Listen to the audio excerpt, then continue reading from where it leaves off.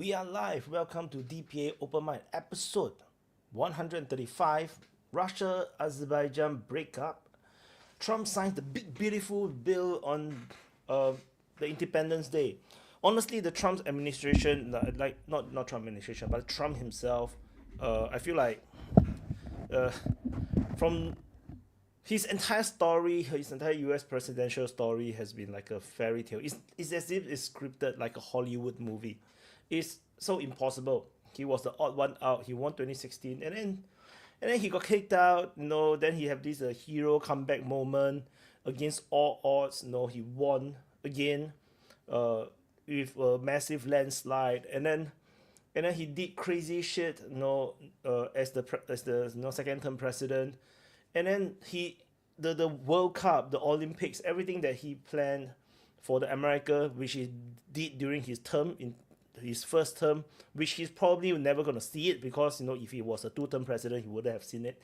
But he skipped that one term, and then now all these things, the World Cup, the Olympics, or all these things all happened under his watch. And now even now the 250th anniversary of the United States is also going to be under his watch, and it's just insane. Like it's just as if someone wrote a script and this is the story that they gave him. It's just nonsensical. But anyway, so there is also, of course, other news like China is going to invest in Cuba's electrical circuit. There's also a lot of weird stuff like Iran meeting with people from Turkey and whatnot. There's a lot of weird shit. If you would know, you have watched if you follow the DPA newsroom, which I wish I can report more, but I just don't have the stamina to do so much. But it's okay.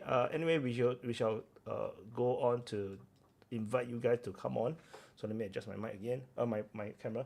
So anyway, happy Independence Day for those that are Americans, and also well wishes and prayers to the people in Texas and New Mexico. There was this flash flood that came out of nowhere within an hour or so.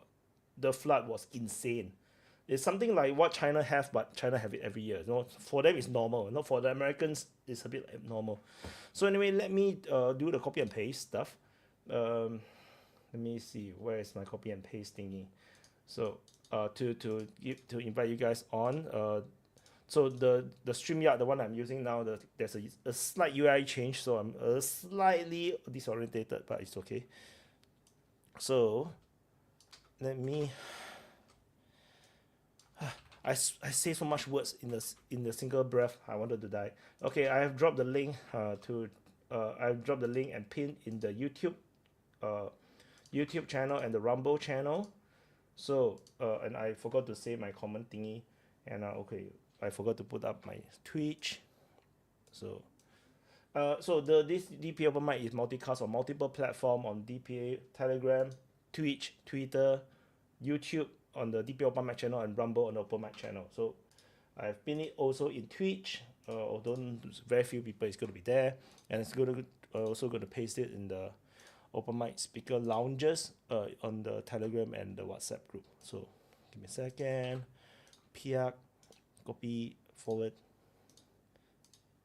Piak, and then here and Piak. So yeah. So hello, J Exorcist Batman. He said I'm late. I was late, but he said I'm late as usual, but I'm not always late. So and Nikon Ho said the song is dope. Ninalon, hi Ninalon, hi hi Rika 12, hi Bridget, hi Jack, hi Todd. So yeah. So anyway, we if you guys want to chit chat, do come on. Don't be shy. Don't see this like a program thing. See it's just a community. We just make friends and just chit chat about stuff that we usually don't get a chance to chit chat in the usual normal world. Most of my friends also don't really give a damn about all these things, or if they give a damn, they also know pretty shallow because they following all the other stuff in their work or in other genres of expertise, which they don't talk about geopolitics and politics. So yeah, so it's something that it's something rare that we should cherish and build together. Yeah, if not, then we'll be quite sad. We have no friends. Give me a second. Let me. Uh, oops. Oh, so what I'm doing now is I'm trying to share this to the DPA main channel as well. So hi Andrew. Oh, my audio should be fine, right? I suppose. I guess. Yeah. Testing. Or I'm just talking and nobody actually hears me. Can you guys hear me? Hi Anders. Okay, the audio is good. Yeah. No, we should have new guys to come on. No, if so no we yeah, because there's a danger of having always the regulars is that I was just thinking about this like these 2 days is that if you always have the regulars there's a danger of we becoming a bubble. That means like we just keep thinking the same way, and then what will happen is that we keep going into this cycle, this this circle where we just cannot get out of. So new people is important, especially that if you watch the first few, first 10 episodes or first 20 episodes of DPA Open Mic. We have so many different people. Many of them that never came on again. But I wonder if they still follow us. Uh, the yeah then and it's like the conversation is so different because nobody knows each other. We just ask questions, we share, and understand. Facty Z say, aren't you late for testing? Yeah. And I have maxed out my volume, so this is as loud as I go, unless I put the mic nearer to me. Which I mean I could. No, I can stuff the mic in my face. The term is echo chamber. Yes. Yeah, it's a bubble, echo chamber. Which I think is a bad thing, I think, and I kind of worried that we might become that. And honestly, if and it's going to be a weird echo chamber because it's not like we all share the same opinions, but we will have the same opinions repeated again. That's what I thought is slowly happening. Yeah, but that's me. Oh, we have nobody coming on. Oh my god, I'm gonna go on a monologue. So let me see. So we have 59 people. I was wondering actually I should do it today because yesterday was Independence Day, and I got a feeling I don't know, I just have a feeling a lot of people will not be around. Yeah. That's why I actually forgot I could have put a chat on. So oops, so sorry. I should have put a chat on. So I mean, even on Rumble there's like only a few people watching, only like 6. It's a bit lower than usual. So I got a feeling that we're gonna have a lot lesser people, especially I think the Americans having a holiday weekend. So this is just like the feeling that I get. But if not, then we'll just have a monologue of me talking. Yeah. So there is some things. So the Ukraine war, I will start with the Ukraine war then. I think the Ukraine war situation is there's quite a number of big collapses in the Ukraine war. I think mainly the reason was is that there's a backlog of information that we don't have intel for, and the Ukrainian mapping did not want to reveal. So that's one big problem with that. That's why lately seems a bit big. But if had they all reported honestly, or they have those information, or the intel was available, then the progression would be pretty steady. They will continue to see 20 square kilometers a day. Like the recent one is a bit of a surprise, very big. That because the days before that was very little, and then the big one is the Kharkiv region offensive, which I put it under the Voronezh front. That is a major one as the Russians start a new front line. I think I think they might have done it out of necessity as well, because the Russian forces were stuck at the Voronezh front for quite a bit, so they needed a new angle of attack to kind of draw the Ukrainian forces away and spread them out so that they can have a better entry point. So this is what I think. Yeah. Yeah, maybe if I can continue the monologue for the next 45 minutes, then we will do an open mic tomorrow. Again, because yeah, just saying. Then you guys can have like an open mic times 2. So you'll be a 135 part 2. Yeah, there's the Ukraine war situation. The Russians seems to be ramping up a bit, and the Ukrainians are starting to fail to defend as well. The feeling is like the defensive operations is less effective.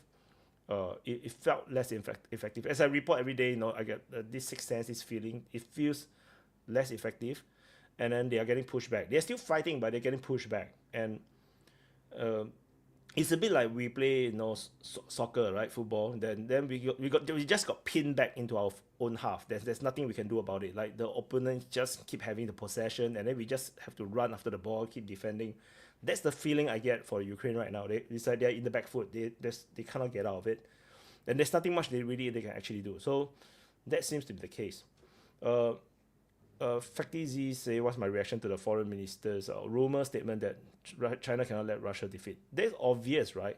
I don't even think he need to say that. Like, no, everybody knows that uh, China would not want Russia to collapse. So, but the reality is Russia can't collapse. Like, this is not a war that Russia can lose. So it is also kind of a pointless statement. I think it might be pulled out of context, and no, I got a feeling.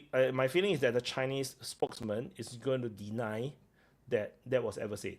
That would be likely the case. I think the Chinese is simply just telling the EU, tell the Kalas girl, Kaja Kalas, right? Like he just casually mentioned, or maybe the translation is wrong. Like, that there's a translator, right? So maybe the translation is wrong. So maybe it's like China might just say something like, the foreign minister might just say something. We would not like to see, Russia lose the war, something like this, but it may be translated wrongly or understood wrongly into like we cannot let Russia lose. That would be like a disaster. Hi, Bigari. Hello. Yeah, no one is coming up. You can talk all you want. No one is going to interrupt Yeah. you. I was listening that you were talking about that article from South China Post or something like that about VE talking to Kaya Kallas. I have fucking serious doubts that that article was that conversation even existed between I mean, VE and Kaya Kallas. Because they may have talked, but I don't think the Chinese is going to phrase it in that way. It doesn't make yeah, sense. of course, because that's like fucking it's bullshit. Like it's like globalist propaganda. Like you can say like, did you hear what Rutte said just today? Yeah, That he said Russia is a little brother of, no, of China. no. Rutte said that when China will invade Taiwan, He'll ask Xi Russia to Xi call on, right? Jinping will call Putin before, so Putin invades Europe, invades NATO, so they will be distracted from Taiwan. Like this is like cuckoo land. Like That's the dream. Medvedev posted on Twitter that Rutte is high on mushrooms because he's from Netherlands. So like That's that's the dream, right? That's the dream. The dream scenario, World War III scenario. Like, and in fact, I think a lot of the people watching now, they are hoping that this can happen. Like, fucking hell. No, don't happen. I still want to live. Yeah, yeah. I think Rute is just saying, like, he's just giving a warning. I think it's not a wrong warning. Like, I think there is good basis to believe that, no, if the Ukraine war conflict continue to escalate, and then the China invades Taiwan, then it will become a world war because Russia and China will No. Rutte unify. said something different. Rutte said that in the future, when like maybe there is no Ukraine war anymore, like Ah, when okay. China invades Taiwan, before that, Xi Jinping will ask Putin to invade NATO. That mean, yeah, but that is the wrong. I think a wrong. Okay, because in his statement he said he put it like he said Russia is the junior partner to China, which is I find it like so insulting for Putin. If Putin heard it, then Putin would like slap him. So because my view is opposite. China is the junior partner or at least equal partner to Russia. So if you believe that Russia is the junior partner to China, then yeah, that makes sense, right? China would be able to order Russia around. But I don't think that's the truth. I I don't think that is like reality. It's just not reality. Like, The political elite of the West is at the level that they don't like understand those things. So that's yeah, why people don't pay attention to what they say. It's just a clown show. they don't understand Russia's economy is actually, I feel, better than China. Russia don't have to No, put no, no, no, a, no, no, no, no. it doesn't, You're no, the mistaken. level, the scale, yes, China is bigger. The No, technology you are wise, mistaken. China may be higher. You're mistaken about Russian economy. Russian economy is okay if you look at the numbers like GDP, like last year. This year it's close to recession, like the dynamics this year. And But I feel like no, only compared to China, I'm just saying that compared to China, China have to put in a lot of effort to keep the export going, to keep the economy running, to be the in the green. only economy sectors in Russia that are thriving right now are those that are Yes. subsidized by the government, like military Oh, in, industrial complex and everything that is connected to that. Private sector but is fucking dead. Private sector is dead. really, People but like private companies, like small business, medium business is closing and losing money a lot because because the key rate of the like central bank in Russia is they only like recently lowered it by like 1% or something, and it's still at 20%. It's like, do you imagine what's the fucking 20% key rate? No, no one is buying anything. Like no one is taking credits to improve business. The like housing sector is dead. No one is buying houses because how can you take the fucking mortgage in this situation when the key rate is 20%? So like Russian economy, like only the things that are linked to the military industrial complex and those like energy sector that is directly subsidized by the government, those are okay. But yeah, people need to understand the big difference. Like Russian economy, like civil economy, may be dying, but it will have zero effect on the war yeah. in Ukraine because So military industrial sector will be like a machine. It will not be impacted, and people will just tighten the belts and don't pay attention. Yeah, we will power through this. So like this is a like misconception in the West that if something happens to like to Russian economy, it will collapse. No, it's a dream. But people overestimate the state of economy. It's not that great as the people think. Like that's why like people that are working jobs like I'm working a job. We are getting like fucking people are getting fired at my job. Like we are losing money. I can just go and volunteer and go to the fucking fight in Donbass, get a fucking shit ton of money from military, and this is what's going on like in the private sector. do you read do you get this information like from the Russian telegrams or no, or do you read based on like Reuters or I'm listening to because like Russian economist that is living in Russia. okay. So super chat. But the Russian private sector may boom after the war. I mean they may maybe when the soldiers all go back, uh, you know, yeah, there's a possibility. Right? I mean that's what happened after World War II, right? For United States. But they have to win the war. If they lose the war, then no, then no, they're not going to boom. The war is unlosable for them. Like Yeah. they already So won it. So so because I was talking about is like compared to China, I'm talking about like it, external trade. Like internal economics, of course, is a different thing. Like Chinese internal economy is like very saturated, but I'm talking about like external trade, like bringing revenues in. Russia have it very easy because it's all resources. It's all like no grains, no oil, gas, so it's simpler, and it's just revenue after revenue. How they spend it, of course, is another problem. How they subsidize their own economy and other thing. But like in terms of trade, it's easy for them. China have to work very hard for it because they have to build the manufacturing, they have to maintain it, they have to keep the markets open in other countries. So and so far like when because I ever did this. I was looking at the data before.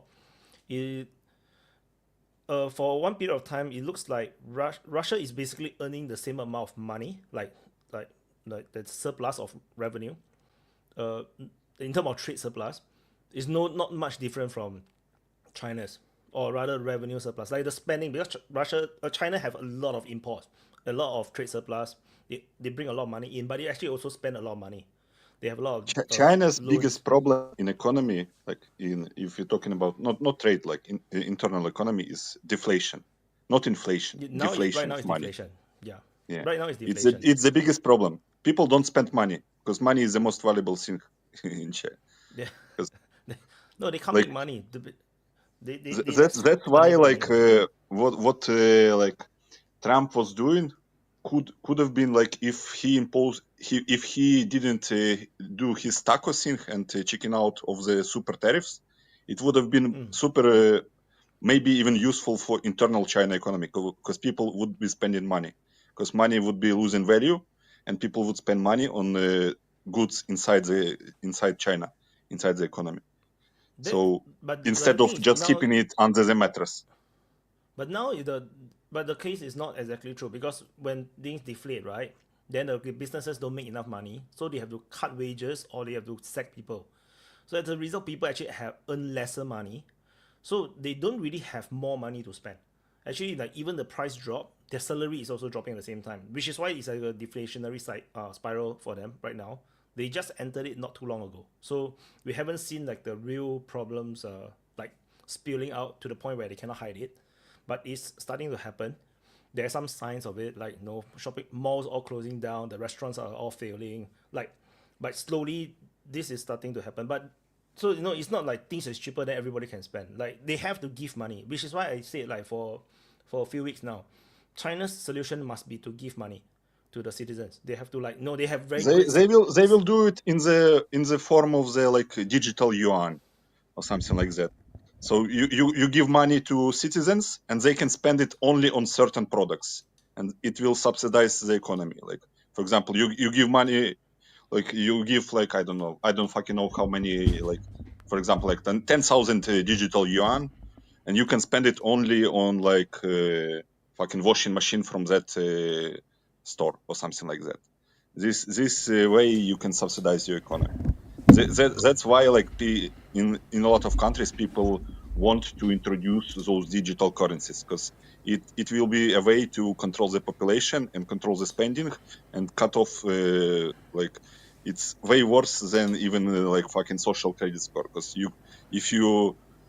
if everything converts to the digital currency, it's really easy. If you are not desirable, you cut off from the currency and you die from starvation. Like But, it's like fucking dream of the technocrats. so no, but the thing is, the digital currency, I think, is more like to fight corruption or to fight tax evasion. Like that is more important in that sense, because you, like you said, you track every transaction, right? So it's a bit hard to hide transactions. I think there's more towards that. I think if there's no more money, they don't have more money. That's what it is. Anyway, In Singapore, what we do is that we give vouchers. So basically, it's cash, but you can only spend it on certain shops or type of shops.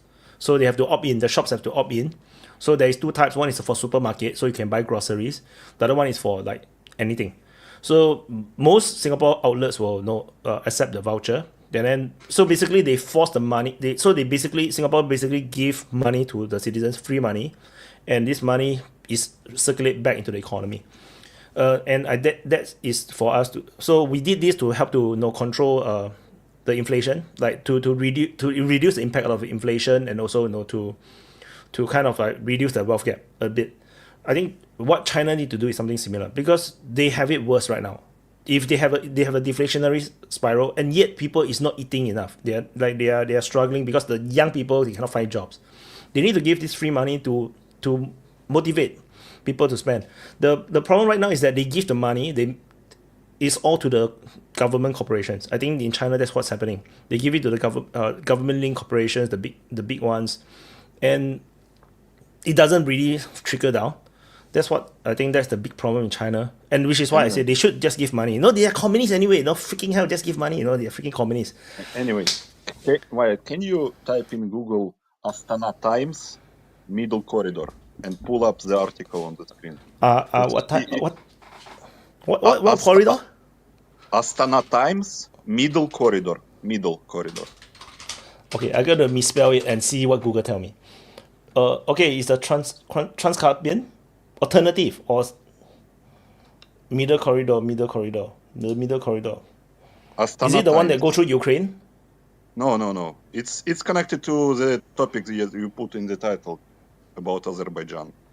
You can type also. Yeah, UK. it's Azerbaijan to Georgia to then they go through the Black Sea to Moldova or Ukraine, then go to Lvov. Is it the one? Yeah, but there is an article in Astana Times. Astana Times. Oh, okay. Astana. How do I say? Astana Times. Oh, middle corridor. Okay. I think I got the spelling right now. Okay. You will get a lot of answers about the questions what's happening in Azerbaijan. The UK Parliament one. Yeah. Okay, let me share screen. Share screen, window. This one. Yeah. Okay. Yeah, this is the one. Oh, you disappear. Wait. I cannot make it bigger. Okay, so. Yeah, so this is the one. It's really interesting that UK Parliament talked about this topic just 3 days ago. Really interesting. And Azerbaijan's flipped. And Azerbaijan flipped Russia. They flip against Russia. Yeah. Very sus. Middle corridor is. You can also find that Kazakhstan signed the defensive agreement with the UK recently. Kazakhstan too. They also know. Yeah. So is the British doing British things again? Yes. Okay. They are trying to find a way. Like, you cannot go into the Central Asia through Iran. No, of course you cannot. Yeah, you cannot go through Russia. You can. But the only country you can go through is Azerbaijan. But Azerbaijan have been working closely with Israel, so Israel is a big problem. Israel, Turkey, and who is controlling Israel and Turkey? United States and UK. UK is all around that shit. And if you pull away Azerbaijan from Russia and create tension somewhere there, you also fuck over China, because Belt and Road Initiative, because Belt and Road goes through Azerbaijan, through the corridor. Fuck my life. How is that corridor named? That is between Azerbaijan and Armenia, and it goes into the Georgia, and China is renovating the port in Batumi, the deep water port. I think it's the same one, right? I think it's similar. Or that one is the north-south. Is it the Russia related to Russia? So many corridors, man. They generally just call it middle corridor. Through China to Kazakhstan, then Azerbaijan, Georgia. But there is some area on the border between Azerbaijan, Armenia, and Turkey. There is Gangezu. That's the one, but that corridor is related to Azerbaijan's sovereignty because they have two parts of land, right? They need to link it. But that one is they also have made a deal, like recently they have agreed something between Armenia, Azerbaijan, and Turkey, I think. Then it's like they cut Russia out. That was one of the things. Yet. It's not official. It's just rumors. A lot of crazy shit happening. Wow, really? No one is coming on, man. No one else is coming on. But if you listen, Erdogan spoke today because there was a conference in Baku. Pezeshkian also went there.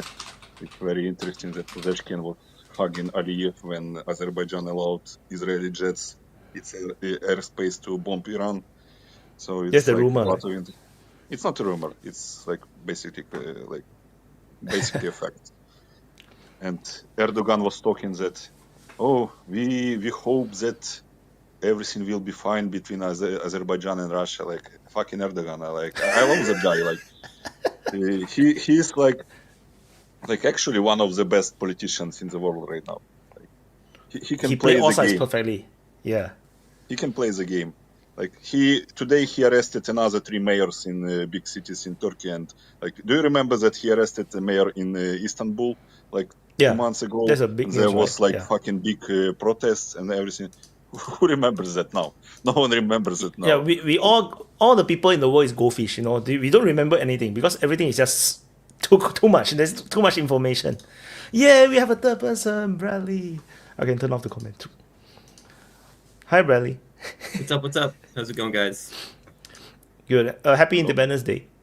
Yes, thank you very much. I appreciate that. Yeah. We are talking about how base Erdogan is. No. Well, see, I totally agree about this. Like, I remember I met an Armenian dude who was like an Armenian taxi driver. Armenian or Azeri? Armenian.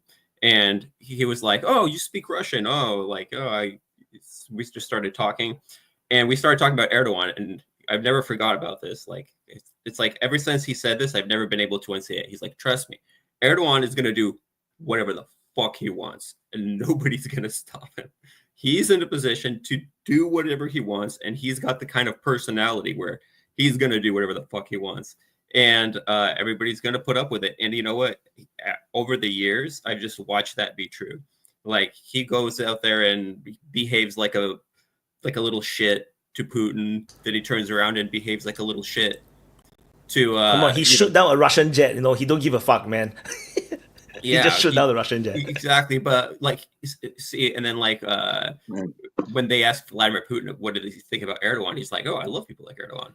I can make a deal with him. We can come to an agreement, and he's going to actually do what he says he's going to do.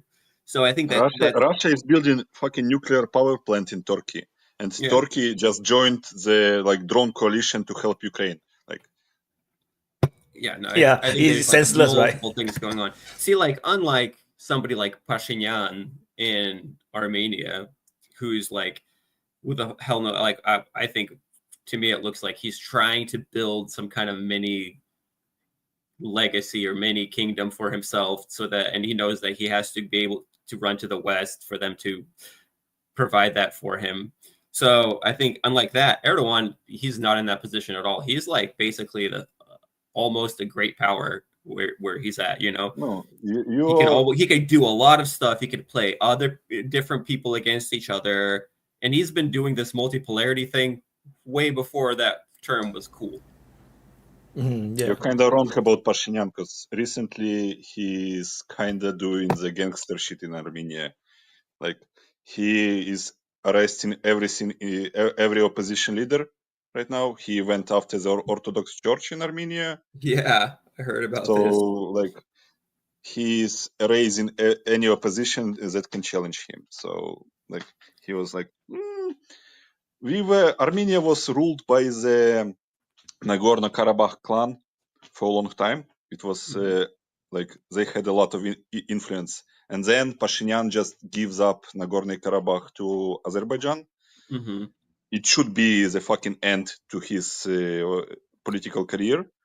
And he found a way to blame the Russians. They blame the Russians for it. They say, why didn't the Russians come in? It's always funny. And you know what I remember when this whole bullshit was happening? Pashinyan sitting there with a big shit-eating grin, being like, hey, if they attack us, we're part of CSTO, you know?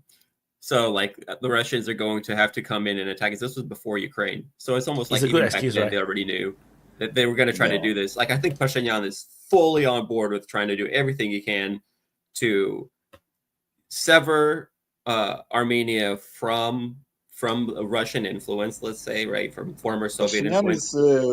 And marry a puppet of NATO. Like, marry it to NATO. But, like, that's what I mean. Like, what's in it for him? And I think what's in it for him is that, you know, like, think about what's the guy from Kazakhstan. What was his face? Basically, after Kazakhstan had this, like, transition of power, right? The old president was trying to Tokayev, and then the other one. Nazarbayev? yeah, so there was the two. Well, I think Tokayev was the one that was the older president, right? So he was trying to create like his own like mini power base there, and in order for him to be able to do that, like it's not going to be popular. You're not going to legitimately set up this dynasty for yourself. He had to have influence from the West in order to try to get that accomplished. So I think similar thing here with Pashinyan, where he's like, yeah, what can I do in the future to basically pull an Erdogan? Like, except for he's like a that's just how it seems to me. Like he wants to build that kind of legacy, that kind of dynasty. Wants to have his grandkids run Armenia. You know. So Yeah, Tokayev and this Nazarbayev. Yeah, the Nazarbayev clan is what they were calling it. That's right. Yeah. So but it does all seems linked up, right? So because you see, if you are Armenia, and then you have this Nagorno Karabakh problem, and it can never be resolved because you can't win the war, and then it is a place that is economically useless. You cannot monetize it because it's like a disputed zone. Then it's just a drain, and then you cannot trade with Azerbaijan. You cannot get into this corridor, this middle corridor that China want to establish, and Turkey want to have it done, all to go around Russia. It's a good idea to just give it up, give up the place, and then you can just trade, directly with Azerbaijan, rebuild the relationship, and then can. So what I heard, Wyatt, have you ever talked to Armenian? I heard that. Have you ever talked to Armenian person? They are I don't think we have an Armenian guy here. They are fucking proud as fuck. Yeah, dude. Like they don't care that it's economically useless. They will go to the grave for the Nagorno Karabakh. It's like culturally significant. Until you get the right leader. No. Until you get the right leader that is willing to sell out. No, Pashinyan, this is what we're saying, dude. Pashinyan is sketchy. He's purposely so when they gave shit for the Russians not going in there, not swooping in and saving Nagorno Karabakh, right? Pashinyan, I just learned this today. It turns out didn't even mobilize the Armenian armed forces for that fight. Wow. So they didn't even they didn't even really have the fight. And then he'd been caught on camera saying something like, well, I would have just given the Nagorno-Karabakh to them, but it wouldn't have been legitimate. They had to so we had to have a fight over it, I guess. So I think that his long-term plan is sell out to this guy right here. His long-term plan is sell out as much as I can to the West, marry myself with the West, and then they're going to come in and bail him out when he needs it. Have his own little puppet of friends. Like it's so if you look at the those connections between France and Armenia, and then France blaming Azerbaijan at the fucking riots in what's it called, that island near Australia, French colony. God, I'm blanking. Oh, forgot the name. Yeah, not important enough. But I know the French island. France is blaming that the uprising is staged by Azerbaijani forces in fucking Oceania. It's so funny. Caucasus politics and life and culture is too complicated for normal people. It's like fucking Balkans, but Balkans is like Caucasus on steroids. But Caucasus is so complicated. Yeah, especially you gotta think about how ancient these parts of the world are. Yeah, especially Azerbaijan. Azerbaijan, they are part of the Erdogan project. What's it called? The Great Turkey. Neo-Ottoman. There is the word I'm fucking blanking. Great Turan project, if I remember, Great Turan. This term. Yeah, you can. It's the unification of. But I've heard them not Neo-Ottoman. I've heard them say Neo-Ottoman. You can just Google Great Turan, it will show you the map. It's covers Kazakhstan, Turkmenistan, Turkey, the great Turkoman people, and Azerbaijan, is a fucking one of the closest allies of the Israel, like, and they are transferring oil via Turkey, and Erdogan is saying Yeah. that Israel is such a bad people, bad country, blah blah blah, and transferring Azerbaijani oil like selling via your territory, like. Yeah. I think he had there was a journalist that actually tried to confront Erdogan about this publicly at one point in time. That guy had balls. Of course, he got carried away, and Erdogan was just like, "Go away! You are a Zionist puppet. You fool! You don't know what you are doing." You know? Okay. Yeah. About journalists, like, since that Tucker will be had recorded interview with Pazeshkian. What? Really? This is the latest that came out. Just came out. He said that he'll be interviewing the Iranian president. Yeah, he posted a video on his like Twitter 2 hours or 3 hours ago, like 2-minute video announcing the interview with Pazeshkian. Look at the fucking comments. It's so funny. Like, people, you a traitor, you a traitor. Like, he's doing journalistic work. You a traitor. How can you interview people that say death to America? Like, I asked in the comments, like, have you ever wondered why they say death to America? And they, no, I don't care. They say, like, we don't need to talk to them. Like, you fucking go around the world, see, like, provoke wars, destruction, fucking instability, death, and why people hate us? Why people hate us? Why they say death to America? Well, I think that's the number one, like, or one of the number one tricks of kind of Western propaganda is you don't even have to lie. You just have to start the story at one point in time, right? If you could just have a snapshot of people chanting death to America and be like, see, what are we supposed to do about the situation? And then how do you explain the situation? And then George Bush could be like, they just hate our freedoms. So they hate our freedom. Hi, you just RL, start the story from somewhere. Yeah, dude, RL. Super long time. Mm-hmm. Yeah, finally you made it at Saturday night time. It's our fault. Oh. we did it around this time last week as well, I think. So Did we do it on Sunday though last week? I think it's Saturday, right? Never mind, it's okay. You can say it's Saturday because we have to pin RL down. Yeah, whatever. Well, how are you, what's dude? up? It's nice to see you again. Yeah, what's been going on? Nothing really special. Still the same road to hell. Same bullshit. They have it very well in United States. He don't understand. America is like winning endlessly. Yeah, dude, I'm telling you, we're getting sick of winning at this point. Don't talk about Ted Cruz. I mean, it's pointless. Well, Ted Cruz, he's not taking along. We're not taking him along. The rest of America is winning. Ted Cruz is losing. Him and Lindsey Graham. We're like, it's like everybody ditched them. America ditched them. They don't care. It's not the people who are giving them the money they got by sucking Zionist circumcised dick. Yeah, it's not the people who are voting for them that are giving them the money. They don't care. Lindsey Graham, he knows that his political career is finished. He doesn't care. He's already old. Same for Mitch McConnell. I'm surprised that guy can still breathe.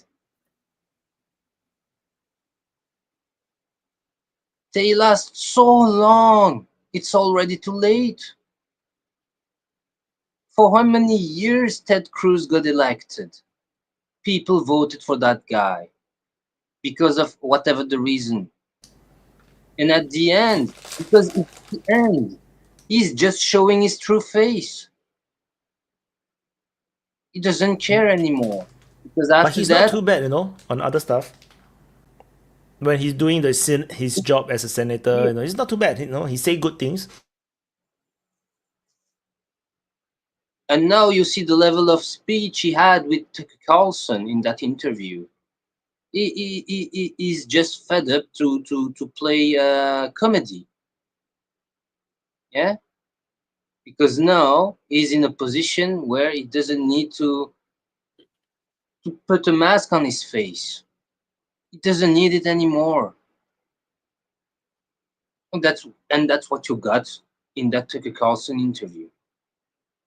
Because he's not totally idiot, that guy.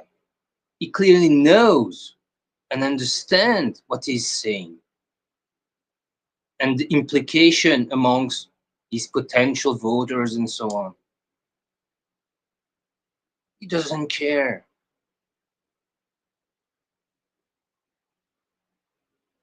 He can open his mouth without really thinking about what the people will think of what he's saying. He doesn't need any more to care about it. I don't know if I agree with that. Yeah, I it's think a he's Christian. a slick politician. You pay too much attention to political theater. It's a Christian duty to side with Israel. If you think that Israel controls the United States, it just shows that guy never read Bible. Dude, have you ever watched that video of when Ted Cruz was in 7th grade and somebody asks him, what do you want to be when you grow up? And he's like, I want to control the world. I want to rule the world. So yeah, I think even at 7th grade, he realized like, hey, I'm like a freaking like some kind of narcissistic psychopath, and this is what I want to do, and I don't really care. All these words are fucking useless. It doesn't matter. Like people pay too much attention to what people say and not what people do. Yeah, Ted Cruz is basically a deep state part of the machinery. And it doesn't really matter exactly. I agree with you, Big Ari. It matters like less what he's saying. He's going to say what he needs to say, like to push through the bigger thing that's going on, which is like the policy, right? Kind of like what they said during Donald Trump's first term, where they were like, who is this guy? We already have a Russia policy. He's trying to change the Russia policy, right? Just like that. Like people need to understand, United States is not controlled by Israel. United States controls Israel. It's a fucking proxy state in the Middle East to project United States power. Like people that think that evil Zionists control United States and they make all decision to fight wars for Israel don't understand fucking shit. Like you are brainwashed. You are brainwashed because you hate. Like I can understand it because Israel is doing fucking disgusting things, but and people are hating it, and they create the like delusion in own heads that it's the Zionists that control the United States. It's United States that are using Israel to wage proxy war in the fucking Middle East to control it. You know why? Because the people who are anti-Jews or anti-Israel cannot make the difference between American Jews and Israeli Jews. It could be the American Jews that is controlling the US government, which is American, which is the Jews are also American, controlling Israel as a puppet to do what the Jews in America want. So it could be the other way around. But if you conflate all the ethnicity, all the Jews as all part of Israel, then they are making a mistake. No, Wyatt. I think that like there is a part of the truth that like AIPAC and all that shit controls like individual votes in the like Congress and Senate, but it's those people that are being controlled. They are not defining the fucking policy. They're not defining the strategic thinking of the state that is projected like for like those are decades deep state controls. Yeah, it's the government, the civil servants that is actually making the decision and like partly shaped by the president. In 1982 or 83, when Israel was bombing Beirut and southern Lebanon, like Reagan told Israel to stop, and they stopped in 15 minutes. Trump tells Netanyahu to turn the planes, they symbolically drop one bomb and turn the planes. Like they can. You need to understand that they can order Israel to do whatever the fuck they want because they fund Israel. Look at where money goes. Look at the money. Well, just look at Without United States financial support, Israel will not exist. Yeah, I totally agree with this. I think that it should be obvious that the project, the Israel project, started when during an era when there was still such a thing as the British Empire, and if you look at like what it was, it really was it as much of a place of like what do they say, a land without a people for a people without a land? No, it's that there's a specific location that it would be great to have an aircraft carrier. I think they call it a parked or landed aircraft carrier. So I mean, it's debatable now how useful that is, but the same as Taiwan against China. It's the same, like the same role in the Middle East. And what they try to turn Ukraine against Russia. It's just a bulwark against your geopolitical enemies. Obviously, it's geopolitics. Obviously, it's realpolitik and competition on the stage of geopolitics. And to imagine that it's anything else, like Israel is obviously people. It's, I guess the question is, does the tail wag the dog or does the dog wag the tail? But I think the best evidence you could have is like, you could still talk about the Israel lobby, say the Israel lobby does a lot of damage, but at the same time, it's the dog that gets to wag the tail. It's the dog that it's the US that has to send our ships to help shoot down Iranian missiles over Tel Aviv. It goes the other way. Like, it doesn't go the other way. The super chat disagree. The super chat say they are like two dogs that are leashed together. They say US can't order Israel. They have strong influence on each other to the point where it's a commensalistic relationship, like two dogs leashed together by 22nd Nomad. I think that could be partially. I don't think that those are mutually exclusive. Eventually, you have like not a bureaucracy, but it's something that takes on a life of its own. Just like Donald Trump realized that he can't just go to Ukraine and tell them, hey guys, we're going to shut off your equipment, so maybe it's a good time to make a deal with Russia. He finds out that it's taken on a life of its own and you don't just get to do that. So I think I mostly agree with that, but I mean, overall, Trump can cut. I think Trump can cut. It's just that comes with a lot of geopolitical damage, and to the prestige of USA. That's all. Well, I don't think he can. And he cannot get the money back. That's the big problem. Like, if he goes to Ukraine and says, like, oh, you should stop, he will say, like, privately, he will hear, fuck off. Like, we will not stop. Yeah. Yeah, definitely. That's what they say to Trump's team, which is why they were so pissed in the beginning, remember? Yeah. Then United States making the point that they cut it for 3 days. They cut all the intel and everything for 3 days to let that Ukraine taste it, and then Ukraine immediately lose the Kursk front. Yes. In that 3 days, just nice at that moment of time, the Russians launched a Kursk offensive. Wyatt, you're fucking mapping them, like, you're doing the war analysis. Like, don't do this fucking shit to me. Like, they lost Kursk because of the fucking 3 days of cutting off. No, just nice. It happened coincidentally at the same time, It was fucking months in the process of cutting off the logistics and like you cannot do this. The Russians were waiting for the opportunity to do it as well, right? It just nice suddenly, the Ukrainians suddenly, maybe complaining on the radio, hey, I cannot use my nose, the Starlink. Starlink isn't working for a second. Go. Yeah, then Starlink let's was go. working all the time. Whatever. You get this. You get what we're saying. Something is not working how it should. Now's a good time to begin the project, even though it's been months in preparation. Because the moment the Russian signal intelligence detected that the Ukrainian soldiers talking about, like, they lost some connection to certain things, it's immediately a high level intel that they need, and we should. Like I used to do this kind of thing, so I know. Yeah. What? How much more of an invitation could you be asking for? Agreed. Unless it's a counterintelligence, they deliberately fake it. But then to there's no advantage to faking that. RL is looking at us in disgust. What are they talking about? Yeah, the dog meme. The dog meme. Yeah, he look like this. No, what? Oh my gosh.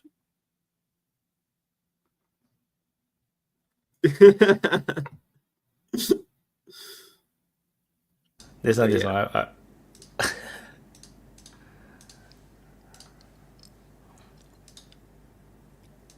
Yeah, this one.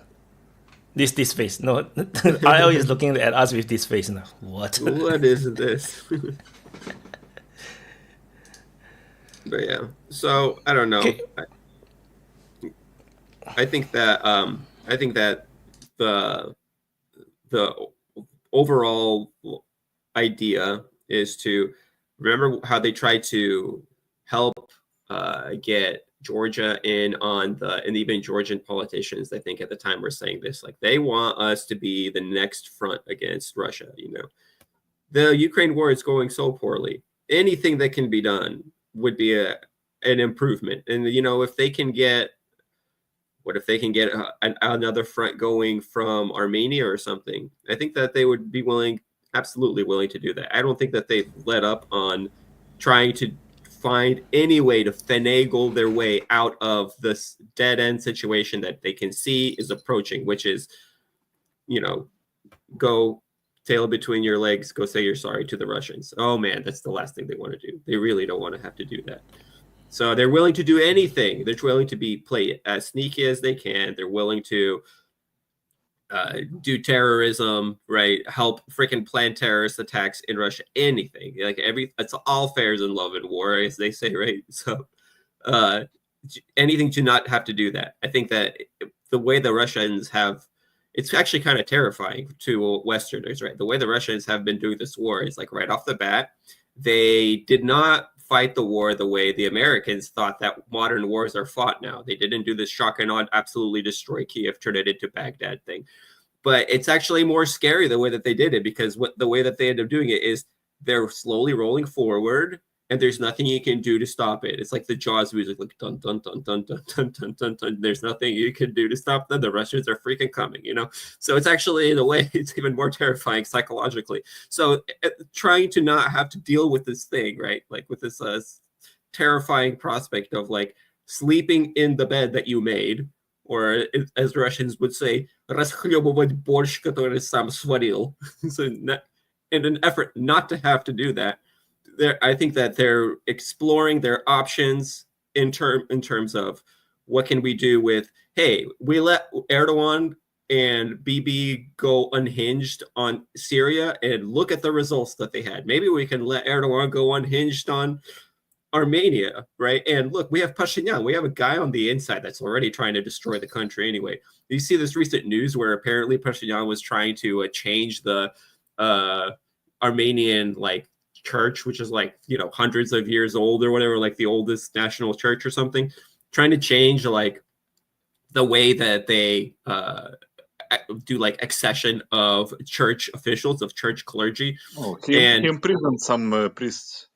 Even in prison, some priests. Holy crap! Whoa! There's no way that Armenians like this guy. What are Armenians 90% part of that church? Brady. You need to understand. You're making the examples, but you need to understand. Ukraine was prepared to go to war with Russia for over 10 years to decouple completely relations, economic relations. Economic relations between Ukraine and Russia basically didn't exist after 2014. Armenia and Azerbaijan cannot survive without economic relations with Russia. Their economy will fucking collapse if Russia shuts every fucking tie. People are not ready for that. So it's not you cannot do it like that. I think that's what happened to Georgia, right? I think Georgia tasted it, and which is why they are so insistent on not helping Ukraine. Because Yeah, after the Georgian war, like they just got slapped, right? Georgian diaspora in Russia like got fucked after like that war, and they lost so much money because everyone like Armenian diaspora in Russia, they are making money in Russia and sending it back to Azerbaijan or like Azerbaijani like diaspora.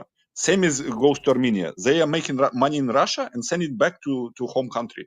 Like you, there was a story about like because Azerbaijanis always like they're controlling markets, local markets, like where people buy food and everything like. And when they live in Russia, for example, like he's like it was in Belgorod Oblast or some shit. Like there was like his home got raided. Some Azerbaijani like recently, like he's owning the market, local market. He's living like he or like earns like maybe like fucking minimum wage. Like his home is like in Russia. His home is like very simple, blah blah blah. And in Azerbaijan back home, he has a fucking palace. Like so that's what all the Azerbaijan mafia is doing, right? In Russia, they are actually working hard to grow their create own a country, better sending life money for back. their mafia Yeah, they are families. noble people, and then these evil Russians arrested them. Yeah. You don't understand. The same what started this whole shit is like they busted the mafia group in Yekaterinburg that some like local minority group in Azerbaijan. They are dissidents to Aliyev and to the government, and a couple of leaders fled to like Armenia and to Russia in like recent years. And one guy, the local leader, was living in Yekaterinburg. And those Azeris that got busted and like that died, that local mafia, they kidnapped him, and then a couple of days later he ends up in Azerbaijan in a prison. So they kidnapped a guy from Russia, transferred him to Azerbaijan, and he ended up in a prison. And then wasn't he a Russian citizen or something too, or a Russian national something? I don't know. Maybe dual citizen. Maybe dual citizen. I think something. But like this. The fact is that this is like fucking spit in the face of Russian authorities. Like you are kidnapping the person from our country and sending it to the other country to the jail. Like so, they busted that mafia ring. 2 people died during that, and then all went to shit from Azerbaijani side. Like because Azerbaijan has like the Azerbaijani mafia inside Russia, they are working as intelligence also. They are gathering intelligence. Like you also need to understand that Azerbaijan is working closely with Ukraine. Like you can also tie the like Azerbaijan what's it called like that oil company. They were biggest stakeholder in Kremenchuk, like oil refinery that was fucking completely destroyed by Russian attacks recently. They are controlling the Odessa port, like refineries in Odessa port, and it got attacked recently. So it's like multi-layered shit on shit on shit on top of shit conflict. You can, if you look at any given side, like point, you can find the reason why this conflict is like the tension started. Like, was it because Cold of War. business interest in Ukraine? Was it because Russian crackdown on Azerbaijani mafia inside Russia that is working as a cover intelligence? Who knows? Was it the British to try to undermine Russia influence and go into Central Asia? Maybe it's all of that. Yeah, I also heard that there was potentially some, like they were acting as data brokers as well, like that they were not just dealing in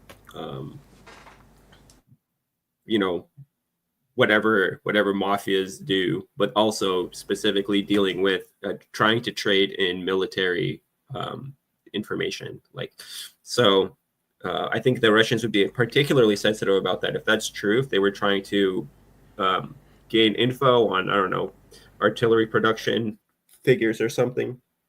Like you need to understand, you need to take into account also, like, just like fucking months ago, we had the fucking the spider web operation in Russia. Then we have the sleeper cells in Iran. Like the people, generals that got assassinated in Russia. Yeah, Russia must be paranoid. Yeah, you get paranoid if you have fucking basically national like enclave army like rings running operations in your country, like basically independent operations. You basically have foreign intelligence services in your country operating. Yeah, like you need to crack down on it. Like what Iran is doing right now, they are fucking sending out like deporting basically all Afghan refugees that went into the country, because like Mossad recruited basically Afghans was like the prime target for Mossad, and who knows how many of them is still in the country, because it's not like, oh, we will attack Iran and like in 2 weeks we will prepare. Like those sleeper cells are sitting inside the country for years.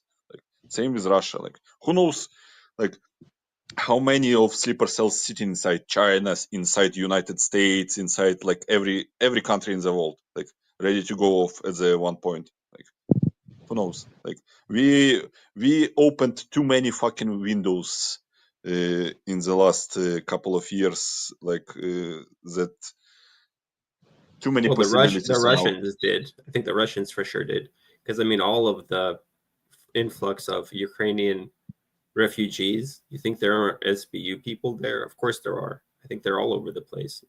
Ukrainians speak perfect Russian. Ukrainians speak better Russian than Ukrainian. So you can easily identify Ukrainian language if you're Russian. You can identify the accent, basically. But you can also have less of it. Like even in my family, there's varying degrees of how much you say "ge" versus "he." Like yeah, that's the biggest sign. Yeah, so that's something you can easily work on. And oh, really, we can't hear you. To Aliyah, understand that guy has picked his side. I think you have your finger on the mic hole, like the hole on the mic or something. We can't hear you. Like something is covering your mic. Where is my mic hole? Better now. Okay. Mic hole. But sounds like a guy in the US politics. To go back to Aliyev, you have to understand that he picked his side a long time ago. He decided to side with the global West, which include the notion of NATO. You mean Pashinyan or Aliyev? Aliyev, I'm talking about Aliyev. Okay. Pashinyan is just a guy put by Open Societies of George Soros. That's it. And all the Armenian elites, which are not living in Armenia, are all linked to the West. Like the former president of Georgia was a former a French ambassador, because she's French national. Yeah. And now she's in the United States. Yeah. No, he picked a side. And I mean, Israel helped him a lot with Turkey. Incredible help. I mean, it makes sense, right? No, and Israel if you are them, and Israel received a lot of help from Azerbaijan. And what is the plan? Is to that's the main point. It's to make Azerbaijan and Turkey one entity. Ottoman which Empire. will mean which will mean that now Caspian Sea and the mountains range there, Caucasus Mountains, will be a NATO border. So the direct connection with Iran and Russia will be dead. That's the biggest plan behind all those shit. I wouldn't be surprised though, because it makes sense. It sounds like a good strategy. I mean, if the leaders there want to, suck it up, then they can suck it. I mean, there's more money in the West to earn from. So yeah, but the Turks also have their own thinking in that, because they're like acting like parasite inside that Western bloc. yeah, they are the Trojan horse. They're Trojan horse in NATO. they try to be Trojan horse in the EU, which is why they don't let them in, right? Because they saw how Turkey behaved in the NATO. No, they don't want to let Turkey into the EU. So Turkey, see, that's what I'm saying. Erdogan does whatever the hell he wants. Remember when they tried to coup Erdogan? And what he did in response was he bought Russian S-400s. He does whatever the hell he wants. And nobody there to overthrow, because Turkey also, too big, too many people, too big army. They're not so easy to overthrow. Yeah, well, I think that he probably obviously has a very, very competent counterintelligence thing going on there. I remember after when that whole coup thing went down, all the generals, the only ones that escaped were like Air Force generals because they got on a jet and fled the country. Everybody else got rounded up. They got caught. So I think he didn't shy away from taking down his political enemies and being merciless with them. And same thing with his population too. Like that guy has, and like I think part of the reason why he gets away with it, and it's part of the way that he gets the ability to get away with this kind of crap, is because of that bald-facedness. He gets a pass. People are like, oh, okay, well, he gets results. So that keeps it's like Trump, right? It's like people like Trump, they don't care what Trump says, As long as you give us a result, then the Trump supporters will support. Yeah, he gets enough results, and it's obviously it's been working out because like look over the years, just throughout my lifetime, how Turkey's position in the world stage has changed.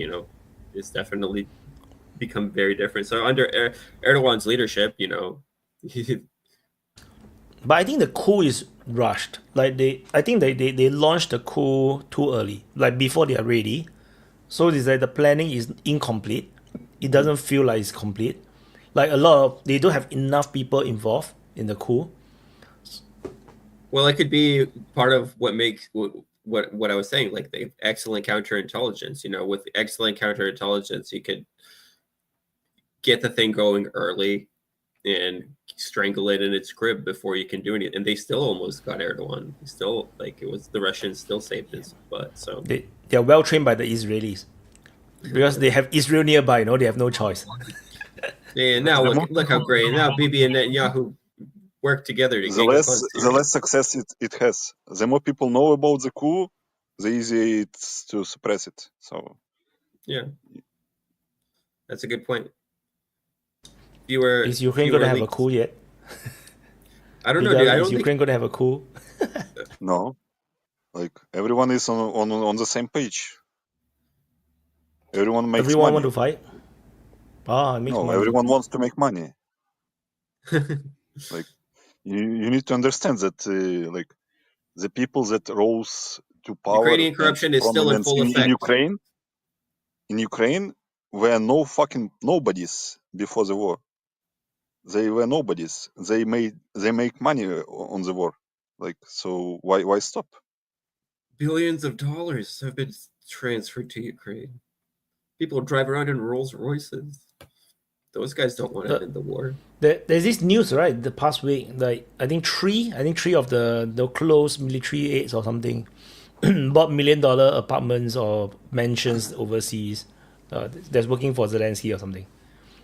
Yeah, it's just so obvious. You can find the fucking apartment of our Minister of Defense, Rustem Umerov, who is not even fucking Ukrainian. He's a fucking Crimean Tatar. But his family is living in Boca Raton in Florida. He has a fucking mansion there. They have art gallery there. Like his whole family has United States citizenship. But okay, who cares, man? Great sacrifice. He risked getting missile strike, to provide his family with a luxury life. That is a admirable spirit, like of sacrifice. I admire him. Well, it's just like I remember how Bigari was saying a while back how the reason why the Ukrainians were trying to be part of the Eurozone was to escape Ukraine.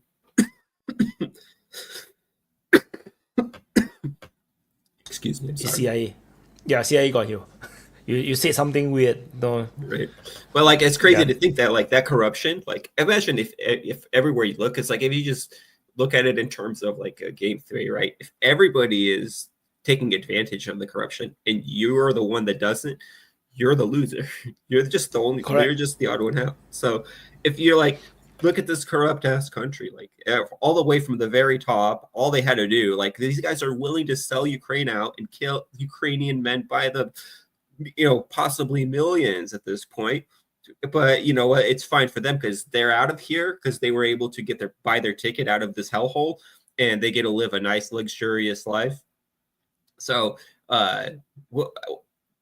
at this point in time, where you're going to be the guy with the integrity who's going to actually try to show up and save this country that is led by people that have nothing but disdain for you, nothing but disdain for the country itself, that are like, can't wait to peace out and abandon you suckers. So how does that make every individual person feel? So I mean, every time Bigari brings that up, it really kind of hits home for me a little bit. Like that, if everything is so corrupted, it really makes you more cynical. Yeah, that's the problem with corrupted places or countries or societies. Because if you don't go you don't play the dark game, then you will be the game. Like you will be played. So you have to go dark. Like the end up everybody have to corrupt. Like this is the same thing happening like say Indonesia or in China, where if you don't give the corruption money, you don't bribe the officials, you never get a project, then you will lose. If you bribe, then you are now under the hook. Like one day, decades later, they can pull out the receipts and send you to jail. Yeah. And that's what happened in China, which is why it's so easy for Xi Jinping to just send people to the jail for corruption, because it's like everybody was corrupted to rise the way up. We could just take a look at the receipts and see where the corruption is. That's the problem with corrupted countries, and it's that if you don't go corrupted, you cannot survive. You cannot raise unless you want to be a peasant all the way. JS said, remember the corruption in the Schindler's List. Schindler's List. And then there's another. I can't read. Днем независимости. Thank you very much. He's saying Independence Day. He's saying Happy Independence Day. So that's for us Americans. I can only read a few words, but then my brain got lazy. I can't read. man, did you fucking see like it's just a comedy hour? Like, did you see the like when Lukashenko released like Tikhanovskaya, her husband? Dude, he tried to do a fundraiser. Oh my god! Yeah, it's a fucking comedy hour, man. Oh man! Please donate me $2,100. Donate to me. I'm going to bring it to them. I will crush Lukashenko, and then 2 days later, Lukashism. I'll crush Lukashism. Yeah. Oh, you only donated $1,000 to me. Do you not want to fight the authoritarianism in Belarus? How are you not embarrassed? I came to you asking for 200,000 euro. That's not that much, and you gave me 1,000 euros. How for shame! Like that was so delicious. I love that he actually bothered to put his face out there and say that. Like, thank you so much. Lukashenko is a fucking genius, man. Like releasing him into the wild, like he's fucking useless in prison. Like he's discrediting all the fucking political like opposition to Lukashenko in Belarus. because he's a fucking dumbass. And he's just begging for money. He just wants fucking money to be donated to him. Like, what a fucking retard. Like, it's a genius move by Lukashenko. Like, actual genius. Like, he destroyed the fucking all the fucking that credibility of that movement with one move. Possibly destroyed his career. His wife has more prospects now than him. Remember the whole thing why they needed Tikhanovskaya is because he was in jail. Now it's like, and he destroyed her. He destroyed her, like, because like right now she's irrelevant, and everyone in fucking Europe was like, "Oh, she's our Wang Guaido. Like, she's a rightful president of Belarus. Nobody remembers her, and now everyone fucking looks at that fucking retard that is begging for money." Yeah, well, that is that. Oh, here it is. Yes. Oh my gosh, this is the video we're talking about. It's so awesome. It's magnificent. So this is like a referendum. This Belarusians telling him, "Fuck off, take your freaking crazy ass shit." I have a lot of friends from Belarus. Like, they consider Lukashenko as like a lovable bear. Like, it's our little dictator. Like, we live like Batka. He's like grandpa. Batka. It's our Batka. Like, life in Belarus is really, really good because they have a good economic relation with Russia, so they live really. And a lot of Belarus people are still communists. It's like the communism still has a lot more hold there than it does in a lot of post-Soviet spaces. So just in general, I feel like there's maybe there is over time a prospect of trying to Ukrainianize Belarus and really creating a separate anti-Russian Belarus identity. But as for now, like, part of my family is Belarusian. Yeah, like they think that we're like same thing as Russians, like just as Russian as Ukrainians are. That's the attitude that everybody has. That makes people mad. What is Vaun doing? Busy processing cattle, perhaps. Inquiring minds need to know. I saw Vaun in the live chat. Like, I when I tag him, Vaun's name appears, but I don't know. Maybe he's celebrating Independence Day or holiday with the family. I'm not sure. Oh yeah, it's a good Vaun, what are you doing now? he probably listening while doing something else. Come Vaun. Well, okay. But yeah, can you tell people to it's come? It's not Independence Day anymore. Independence Day was yesterday. Do you guys have holiday, like Independence Day holiday, like the whole weekend? Usually, yeah. Usually, 4th of July is one of the holidays that you actually officially get off. So a lot of people like travel.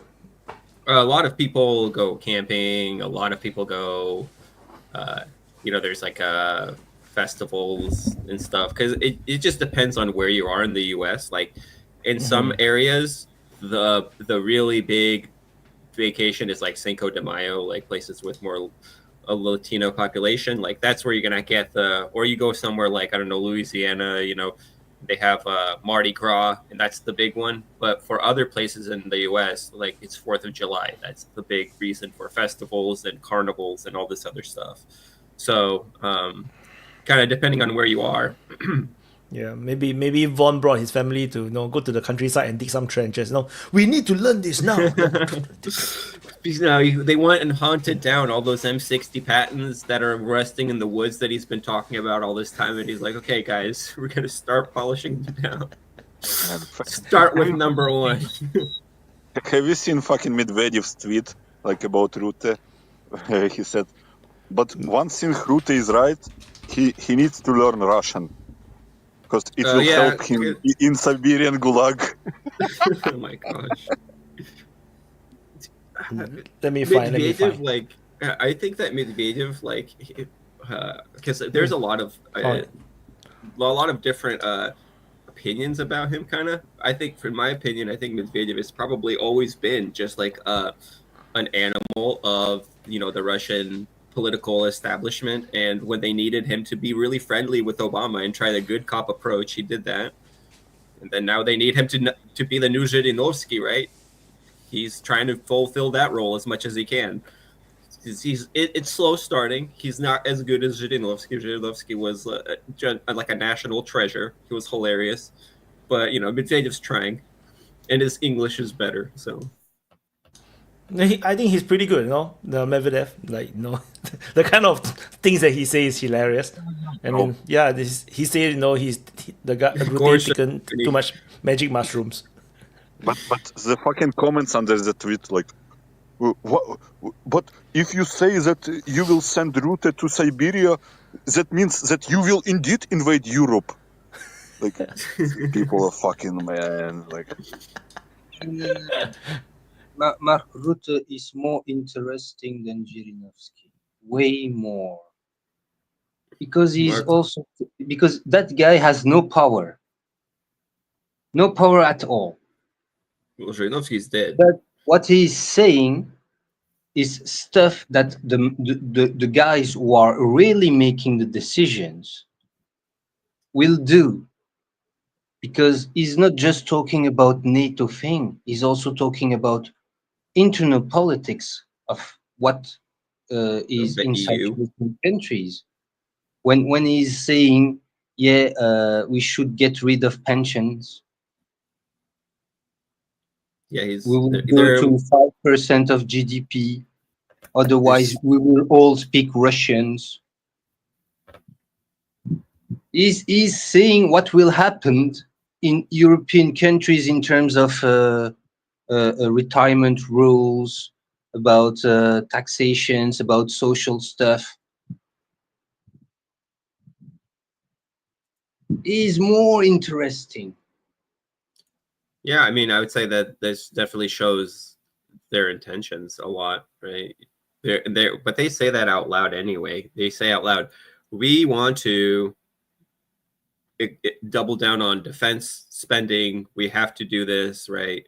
And there looks like we're going to have to lose some. I mean, the Europeans all this time had managed to offload their defense. A huge part of their defense costs were able to be subsidized by the American, nuclear and whatever else umbrella, by having U.S. bases there. Now they're saying that we have to take that role upon ourselves, and that's going to come at the expense of, at the cost of, average Europeans living fat on the dole. In fact, we should be thinking about bringing back drafts. Have you seen the minister of UK, Reeves, or how, I don't remember her name. If I remember correctly, her name is Reeves.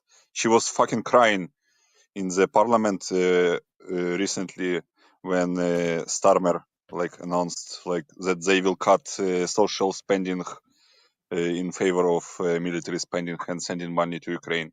She was crying. Okay, yeah, I did not see that.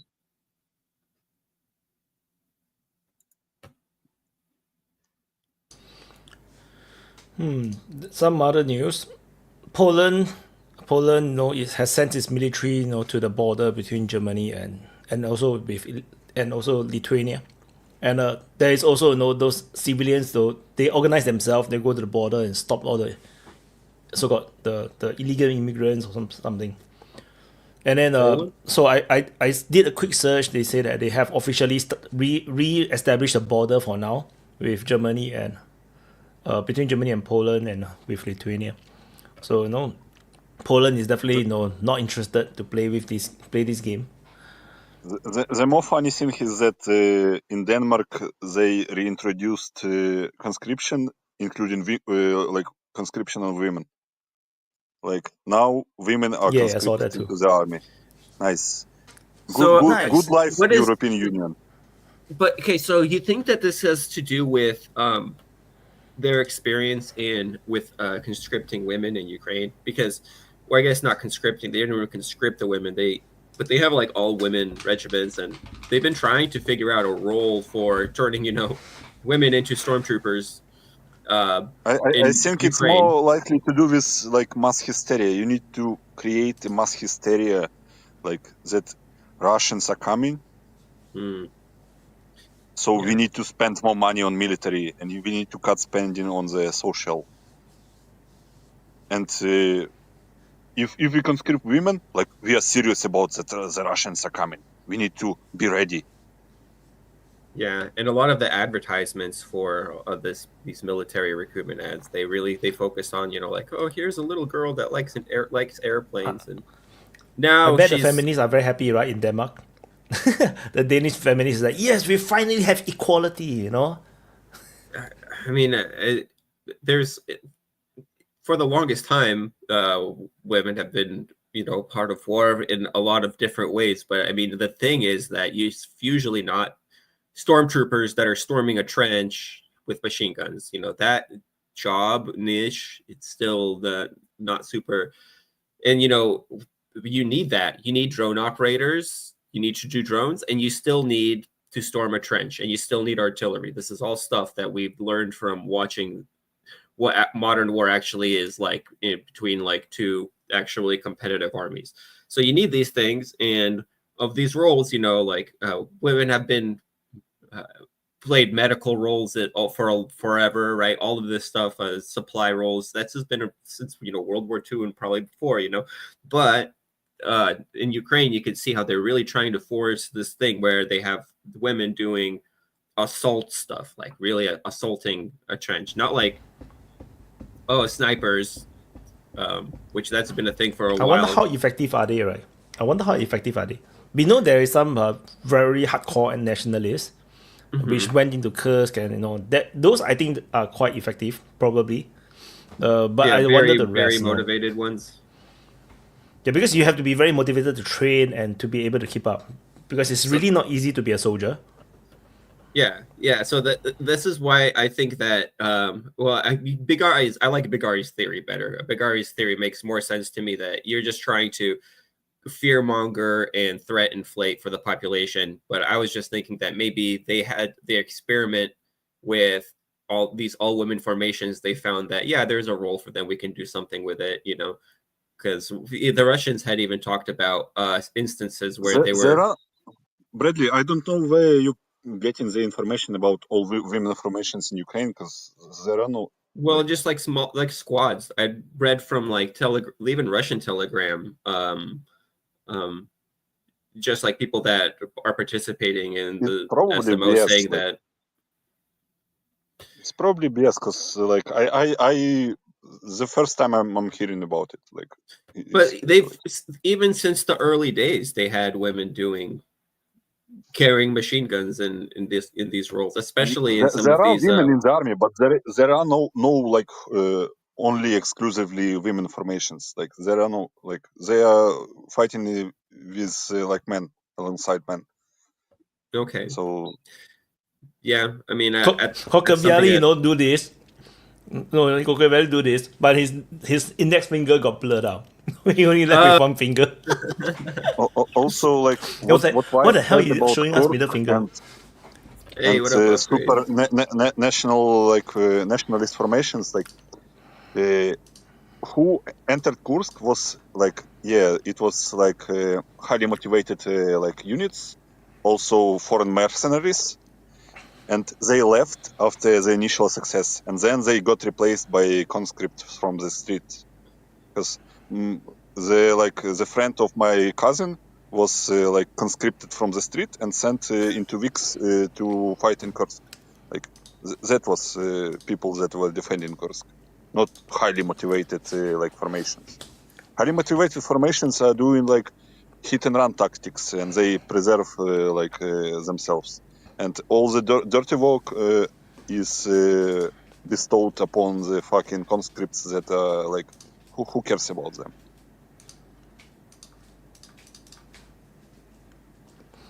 It's crazy. They invaded Kursk, and then they stuck in people with 2 weeks of training to hold it. Nice. Yeah, like that guy, he was like he got caught on the street by the like manhunters, and then he got sent in 2 weeks to Kursk, and in 2 weeks he fucking fled and back home. Like, so see, what is the actual number of desertions I think that's a big number. The actual number is like around 200K.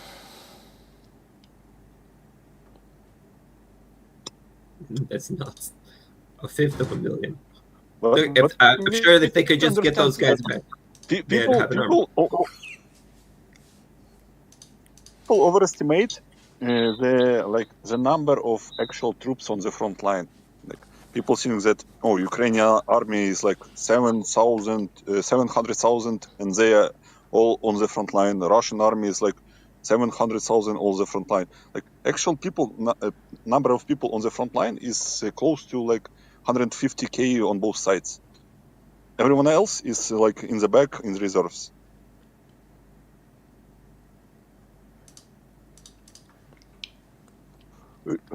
It's not like fucking in like what you see in the movies about World War One, where like everyone is like shoulder to shoulder in trenches, and they are like firing shots. Like, well, we can like see. That. It's crazy that we're actually living in an era where we can actually observe directly what it looks like, what the front lines look like. It's not even like back in the day where you had even an implanted cameraman that was taking pictures of stuff. Look, we can see from the drones literally what they're seeing. Hey, look who it is. You can literally see the same thing that is being seen by the people at the top echelons of these, operational commands. So, crazy. Vaughn's background is so noisy, man. Vaun is not in holiday. I'm so disappointed. I thought he's like, brought his family out to learn some survival skills, like dig the trench, clean the rifles, Yeah. Nah, I mean, my kids can clean the rifles, but they'd probably expect me to dig the trenches, I'm sure. Especially my wife. She would probably just supervise. Yeah, I thought like, why everybody's not around? Just now, like when we started, there's hardly any people, only me and Bigari. Then after that, luckily Bradley come on. It's like, where the hell everybody went? Like, I seen you all talking to Azerbaijan. I mean, I didn't have nothing to really say about it. I mean, it's all fucked up. I mean, Iran should just snuff them both out and take it over and just be done with it. That's my opinion. Especially Azerbaijan. Make Azerbaijan their. Really, why not both? It's kind of annoying to have like Georgia, then these two little countries, and then Turkey. So why not just blend it together into Iran, or maybe like all these countries with like Georgia and Turkey, or too. Maybe share it with Syria. I don't know. I'm just saying, get rid of them. The capitalistic side of me say, let's go, man. Then I have a new syrup to cover. Then like Ukraine war alone is like too boring. Like we need another big one. Like the viewership is too low. We need the big one. Upgrade is like cannot believe it. Well, if the Ukraine war is going too slowly forwards, you could always just do the Ukraine war backwards and go as fast as you want. It will be more interesting, right? Every army, in that region have a totally different composition, like different type of weaponry. Like it will be a much more interesting fight. Ukraine and Russia is almost like them fighting themselves, especially in the beginning. Yeah. Same equipment, same people. Now the DPA session can start. Hey. So after almost 2 hours in, we finally start DPA Open Mic. Okay, so Caucasus-Russia and Upgrade both. What's up, guys? Are you guys gonna speak? Yeah. What's up, guys? Caucasus-Russia, your mic have no sound. And by the way, Vaun, just now there's a super chat for you. Not sure if you saw it. No, what is Vaun doing? Busy processing cattle, perhaps? No. My daughter was looking to buy a car today. We found a car, so I had to go do that. Nice. Is it American? Is it an American car? Yeah, it's an American car. It's a Toyota Matrix built in America. Nice. Fuck those other cars. And the only thing was the guy was Middle Eastern. So I told my daughter that we should probably get it inspected to make sure there's no car bombs on it. And she's like, you didn't have to say that. And I was like, well, I'm just kidding. Maybe. But yeah, it's a nice car, so it worked out. I mean, I don't remember the guy's name, but he's nice. He smelled nice. So He's definitely an American Arab guy. Okay. He didn't smell like some Irish people I've been around.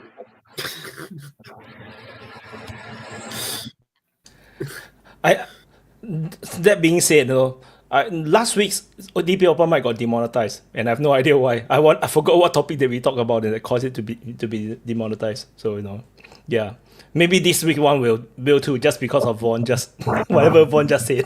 I hope not. I love Toyota, and Palantir is great.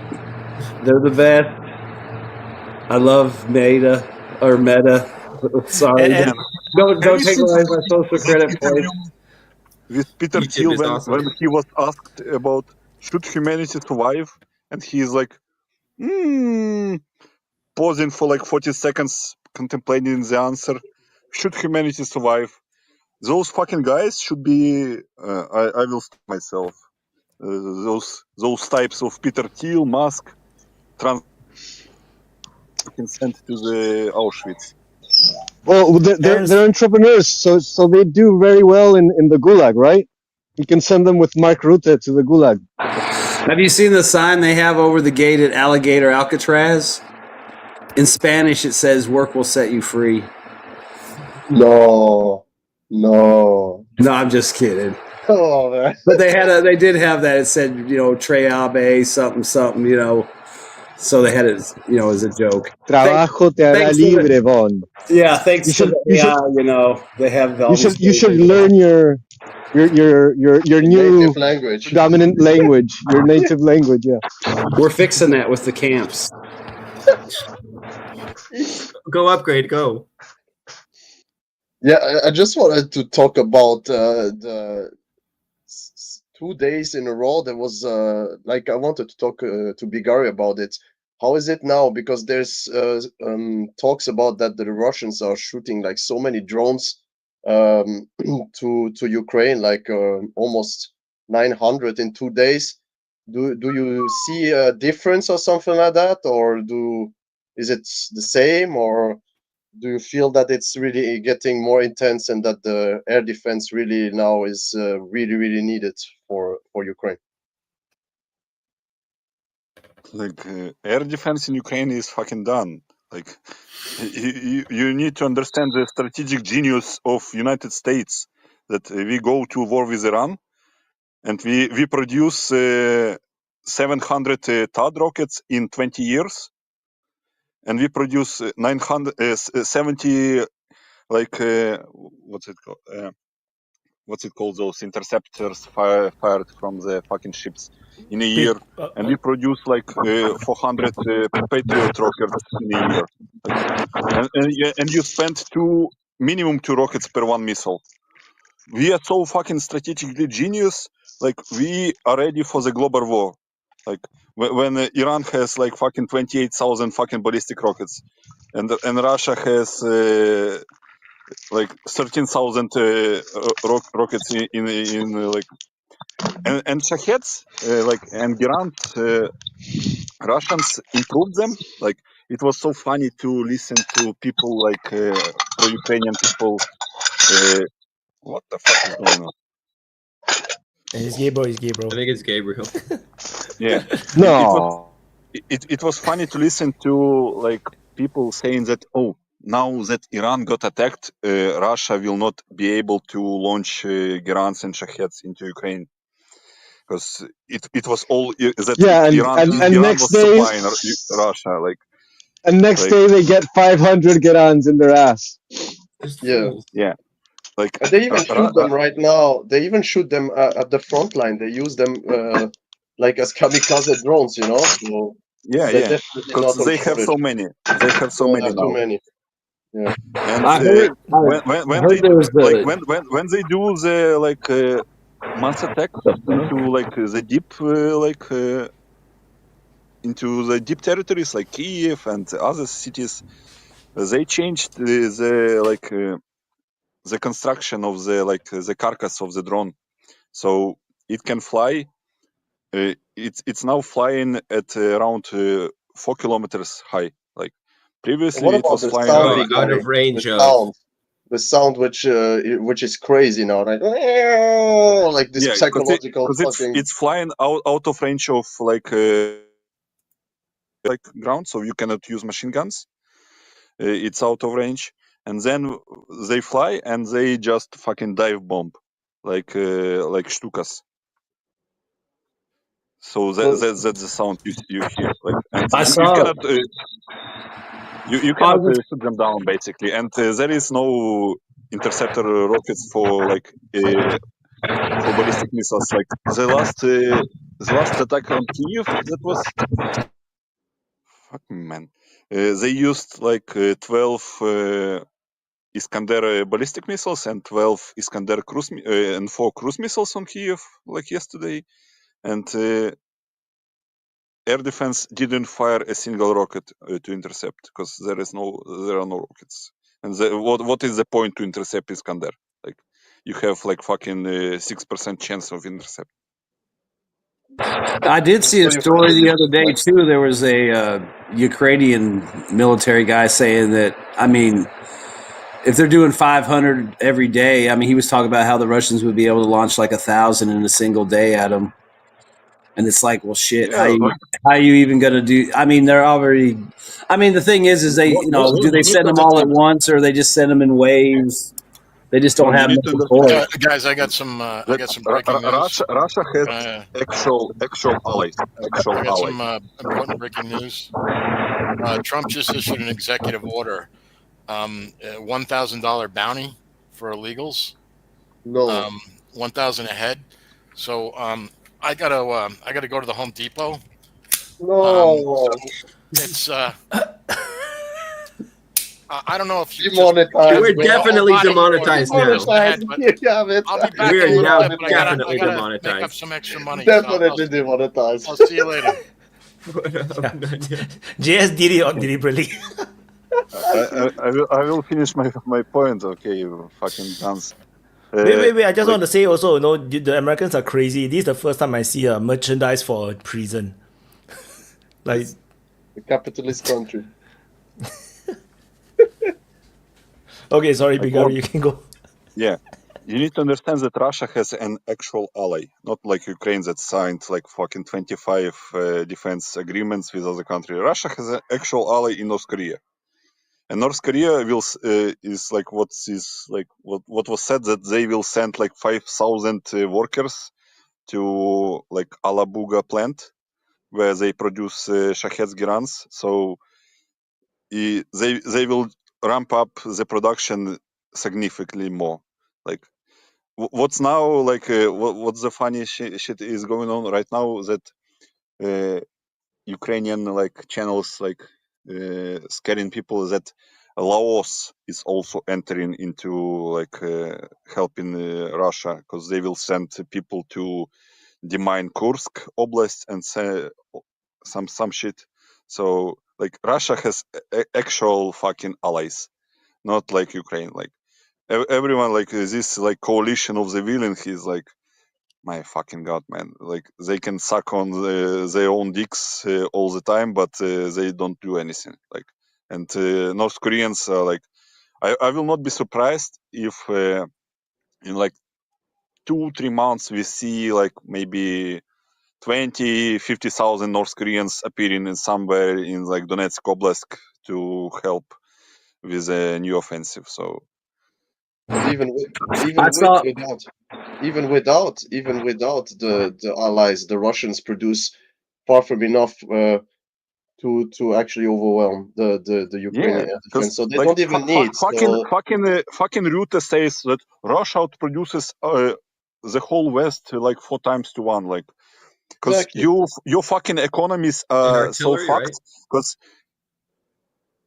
missile production also, like, because you are producing the fucking, we are so technologically advanced. We produce 2 rockets per year.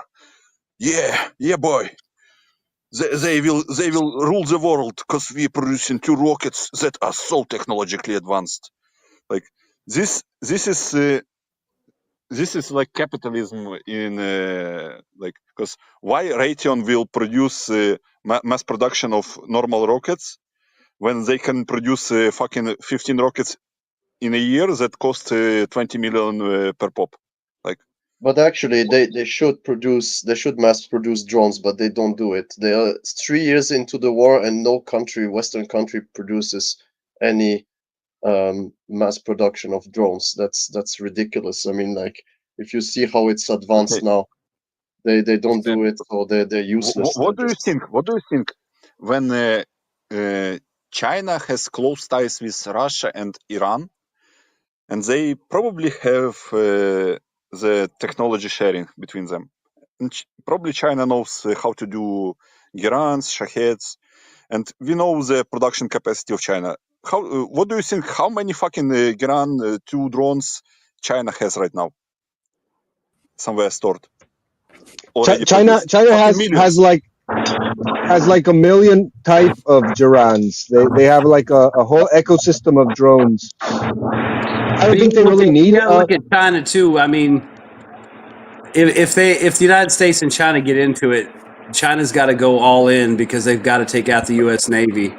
And like you're saying, 3 years in, I mean, there may be people in the Navy that are aware of it and concerned, but I don't see it. It's like, if you motherfuckers aren't building ships that just shoot interceptors and adding interceptors and then building like shitloads of basic interceptors, especially since you got to shoot multiple ones at any target anyway, instead of wasting money on high-end shit, like the THAAD. I mean, there's got to be better stuff that works just as good that's cheaper. And it's like, you got all these idiots like Lindsey Graham, they're kind of punch drunk because they just handled, Iran. Now they're talking about China. It's like, dude, unless you got about 10,000 fucking air defense missiles in stock right now, don't even fucking head that way, because I don't think people really understand the kind of shit that China will send to make sure that they take out the United States Navy, or at least take a shot at it, because they can't afford the U.S. Navy to hang around, and the U.S. Navy can't really afford to take losses. So Russia's got, China, you're talking about they're going to send thousands of drones, anti-ship missiles fired from aircraft, ships, the land, not to mention the shit they're talking about with sea drones, shit that sits on the bottom of the ocean and doesn't do a fucking thing until a warship comes by. Then it turns on and comes and gets you. We don't. That's the scary part. These guys do not have a fucking clue what's out there. But it's probably already all inside the United States right now. But probably all inside the United States, waiting to just launch during a war if we break out. If for example, Nika, don't interrupt. Sorry, it's lagging, I think. Do you hear me? Yes. Okay. No, just a comment. It's a brief comment. So, but even if you have interceptors, but if China hit a group carrier with a hypersonic missile, I don't think they have anything to respond to. That's what I say. Oh, you're right about that. But what I'm saying is if you're not even going to build up the interceptors and add new systems and stuff, you're fucked. Because, where we're at right now, there ain't no fucking way. You couldn't handle Yemen. Thank God nothing kicked off with Iran in the Strait of Hormuz, because that probably would have depleted us pretty damn well. And we could have maybe lost a ship, maybe not, but still there would have been all kinds of chaos. That's the thing. It's like those missiles are, they're really good and stuff, but hell, we're not even going to have a chance to shoot anything at them because we just don't have any fucking inventory. And they're talking about building new rocket engines and stuff like that. And it's like, well, that's great, dude. What are you these guys over here, they're already fucking cranking shit out based off old rocket engines that work. It's like, you don't have to reinvent a fucking rocket engine, a solid rocket engine for a fucking missile every fucking 5 years. That's my thing. I just don't think we're building the countermeasures and the offensive capability to deal with a country like China, or even Russia to a lesser extent, because same thing, they're stocking up on the shit that works. They're not out there building another aircraft carrier. They don't need to. They're just going to build missiles and drones. Go ahead, Dagari. Yeah, like what you need to understand is there was a recent article, if I remember, like how United States will send fucking submarines into the the Strait of Taiwan, and they don't even look at the fucking depths of the sea there. Like, you cannot operate the fucking submarines. This is a fucking strategic thinking of the people that are planning to go to war with China, man. Like, these people are retarded. but who cares? Like they go to fight Yemen. They depleted all the fucking intercepted missiles and they run with the tail off, like between the legs, because Yemen, like Ansar Allah is shooting like old missiles, and you need to spend new missiles to shoot the fucking junk, like, and you lose planes doing that, and like, yeah, I will pass the word to Mehdi right now, like, and like, what's happened in Israel is like, why do you think the new cargo ships are landing in Ben Gurion and not in Nevatim? Why are they landing in the Ben Gurion and not Nevatim? Probably human shields. It's a civilian airport. Because the censorship, because you don't know how fucking hard Nevatim got hit. It fucking destroyed. That base is destroyed because you cannot land aircraft there right now. So aircraft is landing in the fucking civilian airports to transfer like supplies to Israel right now.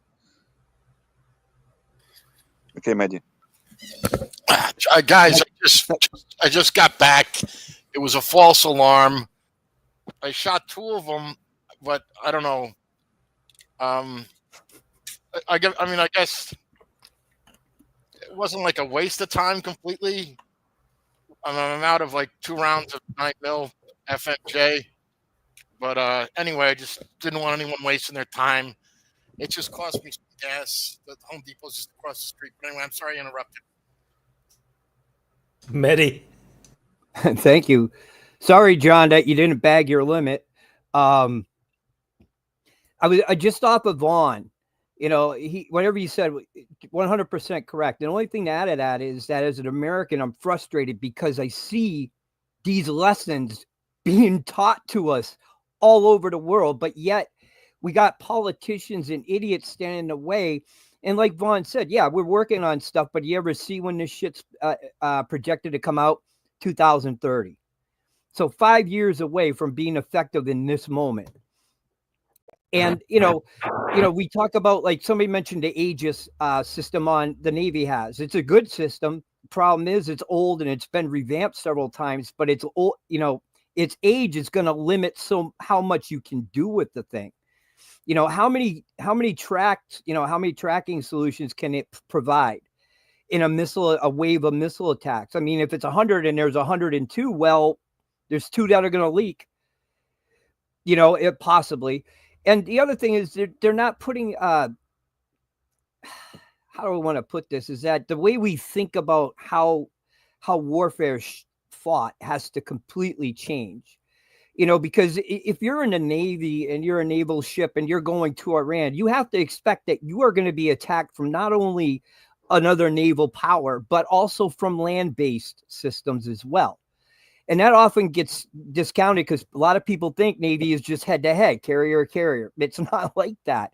There's an admiral who wrote a book on this, how naval warfare will, in the end, eventually, when it's peer-to-peer, is always going to include a land-based component to it that the Navy has to pay attention to, because you have to be close enough to allow your weapons to reach. And that's the problem.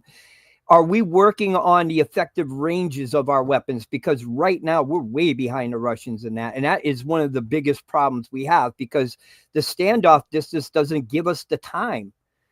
You know, if you think of a hypersonic missile coming, or, you know, some type of very fast missile, you have to be able to engage it further out because of the speed that it's coming in.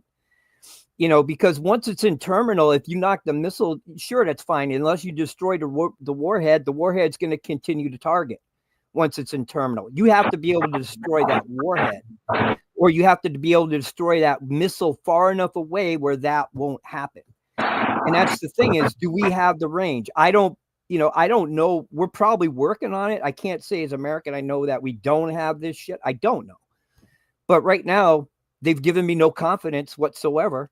And all I see is we're putting American troops, sailors, Marines, pilots in harm's way for no reason. Let me ask this. Did Iran even have its air defense systems on when the B-2 bombers went into Iran?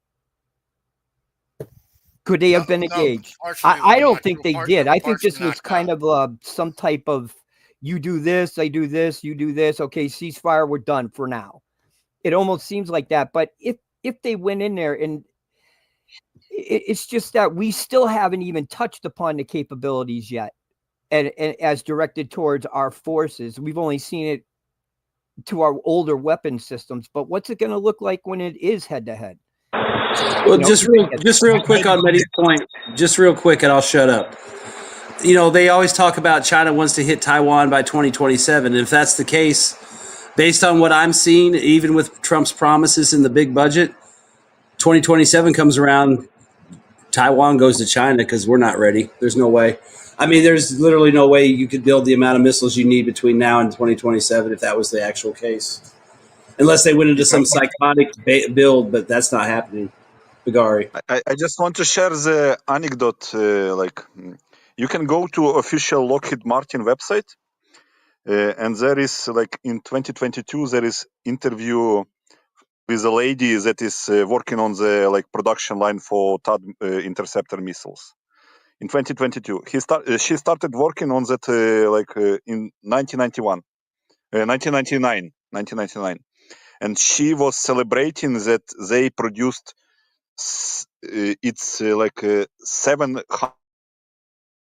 in fucking 23 years they produced 700 missile interceptors. This is your fucking production capacity. How do you deal with modern? That's what I'm saying. That's why when they talk about China in 2027 and Taiwan, it's like, how are you going to get there? How are you going to even defend Taiwan, let alone your own ass? Who knows? But it's a big problem. You're talking about Lindsey Graham and shit. Lindsey Graham is all set. He will go to the Atlantic Council or fucking Lockheed Martin board of directors after he is done with his term, because he made them fucking shit ton of money. He doesn't care that you're producing 20 missiles a year or 300 missiles a year. The problem is you need to make the profit. That's how you your Western economies and military industrial complex think. You need to make profit, not to be effective.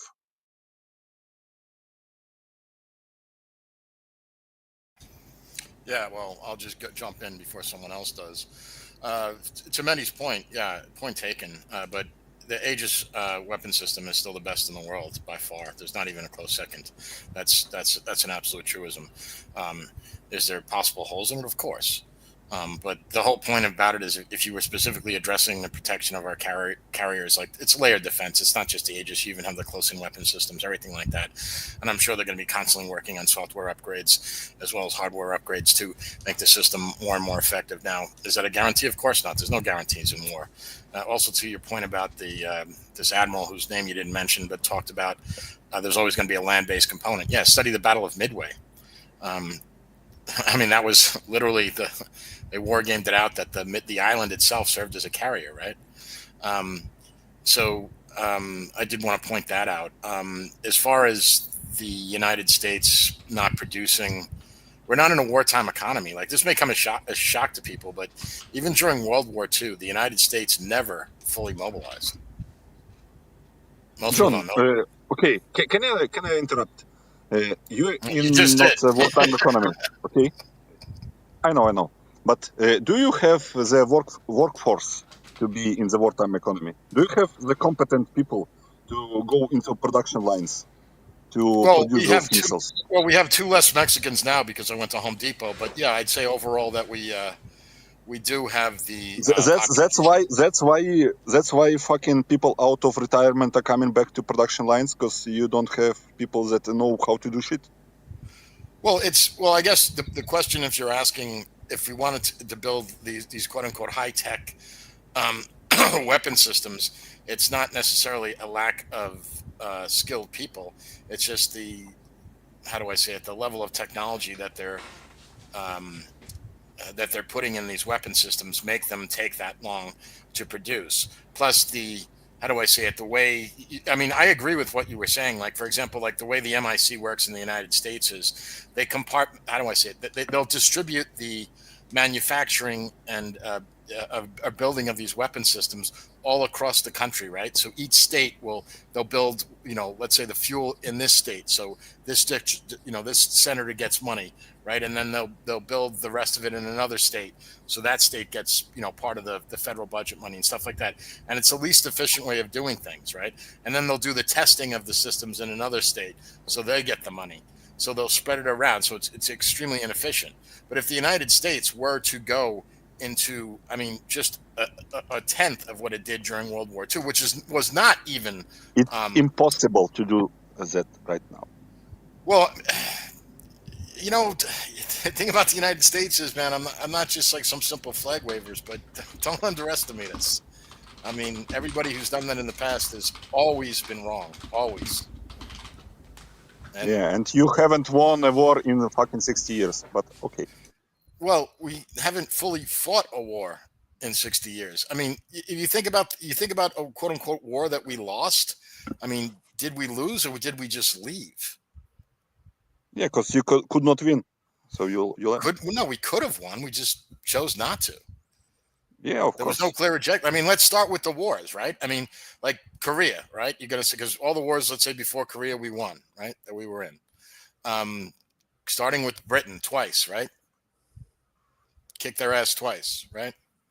Who cares about what was happening in fucking 1800s? Well, you apparently, because you want to list the United States. I said clearly. 250 years, the entire history of our country. You fucking retard. I said clearly.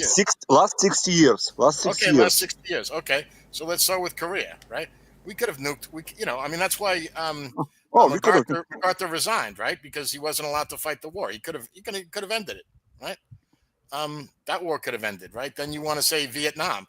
We could have paved that fucking country over and put a McDonald's in the middle of it. I could kill him, but I'm worried. I don't want to. I could have killed him if I could fuck Stevie Sweeney right now, I would. Hold on. Do you honestly believe if the United States felt that Vietnam was an existential threat to our existence, that we could not have completely killed them down to the last child? Is that your argument? Do you sincerely believe that? No, I'm saying how many other countries would have got involved at that point? Because you had China sitting right there. You had Soviets already had their missile systems in there. They were knocking down. The United States had such a military. The United States had 10 times the military advantage over China then than we do now. Right. They were in a far worse position. The United States is in a far worse position now than it was then. China didn't have the ability to fully.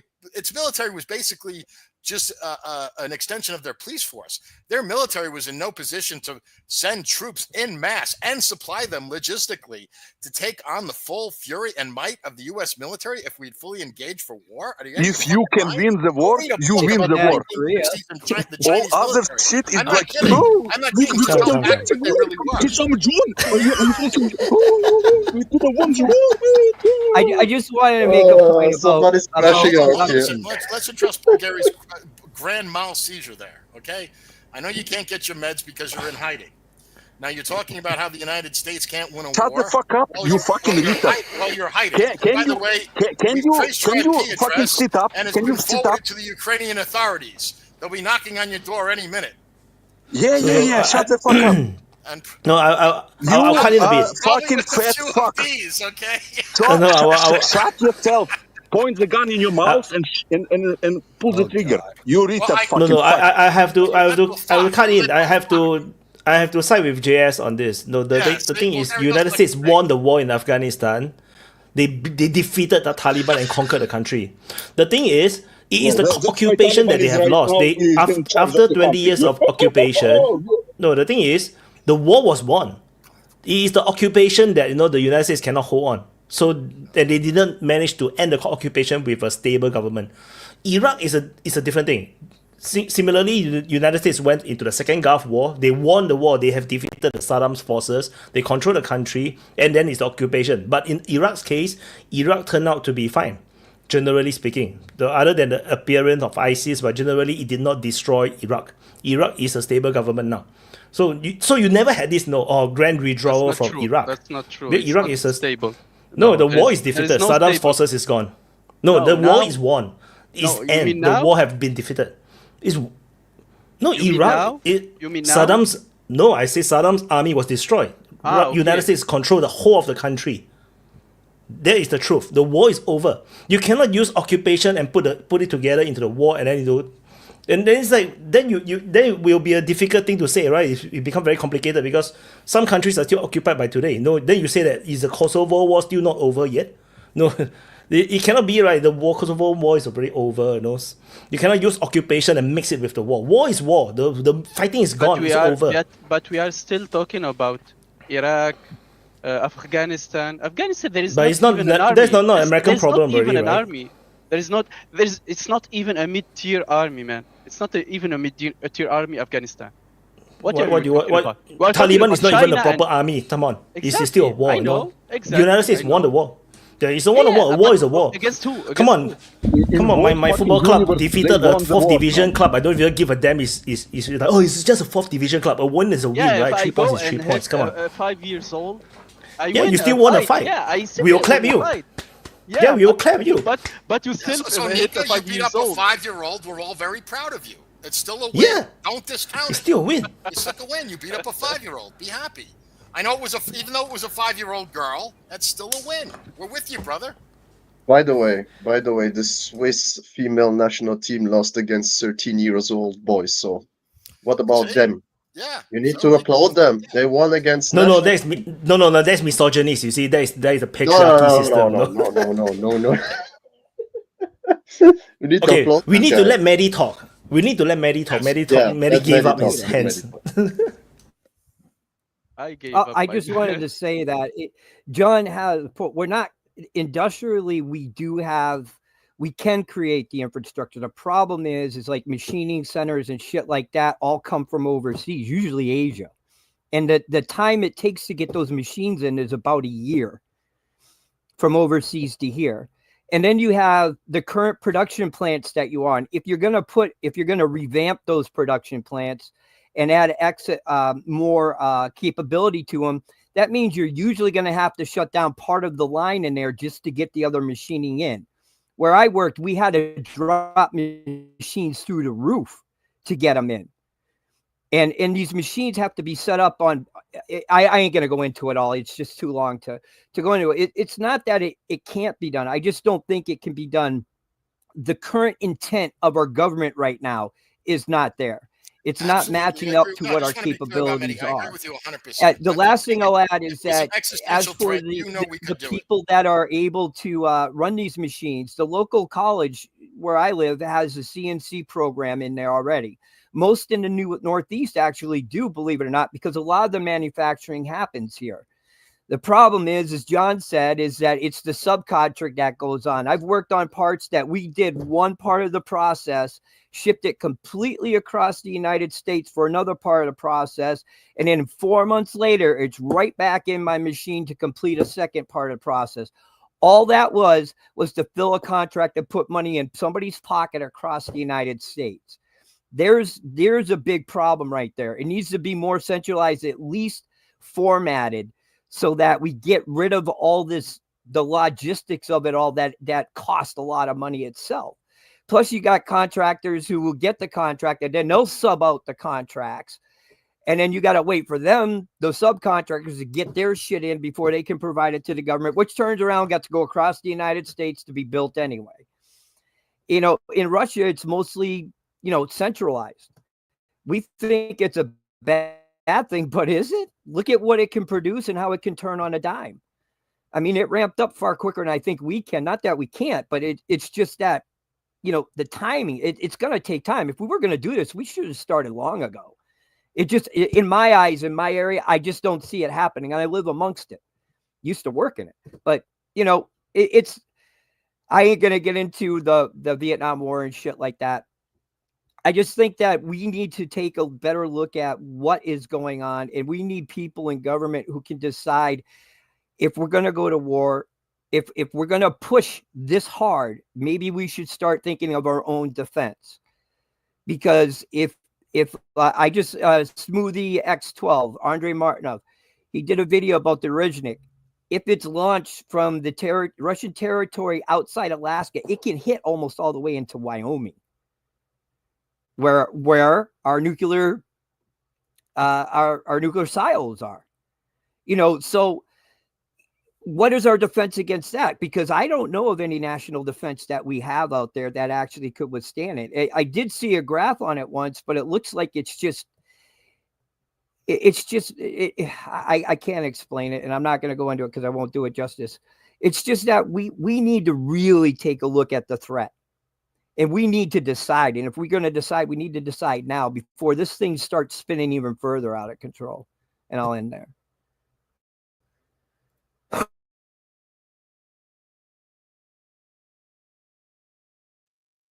So I just want to emphasize what Mehdi is saying. Just know that to produce something, you need technicians, you need engineers, and that require time, and that require STEM student and STEM, and even that is not enough because you need to give them experience. You need to give them specific training. As Mehdi surely worked in that field, I worked in that field. It requires a lot of training years. Even if you have the degree, it requires a lot of years. That's one thing. The infrastructure demand a lot of maintenance, demand a lot of work before even producing. And even if you have the production, you need to scale up the production. You cannot like go full production when you produce it. So you need to produce. You need to build the buildings, build the machinery, install it, go into a process that you need to run the factory, and then you need to scale up the factory. That requires years and years. And that if you have a skilled trained STEM graduates. And the fact that Russia, with a third of the population, have the half STEM graduate, then have equal or nearly equal STEM graduate as America. That's insane. Imagine China. Imagine China. The time that America will even start the production, the mass production, China will be already producing other types and other. Well, Nika, as you should know, since you worked in mass production of some sort of weapon or industrial equipment, you realize you don't need a STEM degree to do any of that stuff, right? The guys with the STEM degrees, the guys with the STEM degrees who do the designing, they're the floor managers of these plants. You do not actually, a STEM degree would be a nuisance to any of this. And another thing you might not know, recently the United States we're actually, and this is a good thing, we're actually less people, or especially men, are going to college now, and more are actually going into trade schools. Like Mehdi actually mentioned, like the local community colleges are also like the CNC program you're talking about, literally training young men, 18-year-old men, training them specifically for these type of jobs. Not enough. Okay? Not enough. Now, well, okay. I don't know where you get your numbers from. Statistics. I'm seeing public statistics. But And you need stem cells. No, you don't need. This is my experience anyway. This is your experience. My experience tells me your experience is bullshit. There is no STEMs. There's no STEMs degree during World War II. Yeah, but World War II, you did by plane. And you did like no, we didn't have F-35s and missiles. World War II is all metal planes. Hold on one second. I can explain this a little bit, okay? You do not need a STEM degree to run the machining. The problem is that you got to get a lot of experience in, which takes a lot of time before you're able to program a CNC machine, before you become a lead man. Because once these parts come in, you don't understand. They put them together. There's a glass slide that actually does the measurement. All that has to be leveled out, bolted into a 20-ton block so that it is isolated from the rest of the machining floor and it can't move around. Then once the maintenance guys are done with it, the lead people like I would come in, and then we'd have to zero out all the fixtures. Then we would have to zero out all the parts on the fixture. Then we have to proof the program so that it will function without crashing the shit. All that takes at least 6 months, depending on the process you have. Like I was working with tombstones that would run 16 parts at a time. We're conceding that. Each one of those 16 individual spots, clamping spots that it had to be on has to be zeroed out. And every cut and process that goes in there has to be zeroed out as well. Yeah. To make sure it's functioning. And like you said, you don't need a STEM degree to do it, but you do need a lot of experience, and you're just not going to get that unless you spend a lot of time in it. Hey, real quick, I think the big problem is I agree with John. Don't underestimate us. We can do a lot. We have a lot of potential. The problem is right now that the production isn't matching the rhetoric and the so-called threats. That's the problem. I mean, we can scale up all this, get these people in place, train people to build stuff and all that. But the problem is it takes years, and it doesn't seem like there's a sense of urgency that matches the urgent rhetoric with China and stuff. It's like, if, we could do all that stuff, then you need to start doing it and quit talking about it and proposing funding on it. I mean, there needs to be guys pouring concrete right now, and some guys in a Chinese factory putting together machining tools, or whoever the fuck they buy the shit from. All that stuff needs to be going on right now. And that's my point. There's just, we have the capability to do that stuff. We just don't apparently have the motivation to do it yet. I mean, think about it. If something serious enough happens that's existential and all that, everything changes. That just hasn't happened. And obviously, and like I said, our rhetoric doesn't match the production. We talk like there's all these threats, and we're going to do all this stuff, but you can look at the numbers; they don't match what they're saying they're afraid of. I want to quote this example again: is the ventilators during COVID. If you say that before COVID, how can United States suddenly ramp up production of ventilators? Right, this is very high tech equipment within a very short time of period. No, nobody will believe. That you will have this same argument and discussion right now. The reality is that CNC machine, it has to be zeroed out perfectly, and that takes 6 months. One of his and then if let's say the conversation was that we are in a pandemic and no trade is going to be able to happen smoothly, and nothing can come out of China, then we were like, oh yeah, true. United States will not be able to create ventilators. But the reality is, United States become the largest exporter of ventilators, and United States was giving free ventilators to all the third world countries because they cannot get it. So I will never underestimate the United States' ability to ramp up production. And we have to remember that while we say years to ramp up a production, that is in peacetime. In a wartime scenario, you see in World War II, ramping up of production can go within a year. Very quickly. You see what happened to Russia. This war is still pretty new. They ramp up production of guns and artillery shells and everything within 1 or 2 years.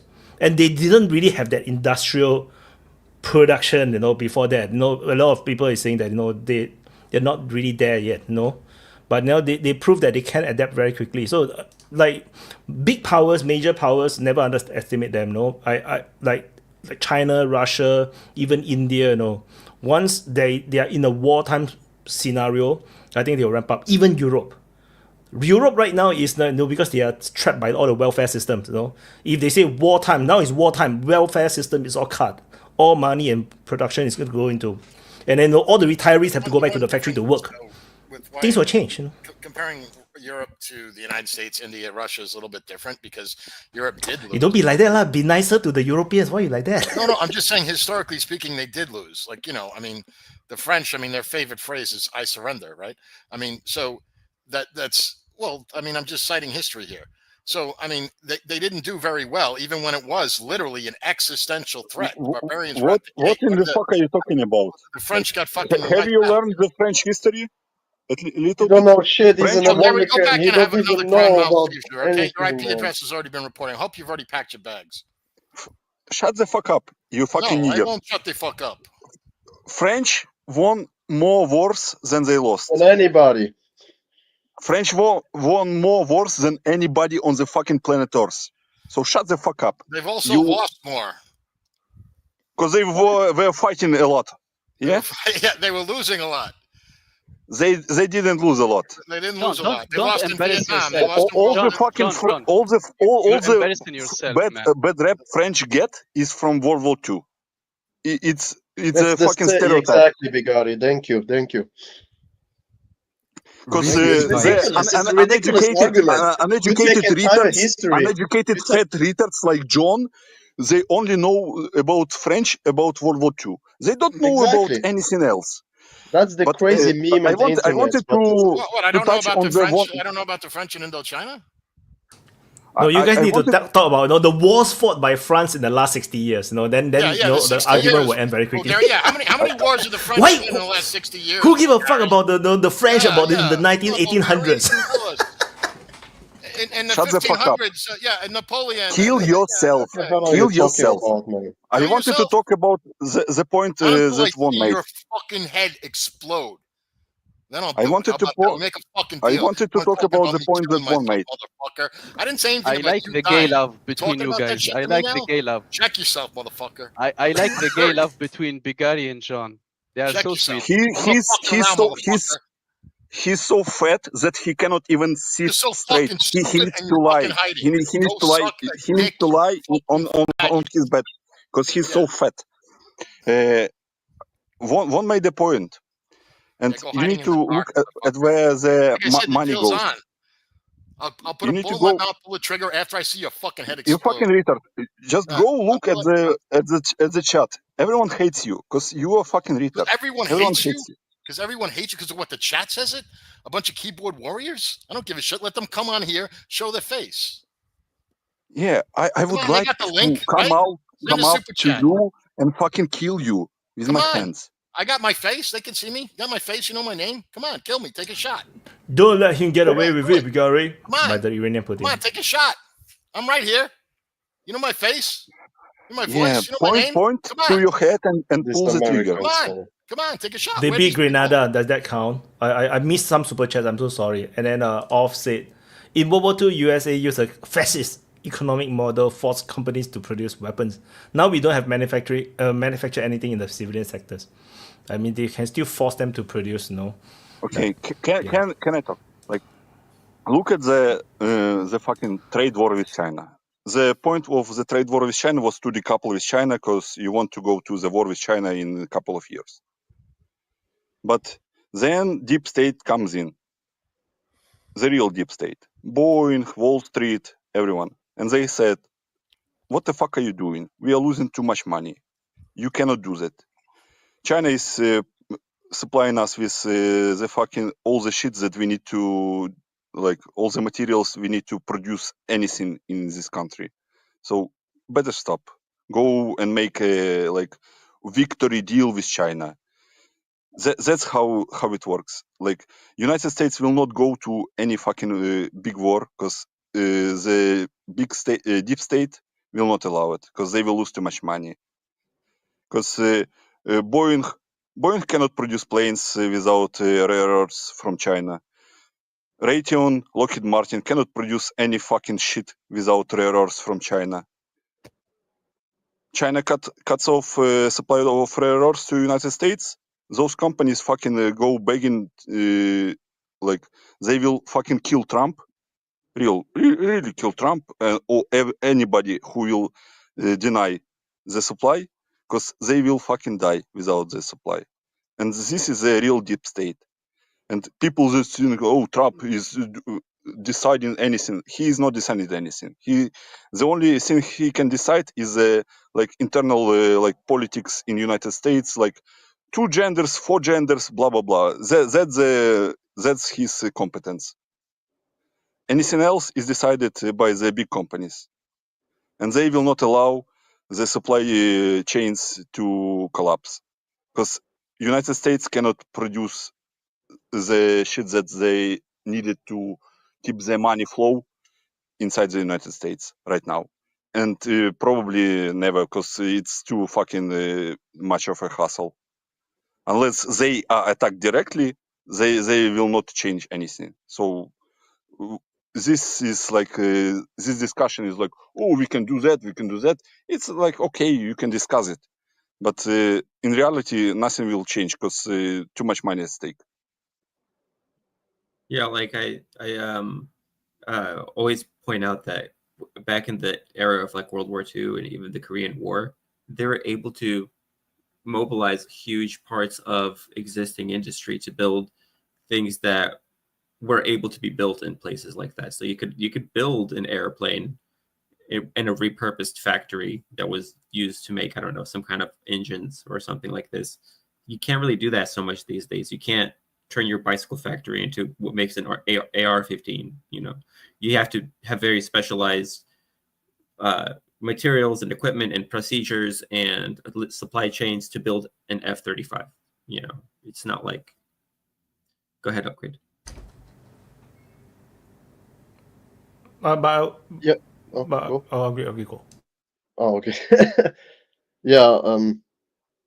We always have some disagreements with some points in history, but you can deny that France win the most wars. It's factual. So I'm totally with Bigari. And we also had the discussion last time with John that America wouldn't be even a thing if the French didn't help them.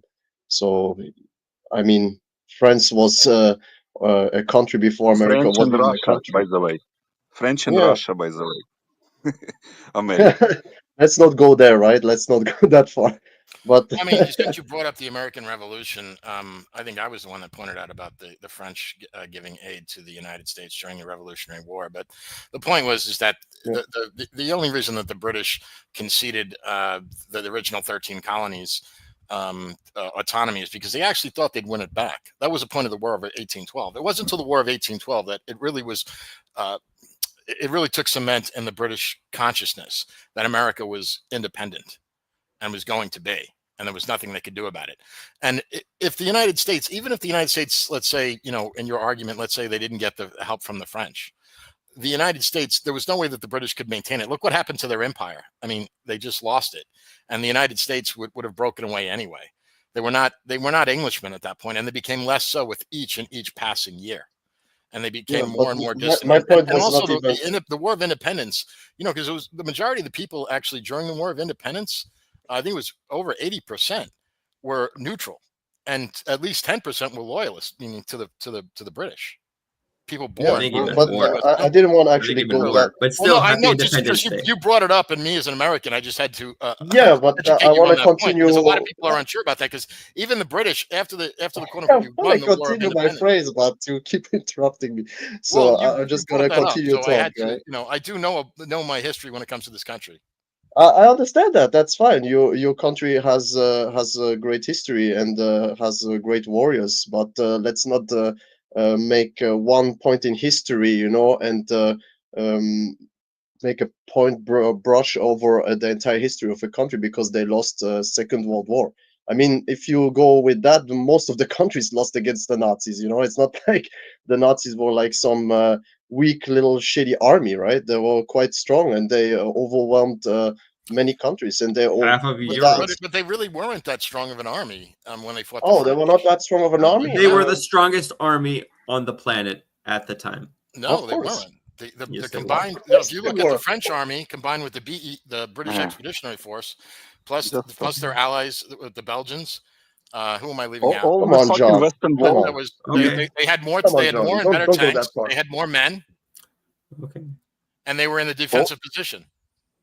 All the Western world should be thanking the French for inventing the Western world, because without Charlemagne, the Western world, Western society would not fucking exist. Thank you. Because you can look at the map of Europe and look at the map of the Charlemagne Empire, and even to this day, people that live outside of the borders of Charlemagne Empire are not considered Europeans. Even southern Italy. Like, look at how northern Italians look at the southern Italians. Yeah. Look at how northern Italians look at the southern Italians. They see them as the fucking barbarians, because northern Italians were part of the Charlemagne Empire, and southern Italians were not. Yeah, but Bulgaria reminds me of Andrew. Because of the ethnic invasions, right? You do realize that northern Italy was invaded by Germanic Lombards and stuff like that. That's why, you know, ethnically they look very different. Like if you go to, like, let's say southern Italy, like Naples or God forbid Sicily, you can see that they don't even look like they're the people from the same country. So a lot of this wasn't just because they happen to be within the geographic borders of what Charlemagne controlled. A lot of it did because these people's ethnicities kind of got mixed up and they had their own ways of doing things. As far as if you want to just say Western civilization is solely a byproduct of French culture, well, I mean, if you want to pull that argument, I could go back and say, well, it really dates back to, Aristotelian philosophy, or then maybe after that you want to say Alexander the Great, or, we could pull, or whatever, or maybe you could say then Rome, right? The Roman Empire. So you can kind of play that game forever. You should give the But Roman you can go Empire in history credit too. books, right, and read that Charlemagne is actually the founder of the modern day Europe. So Bigar is totally right on that point. So I don't see why you're trying to struggle on each historical facts in Well, I think it's just history. adding. Well, because you I mean, can't like, put Charlemagne even in if the you want to background. go back to Where the did Charlemagne 60 come years from, right? I mean, you Bro, can I'm argue, trying to you can make finish the a argument that it was sentence, man, Christianity. It was Christianity that created Europe. Without Christianity, first of all, Charlemagne was the first emperor crowned by the Pope, if history's my memory serves of history, yes. So it was only because he was endorsed by the Pope that after the fall of Rome, he became the next de facto emperor. Correct. Yeah, but I don't want to go. It was only Christendom that was uniting Europe. Not correct. So, I mean, to say anyway. Because I mean, there was Eastern Roman Empire at the same time. Exactly. Right, but the Pope did And not. they stole the valor. Yes, but the Pope. They used the Pope to legitimize himself. He used the Pope to legitimize his power. That's what I'm saying. I'm not arguing with you. So to go back actually to my point was like obviously you're right, John, right? When you say that America, if they really want to go to war and finish a country, they could, yes. But let's take your example of 60 years of what the French won. If you look at the last 60 years of the American army, it's not a great record, If you go with the disgraceful exiting of Vietnam and the Afghanistan example from not so long time ago, it doesn't look like a very strong and very confident army to me. It looks like pretty. 1,000% correct. Yeah, that's what I mean, right? So when you take the example of the what is it? What about that glass houses thing, right? Like throwing stones, something like that. Yeah, but the thing is just like you cannot take a measurement and then apply it to one country and the other country it's okay, they didn't lose, right? They won, but they didn't won, right? So it's two metrics. I think that what we're seeing is that John Steele is, even though he is a geopolitics nerd like most of us, he still is to some extent a product of the American education system, and he has some That's really fine, strongly held you can opinions be proud about your country, things but like you need about to be this realistic stuff. and also to about the to French, for acknowledge that example. Yeah, but you can be realistic, and also be proud about your country. That's nothing to be, ashamed of. But you need to be realistic and not just say things which were said right now. I mean, a little bit of of honesty could be also upgrade. Upgrade. There was recently like conference in Budapest where like they invited a lot of like people to talk about geopolitics, like John Mearsheimer, like people from China, India, and there was on the panel there was Liz Truss.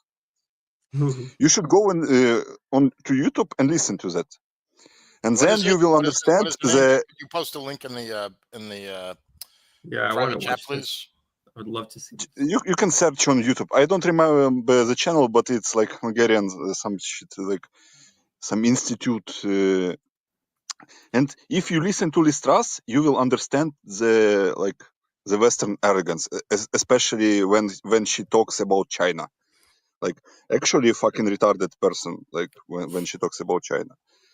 Well, Gary, I think I agree with you that Western people are arrogant. The United States is arrogant. Okay. I'm certainly arrogant. I'll be the first person to say that. But just because someone is arrogant doesn't mean they're not capable of winning wars more effectively than others. I think you would concede that point. I'm not arguing that point. Okay. I'm arguing about the results. Results say that they are mixed, to say the least. Agree. And you know, people like, I think maybe I was misunderstood because I was speaking passionately, but my overall point is, if I was just to kind of sum it down to a few sentences, is that despite all the U.S. military's flaws, and there are many which have been pointed out by Upgrade, Bagari, and others, we still have the greatest military in the world right now, as far as being able to inflict the most damage. Like, now great is that's highly debatable right now, right? Are you ready for a drone war? In the sense of being able to inflict the most damage. But I would like to hear from other people that who has the most besides us, that, like, you know, maybe Nanya or even Vojan to talk for a little bit, because we've been monopolizing everything. Of course. I honestly didn't get the point that you were discussing right now, but I will just jump in on the latest points regarding to follow them. There's no point.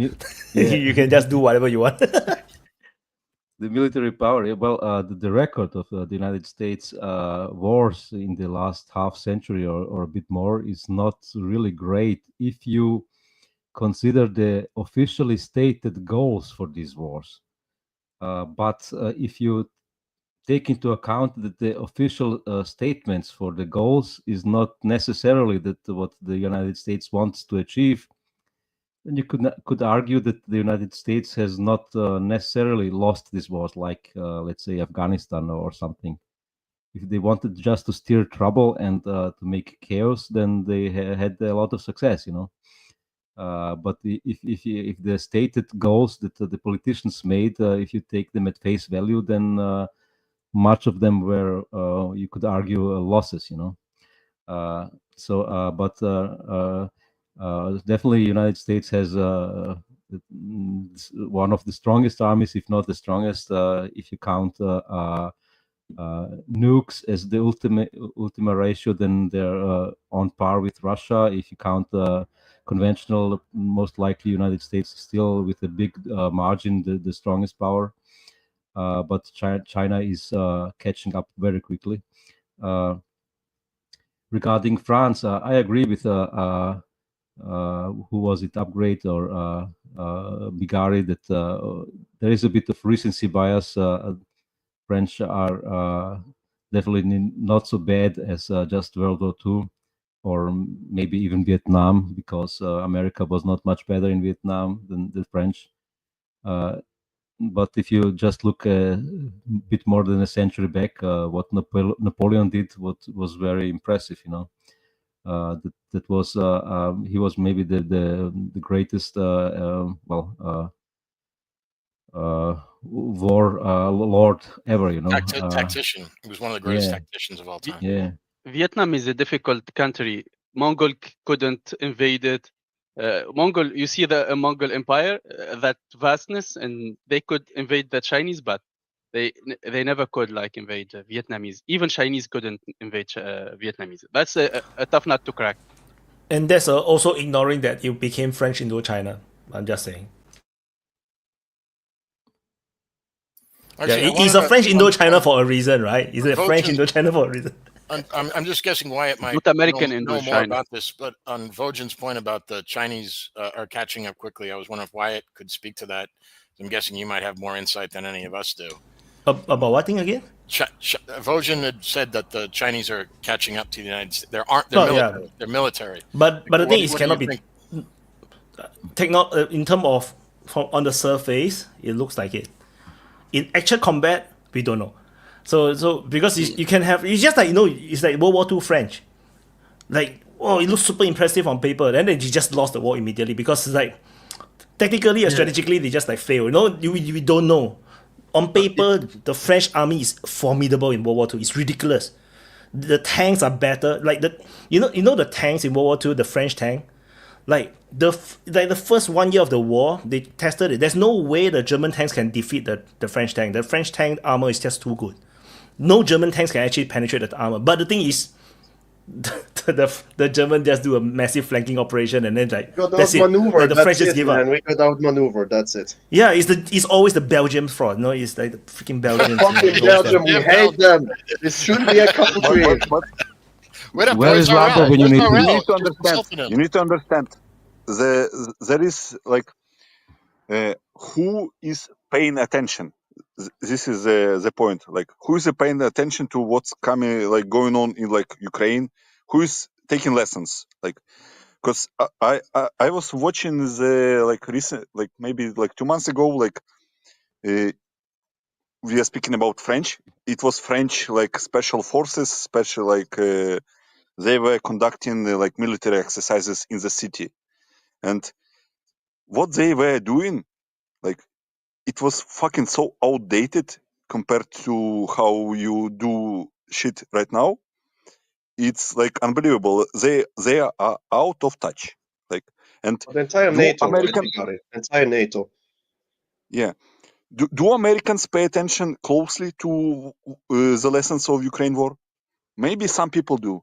Do they implement I'm it sure on they the? do. Do they implement? But do they implement the lessons on Probably the not. like? Probably not. I think now maybe yes, because you must. It depends on the who is the defense secretary. Like right But now no, with Pete Hegseth, I why? believe.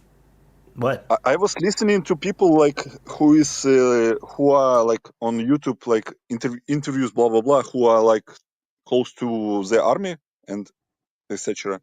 And they say that we don't fucking pay attention to anything. Like, we are continuing to on our path. We know We are better. the Blah blah greatest blah. nation ever. We don't need to improve anything. We are very awesome. That's Americans. Yes. Basically, that is the mentality. Like, people are laughing at North Korea.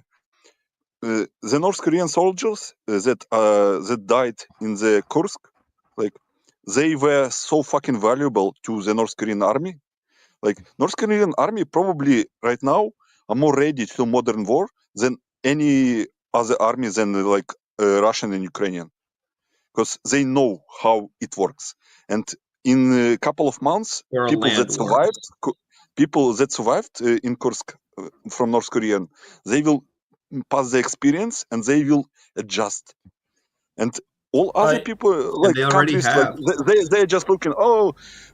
These people are retards. Why are they sitting in the trenches and launching drones? We can just go with our Abrams or like I don't know, Go maybe around. Bradleys, and we can just go with our Apaches Go and around. annihilate them. Annihilate them. That would what really I say- depend, right? That would really like- depend on the weaponries that the North Koreans have and how the South Koreans fight. Like what they learn in Kursk is the way how the Ukrainian fight. When the North and South Korea went to war, then suddenly they got fucking bombarded like shit because of the superior South Korean Air Force. It will be a totally different war. I mean, unless the North Koreans have a lot of FPV drones, and then they can bring that kind of war that is in Ukraine to the South Korean. But then if the South Korean just overwhelm them with air power and everything, like, don't you think the fighting Ukrainian where the Ukrainians have no air superiority? It's a different war. Like it's like the U.S. Marines in Afghanistan going to Ukraine and think is fighting the same war. It's a different war. I don't think it's a very good. From where does the aircraft will take off? They are all in range of long-range artillery from North Korea. Listen, yeah, so the South Koreans are prepared for that because they already know. Superiority will work for 1 week, maybe. And then. Question is, what does Russia give North Korea for their support with shells? If they need to have gets S-400s and S-300s. Yeah, that's a good question. Yeah, they need to have that. Because if you look at the Iranian issue, the Israeli Air Force is flying all over Iran all the time. More than a week. We can say that, the war will be over in a week. You know, the Air Force cannot operate more than a week. There's a debate about that. There's a debate. Why? There's a debate about that. So, listen, to answer your air superiority does not win wars. Air superiority does not win wars. But then second thing, Wyatt, to the thing that you were saying about China, like what we can see is what China's potential is. So it depends on what kind of a war they manage to fight, because one of the real genius thing that the Russians really managed to do, the real way that they really won the Ukraine war on the ground, is that they forced the West and the Ukrainians to fight their fight. They forced the West and the Ukrainians to have to put guys out there, take advantage of Ukraine's position in their propaganda war against Russia, the fact that they wouldn't want to retreat, to basically grind them down. So anyway. I would just say that it's just not so obvious. Like North and South Korea is a very different mix. It depends what kind of a fight they manage to fight. If the fight that they manage to fight is somehow China manages to harness their drone building capacity, right, and the war somehow becomes a war of attrition, and rather than a decapitation strike and some kind of color revolution thing, at that point in time, China would have the advantage because we can see that they're the manufacturing hub of the world. So, like, what I'm saying is, it depends on if they can manage to fight the war from their advantage. Because, you know, let's say America has probably more nukes and more aircraft carriers, and if the Americans can manage to fight the war on their terms, then, you know, I'm sure that has more of a role to play than the specific question of, oh, how strong really is it? Okay, Super Chat, do you know the real reasons why Ukraine-Russia war hasn't already ended by Saugat? He answered also. Because Candace Owen can't stop talking about Macron's husband's pee-pee. I see. Okay. We all know now. I wanted to ask one thing. No, Vojin want to talk, right? Sorry, I cut into Vojin just now. Oh, did you? Sorry. I did too then. I want to ask the question. Maybe Vojin can answer. I will shut up after I ask the question. Can you name me one war? Which never? Yeah. Fuck you, Nika. Can you name me one war that was won by air superiority? Well, we discussed this. I think no. Second last time. It was not really won. It was ended with a diplomatic agreement after some 70 days of bombardment. Well, the complete NATO air forces basically took part, and Serbia had some 20 old MiG-29s, which they managed to fly even without radar or something, and were basically just targets. But America shot, I read on Wikipedia, if you trust it, but I guess this point is from an English Wikipedia, and it should be trusted because they say they fired some 750 HARM missiles against Serbian old S-75 radar air defense, and they had something like 3 or 4 hits, you know. Vojin, sorry, I will interject myself. Like, I told you he cannot stop. Look at the fucking footage from World War II at the Dresden. Like, look, it's complete air superiority. Fucking destroyed city. Did it win the war? No. Well, Russia has arguably air superiority, not supremacy, but superiority. They can fly their FABs regularly without any hits against the platforms that carry the FABs. So you could argue that it's air superiority, and the Russians don't want to risk their airplanes. Obviously, they want to preserve them against NATO. They could, I think, do more with the Air Force if they wanted to risk losing 30% or 50% of it and have much more effect. But they obviously don't want to. And NATO has won in the sense that there was an agreement negotiated by the Russian Primakov, which then was not, followed up on with the NATO side. They just ignored the agreement later on. So, but the war didn't stop with a surrender; it stopped with basically an agreement. Just for clarity, Voyan wants the Russian Air Force to bomb London. London. Let Nika go. Nika's been patient for forever. Is it maybe the British who surrender. Want to then like the French? I surrender. I'm just Nika, go quick. I forgot even my point. It was too long ago. Yeah, it was too long ago. Then I will add in. I think we had traded. I think in Open Mic we have already established that air power alone cannot win wars. I think this one we already established. I think the air power is important to create the condition for your ground forces to win the war easily. So without no air superiority, it's very, very difficult. So that's the point, no? I think we shouldn't like go into this stupid black hole of like, the air power will win wars. Never in history have that happen. Like, so yeah, you always need ground operations. No. Yeah, I think next is, I'm not sure. Agree? Yeah, I think that's the consensus that we had. Oh yeah, I'm the same like Nika. I forgot my point because it's too regards Vaughn's comment. Oh yeah, regarding maybe Kosovo war, you can say that the air power was used for yes, winning but the war. This is the war that I just discussed. This was the war NATO against Serbia, and it didn't win the war. It ended in an agreement, negotiated Is by it not Primakov. a kind of winning because Kosovo is now Kosovo and?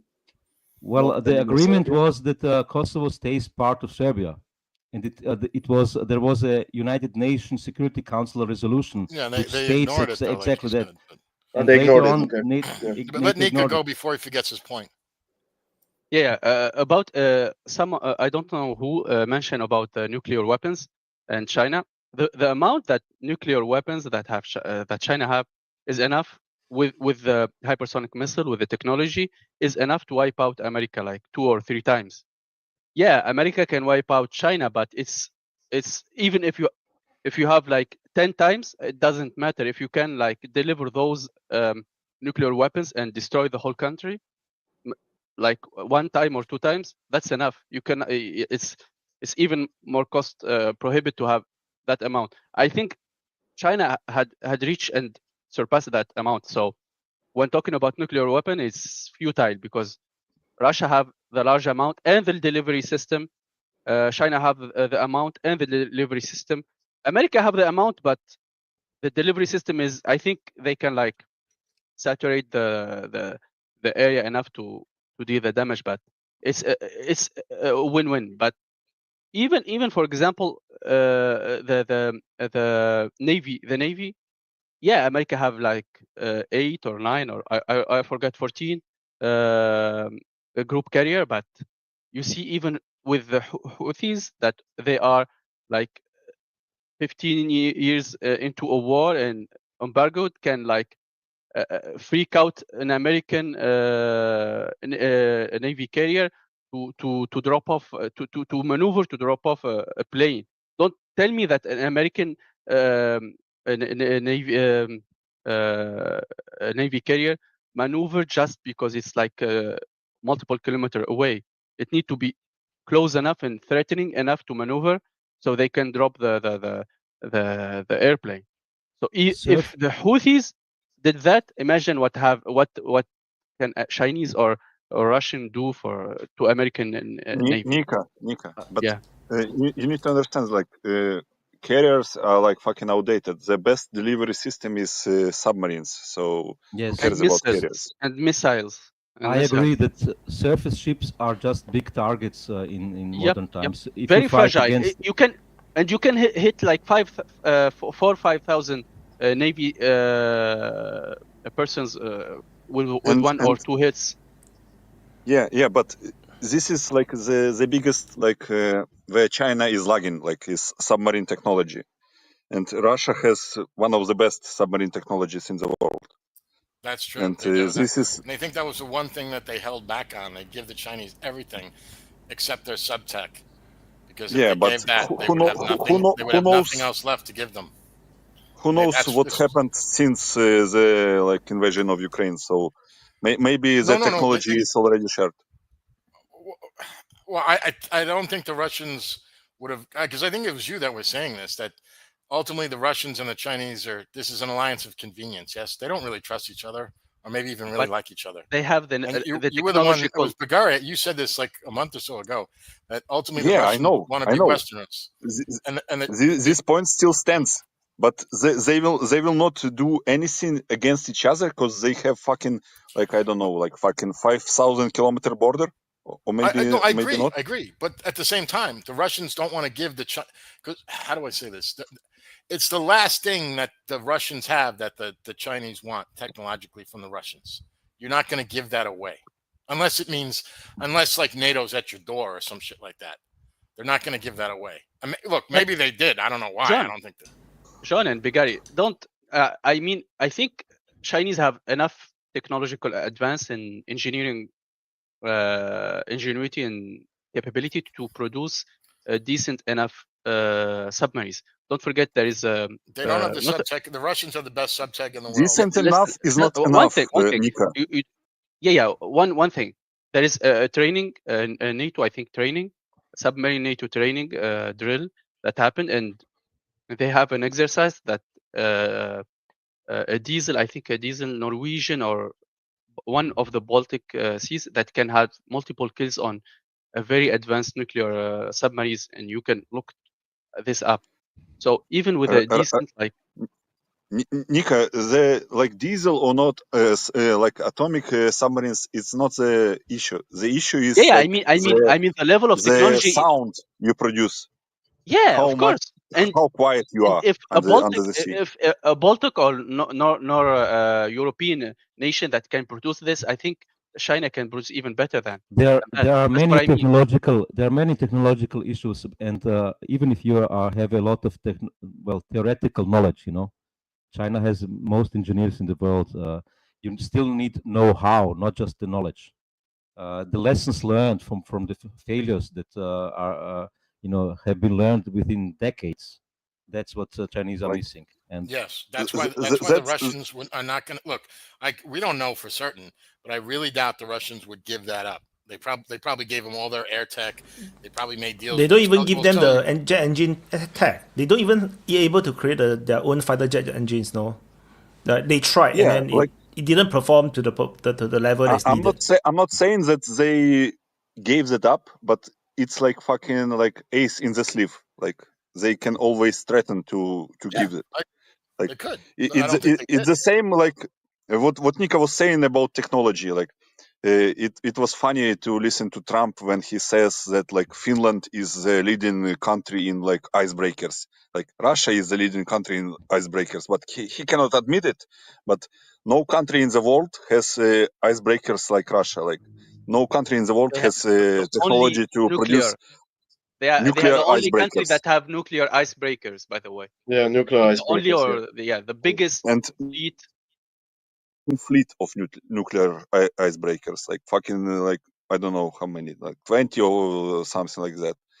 Like, but Finland is the country that is leading in that field. Usual Trump bullshit, but anyway. They're called Trumpisms. It's called cheerleading. Cheerleading. At least he's funny. Cheerleading. No, I think Russia and United States cannot give China certain kind of technology. Like submarines, once you reach a certain level, right, it's a existential threat. You can never detect them. So this they will not give. I think fighter jet engines the same problem. I'm not sure. I would rather say that Russia would give China submarine technology rather than the jet technology that they have, because the submarine technology they have no big issue if China gets them, because I don't think so, because it will strengthen China much more against the West, against the United States, than it would strengthen China against Russia itself. Submarines are more fucking dangerous than fucking jets, Virgin. Like jets, who cares about fucking jets? No, I would say let's say if I'm looking from a Russian strategic perspective, I would be very happy that if China go to war with the United States, because their war will never end. So no, it doesn't matter if China don't have submarines or have submarines or that. It doesn't matter, because in the prolonged war, Chinese is going to lose their coast. They're going to lose their coast. They have to fight inland. They're not going to win the coastal war. They are not going to win the naval war. As much as it looks like they would now, actually they won't. Eventually, the war will grow on, and then the war will go on land. But then they were stuck on land. They were never like the Japanese. What happened to the Japanese? They conquer. They control all the coastal area. They go on land. They can never win the war. They just stuck on land because there's way too many people in China. So Russia will be happily allowing wanting the Chinese to have a weaker navy, so that the war was stuck on land, and then all these enemies were all stuck in a perpetual war that can never end. Chinese Civil War with the Japanese War fought for freaking 20 years, I think. Like it's never ending until the communists finally won, because the nationalists was so weakened after fighting the Japanese all out. So it's on their own. If they just fight, it'll never end, man. The war. China is just way too big, man. Well, but no, that's my opinion. We can agree to disagree. That China will lose the coast because, like, you letting your anti-Chinese sentiment go through here, like, because every I don't fucking know. After I saw Israel not fly over Iran, Wyatt. I will believe anything. I could tell by looking at you. I knew you hate the Chinks, man. I always knew that about you. Yeah, no. Yeah, I hate my face, man. It's easy. You want to win against Americans, just cut the McDonald's amount that you have and cut the supply of McDonald's. They will die of hunger, man. It's easy. Why you complicate every things? fucking war game that Pentagon simulated is resulting in the loss, even in the sea. Like, they cannot even land in China.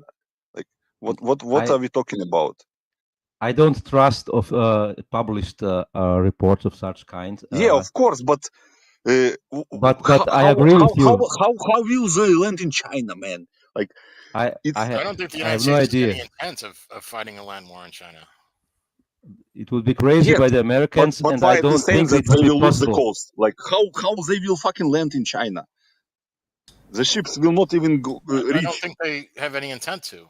I think that. Yeah, I agree with you. If we're talking about the Taiwan, like protecting Taiwan, I think that's as far as. I agree with you, but Wyatt is saying that China will lose its coast in the war. No, he was saying that if there was a ground war, I think that's the point he was trying to make. He was referencing what happened in World War II. My point is, we are talking about Russia giving submarine tech to China, right? To help China. If I'm Russia, I want the US to be in a perpetual war with China. So I will not give the tech to China so that China will not have a navy that can beat United States. Because once China beat United States, Russia is going to be the next target. No, you will not want China to win a war. You want China to get stuck. Just like just like China right now is so happy, Russia gets stuck in Ukraine. They're very fucking happy. That's why they don't want the war to end. They're selling stuff to both sides. There is India. Russia can count on India to make a balance. But India will never pick a side. India will never pick a side unless they're invaded. Well, they have picked the side against the Chinese, obviously, already. Macron doesn't even have balls to negotiate with Candace. How can you negotiate with Putin? Brigitte should be the one leading the negotiation. Wink, wink. By Saugat. Yeah. India has picked his side also. And we saw that with the famous 12 days war. Yeah. Now, in the aftermath of that, we know that Indians were actively giving information to the Israelis. It's a fucking bullshit. Like, India and Israel has a really great relationship for like number of years, so they of course will support them. And they hate Pakistan, and Pakistan is an ally of Iran. No, not ally, but friendly to Iran. So of course India will take side of Israel. Like, what's the point? Like, in the grand scheme of things, India is a fucking India and Russia are like best buddies. Like, because Russia came to the to save India when there was a war with Pakistan, like how many fucking 50 years ago, and when United States threatened to intervene, Soviet Union threatened to counter-intervene, and then United States backed off. So India is still holds relations with Russia in high regard. So that's one point. Like, that time has changed.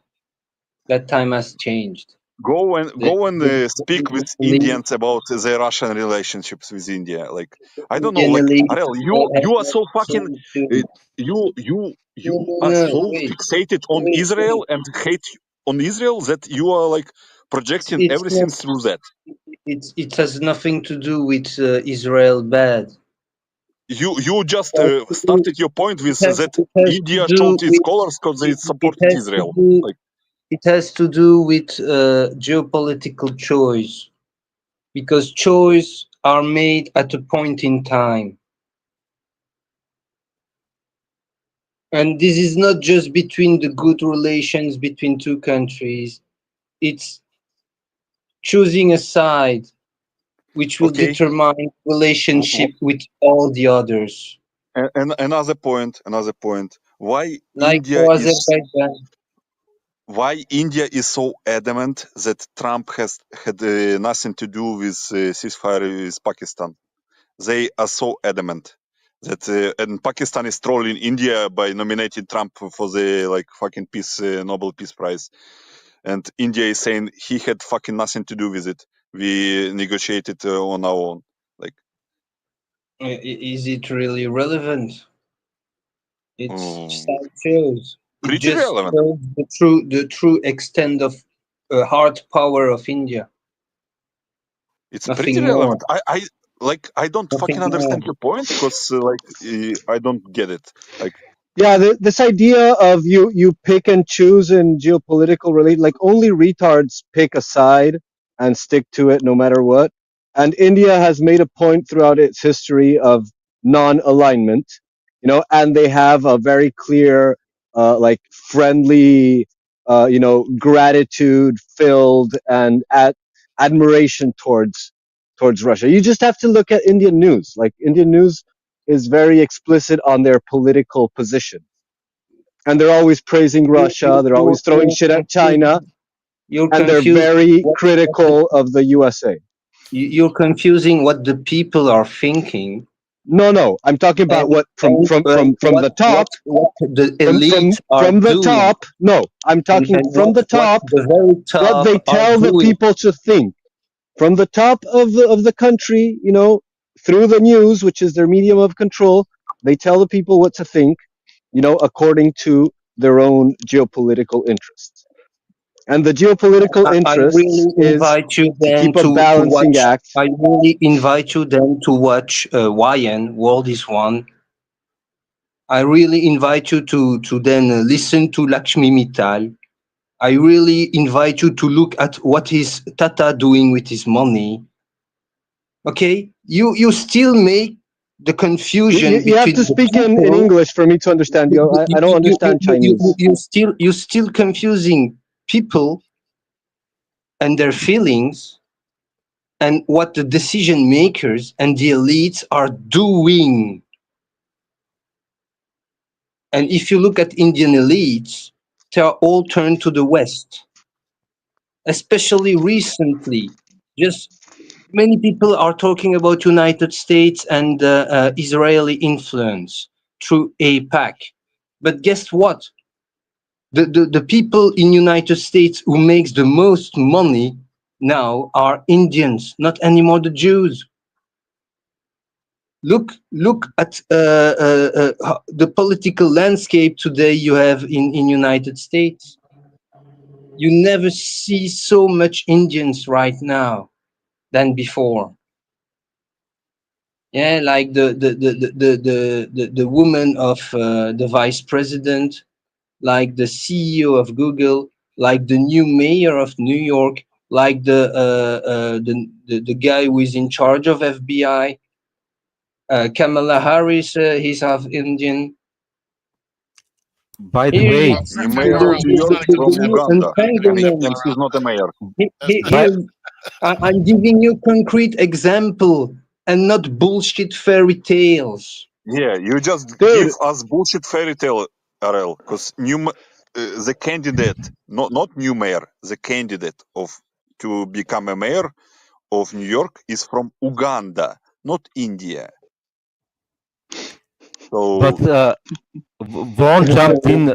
Yeah, it's an Indian. It's an Indian from Uganda. I invite you to look at what is how looks an Uganda guy from Uganda and an Indian guy who were living in Uganda, because it was a Muslim colony, and it was Amin Dada who kicked them out. And that's that. No. Really, look how a real Uganda people looks like, and look at that new elected mayor of New York. Doesn't matter. He's from Uganda. It's an Indian. Well, he's arguing that he's ethnically Indian, even though he's a Ugandan citizen. I think that's what he's saying. And he's a Shia Muslim, which is a strange combination. But the point that Vaun made, jumping in and saying that Russia should bomb London, in my opinion, I don't think so that this would ever happen, because why should Russia kill Pakistanis and Indians? What do they have to do with it? You know, that they would choose another, but a real English city. A lot of people didn't get your humor, Vojan.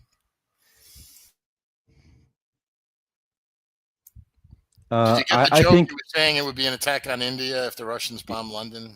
Yeah, but I think India has not chosen sides. I think India is fully on the multipolar world train, and they want to balance powers like in the old days. And I would agree with Vojan. I just my quick take on India, like, because what's that? There's a guy. He comes into the VC a lot, but I think it's a Pepe avatar. I can't remember his name. He's an Indian guy, and he was actually talking about like the way Donald Trump is perceived in India. He says Donald Trump is more popular in India than he is in the United States, but at the same time, so is Russia is popular in India.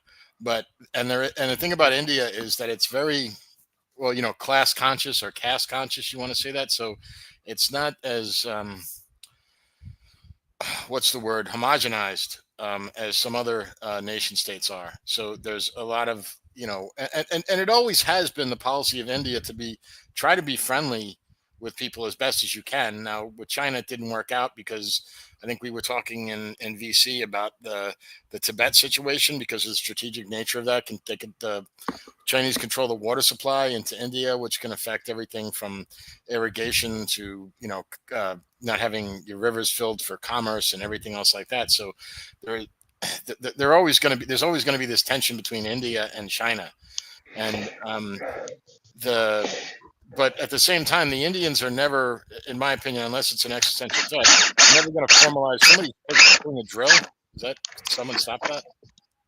That's Gabriel. Stop. Yeah, I muted him. He unmuted himself, and then he started drilling. Trying to have an open mic. The guy's fucking building a house. Yeah. So as far as like which way the wind is blowing is among the general populace in India, it's very hard to gauge. But I think the overriding point is that India will do its best to stay neutral, because that policy has served them well for a long, long time. And I don't think they're going to I think they're going to stay out and watch. And I think that the Indian government is going to do what's best for the Indian nation, which in my opinion, they should. Of course, but John, you need to, Indians are like the old school diplomacy guys, like the same as the Russians. When 12-day war between Israel and Iran broke out, Russians condemn United States strikes, say that it's like aggression by Israel, but they don't go ham on Israel, because we need to keep both sides engaged. Same is with Indians, but look at some other actions, who is pushing India to become the permanent member of Security Council in United Nations. Even if though that fucking institution is outdated, but it's Russia basically the main guy between pushing India to become the member of Security Council. You need to look at that, and who is opposing India to become member of Security Council? Yeah, but I mean, don't you think it's true that the United States would kind of oppose any more members? Because I mean, the Security Council was originally only 5 members, right? Then it's vetoed by China. It's not by the United States. It was okay, but the United States opposed it, didn't they? BRICS, Slava BRICS. But obviously the Chinese wouldn't like it, but I mean, the idea of the Security Council of the United States doesn't like to share power, as everybody knows, right? So we don't want any more permanent members of the Security Council, because I forget how many permanent members we have now, and then there's rotating members of the Security Council is bullshit. I don't know. It doesn't really matter, because if one vetoes, the decision is like void. So you can invite as many as you want. United States can like veto anything. So I'm just saying that look at the like background political like actions. Like, you don't push someone to become the member of Security Council if you are not like working in the background, like between you. Like, it's a massive political boost. Well, I mean, it's no secret that Modi and Putin personally are friends in real life. Like, they get along. So part of it's just because of that. Like, even like Xi and Putin, I don't think are besties, okay? But Modi and Putin actually like each other. They enjoy talking to each other. Yeah, you all remember the face Putin made when Xi went to hug him. He was like, "What the fuck?" Yeah, but when he had no problem when Modi hugged him, he was all for it. Oh yeah, because but I think it's like the surprise of how out of character that is. You know, while as with Modi, it's like absolutely you in don't character. understand fucking Russians, our Slavic people, man. That's please how you explain. judge. No, but Bulgaria, though, you do believe that Modi and Putin are friendly, yes? Probably, yeah. The same with Xi Jinping. Like, they are friendly. Like, you friendly, like, but would they be friends? you are judging the fucking appearances. Russians, like like we Slavic people, we don't fucking express ourselves in public. We don't You're not like with French. I get it. share emotions. Yes, I understand. Yes, it's true. No, you see, Bigari, I have this core belief that is that the masks are super honest. You know, like everything that is done under a false pretense, every lie, every mask is a very honest expression of whatever it's trying to hide. Gabriel, I'm saying that, like, of course, I'm not saying that Putin and Xi Jinping are like friends or something like that. I'm saying that don't judge the actual relationship based on the fucking public appearances, especially when it comes to Russians, like Slavic people and Chinese, because it's all fucking theater. Like, we play, like, Chinese play in public, we play in public. It's not like I don't know, we do not wear our heart on our sleeves, as they say. No, I think the point is I think the point is that China wanted to present that they are very close to the Russians, so Xi Jinping hugged Putin, but in Putin's mind, they're not really at that position yet. Then he got shocked that he got hugged. So that's that's what they are trying to say. I know culturally we don't like to touch each other. We are not so homo, but then in diplomacy, every hug, every handshake makes like there's a meaning. Like Putin famously have this stupid long table. He made the Macron sit very far away. Like there's diplomatically there's meaning. So the hug came as a surprise to Putin. Because it's like he wasn't expected it. Maybe they never discuss. They have their own guys behind the scene discuss what is the protocol. You don't expect fucking a hug from fucking from Xi Jinping, man. Like, so of course, like he never hugs anyone. Like, so you can never expect it from any Chinese man, especially him. Yeah, I think that's exactly what Putin was saying with his expression. Like, you're fucking Xi Jinping. Why the fuck are you hugging?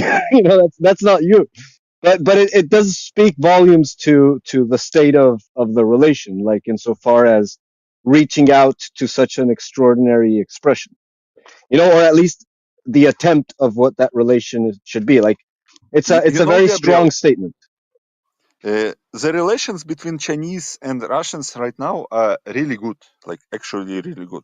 Yes, I think everybody actually really good, and you can judge that by the amount of the articles in the Western media that are trying to stir the shit up between them. Like, oh, they are faking it, they are blah blah blah. Like, Like exactly. they remain You can tell. the fucking strategic rivals. They remain rivals, especially in Central Asia, because it's like the hotbed. And they have extreme common interests too, right? Especially, and even more so, especially since what the strikes on Iran, right? So because the Chinese, Iran is not the like primary interest. Like Kazakhstan is the primary interest between them. Yeah, but isn't the oil supply that the Chinese? What were the numbers on this? Someone like it's not the oil. So the Chinese buy 90% of all the oil export from Iran, and Iran's export to other countries, China is number 1, and then is as big as the next 5 countries combined. So China has absolute control over Iran. Just to say, no. You can look at the like. If you want to understand the importance of the Central Asia, you can look at the population dynamics. You can look at the population dynamics in Uzbekistan, for example. Since the fall of Soviet Union, the population of Uzbekistan rose like something about like 70%. So like the whole world is like fucking dying. The Western world is dying. And the populations of those like Central Asian republics are rising, because like same with Azerbaijan, it's mostly Muslim countries, of course, like African countries. But and there is a lot of natural resources there, of course, like oil, gas, and so you need to fight for those markets, because these are like highly developing markets. Like Azerbaijan issue.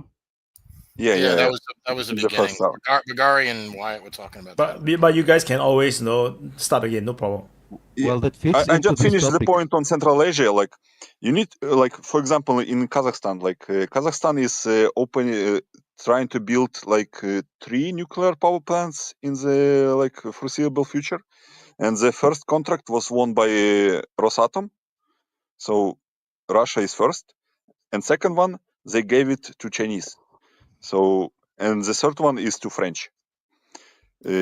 So you can see the priorities. They're letting the French build one.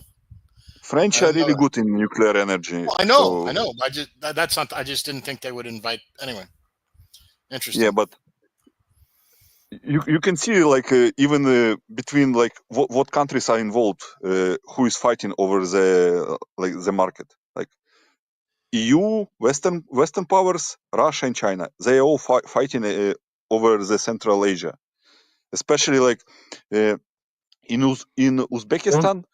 Chinese fucking dominate with investment, and nobody can rival the Chinese in terms of investment. That's why Russia is losing so much fucking ground in Central Asia, because they cannot rival the Chinese with investment. And like the anti-Russian sentiment is like, if you look like Uzbekistan, for example, most Uzbekistani migrants are working in Russia because they are going, because the language barrier is basically non-existent, because people know Russian. They go to work in Russia because you get good money in Russia. And but how Uzbekistani government is treating that? They are like Russia, you owe us. And look at how they are dealing with, like, for example, there was a problem in United Arab Emirates, in UAE, with Uzbekistani migrants. And UAE basically banned all the fucking Uzbekistani people from working in UAE, and Uzbekistan said fucking nothing.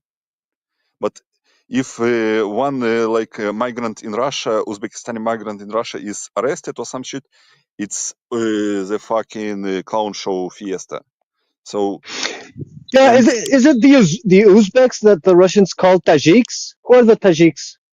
Tajiks are a separate nation, Gabriel. You know geography well, like, and like, yeah. Okay.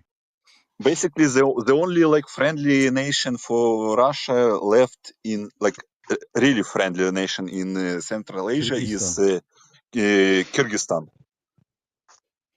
Kyrgyzstan is the only friendly nation of Russia left there. Kazakhstan still has a huge Russian population in it. Kazakhstan is super anti Russophobic right now.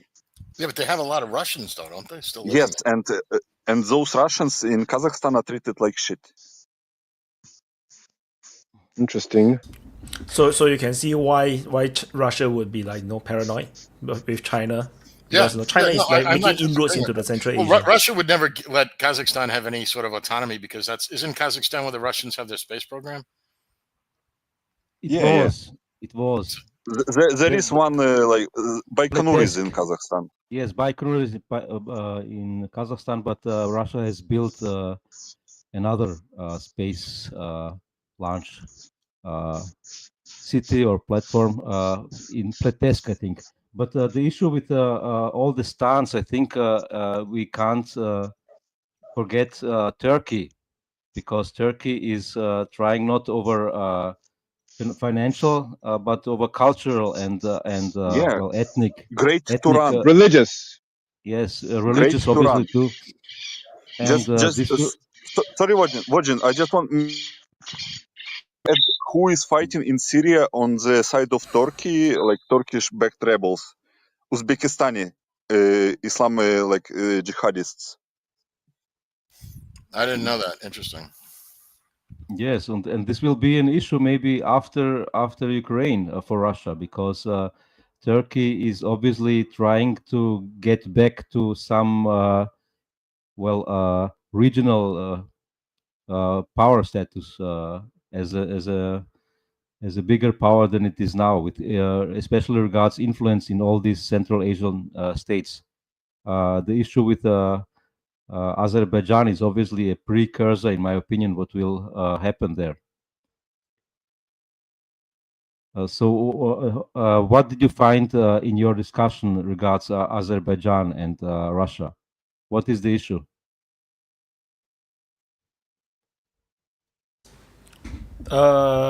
Middle corridor. Is about the middle corridor, and also about Armenia.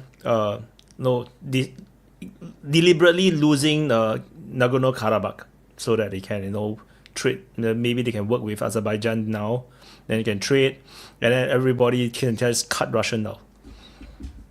And I think there's one more thing, I forgot which one, but yeah. But you can share your thoughts. You don't have to care about our previous conversation. Yeah, I think this is mostly what I would have said as well. It is. I think the Armenian president or prime minister was in a meeting with Turkey and the Azerbaijanis. Obviously, there is some deals happening there, which would cut Russian influence in the area. And this is obviously the perfect opportunity for Turkey and Azerbaijan to do it, because Russia is the Crimea war is so back. Once Russia takes Odessa, then Turkey is gonna go and invade for Crimea again. No, but did you guys see, talking about Azerbaijan, that Pezeshkian, the president of Iran, was in Azerbaijan, and he was really huggy and friendly with the president of Azerbaijan. In Iran, at the beginning of the show, Vojin, at the beginning of the show, I asked Wyatt to share on the screen the article from Astana Times about the Middle Corridor, because the British government in the UK, the parallel, the House of Lords, held the meeting about the Middle Corridor and how they will facilitate trade between Kazakhstan, Central Asia, through Azerbaijan and Turkey. 3 days ago. Coincidence? I don't think so. Well, probably not, but there is always these power games happening, obviously, and I think Turkey is the big power behind it. They want to gain influence, and if the British help them, it's not the first time that they do, or because they have common interests there. Weaken Russia, especially on the south flank. But do you see any chance that this will escalate somehow? Because the West tried to open another front No. against Russia with Georgia I think it will already. de-escalate. It's already de-escalating. So Hey, guys, they are let not ready. Nika let Nika's hand's gonna fall asleep if we don't let him talk. Just a comment about Nagorno-Karabakh. As I understand, I'm not very knowledgeable about the issue, but what I understand is Armenia tried to cut the Armenian leadership tried to cut ties with Russia by joining the European Union, and they cannot like join the European Union with if they have like a continuous a continuous issue happening with Azerbaijan, so they practically give up Nagorno-Karabakh to settle things with Azerbaijan, so they can join the European like Union and the European group, because practically the leadership is the new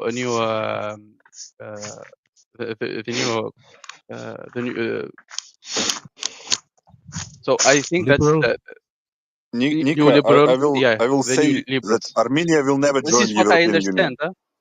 Yeah, but this is what they want. They will never This join. is what they want. Yeah, but this is what my understanding. It's like the I can be situation wrong, with of course. Turkey.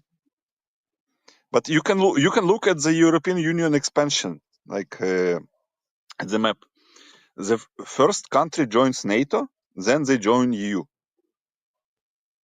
Or vice If versa. you look at the expansion in South, like in the Balkans, etc. Country joins NATO, so country is captured militarily, then they captured economically, then they join But EU. they can do the reverse. It's not like something uncommon. I think they can join European Union by default. They will never join. They are is what just used as a fucking. Sorry, I think he's trying to say. He's not saying they're going to join. He's trying to say that's the sentiment of the Armenian people. That's the carrot. Leadership. No. That's the carrot that they're throwing at, like just like they did with Ukraine. Exactly. Like, oh, join us. Like, do this, and you will be able to join us. You're never going to join them, but that's what they tell you. Well, yeah, the issue the is thing about the NATO and the EU. Like, as far as I understand it, Turkey is still not a member of the EU, but they've been a member of NATO since the 1950s, right? So yes, but Turkey, like EU, is not interested in Turkey joining. So, like, for economical there was reasons. a time. There was a time that the European Union was relatively interested, and Turkey has started negotiation, I think, 30 years ago to join EU, and they are in the waiting room basically for 30 years. And I have read some piece on the issue that once United States destroyed sorry, the Iraq, basically, that Turkey was not interesting anymore for the EU, because getting to the oil across Turkey would have been very interesting to the Europeans. But once Uncle Sam put his boots in Iraq, there was no access anymore, and therefore Turkey was not anymore interesting for the EU. Well, sounds like a theory. I'm not convinced, but I'd want to go back regarding the Armenia issue. It's very strange to me why they are doing that. Obviously, one can argue that it's not in the interest of Armenia to do that.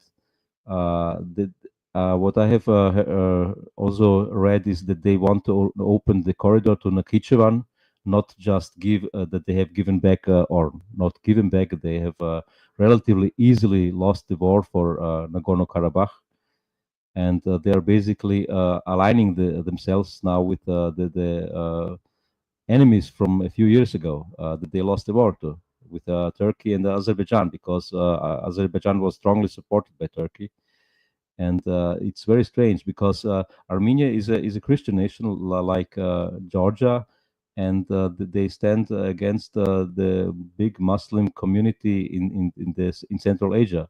And the only one who can really protect in long term, I don't think for the next 10 years or 20 years, but long term, centuries, it's only if they have the support of Russia, because in this region of Middle East, there have been Christian populations, quite big even.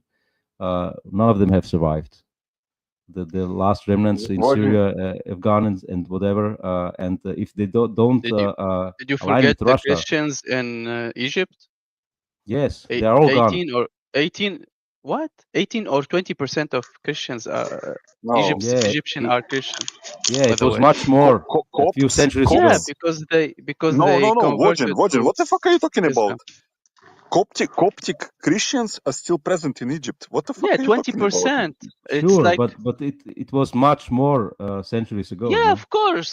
They were Yeah. pagan before the European, before the Christian.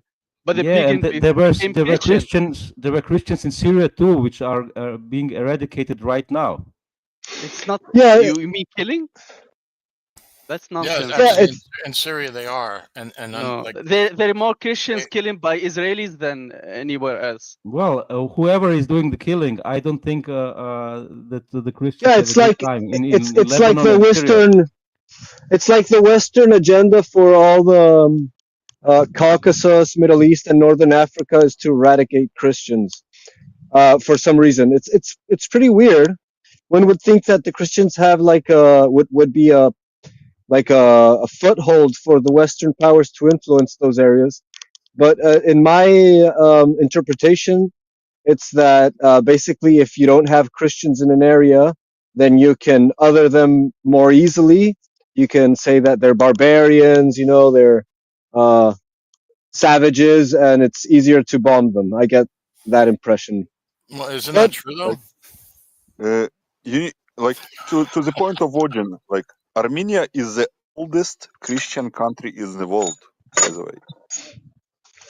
They adopted the Christianity before everyone else. It's the oldest Christian yeah, country in the world. well, there's an argument between Armenia and Ethiopia. Yeah, Ethiopia. Ethiopia. Yeah, Ethiopia was Coptic Christians, the same Christians that are in Egypt right now. Egypt, yeah. So, to that point, like there was Christian communities in Iraq where they are right now. They are gone. No, they're gone. They're in Syria. When they gone? When they were like ISIS made them gone. who? It's just after recent, the United by the way. States fucked everything in Iraq. Yeah, exactly. No, I'm not talking about why. Whose fault it is. I'm just like, saying it's a reality. They were forced to leave.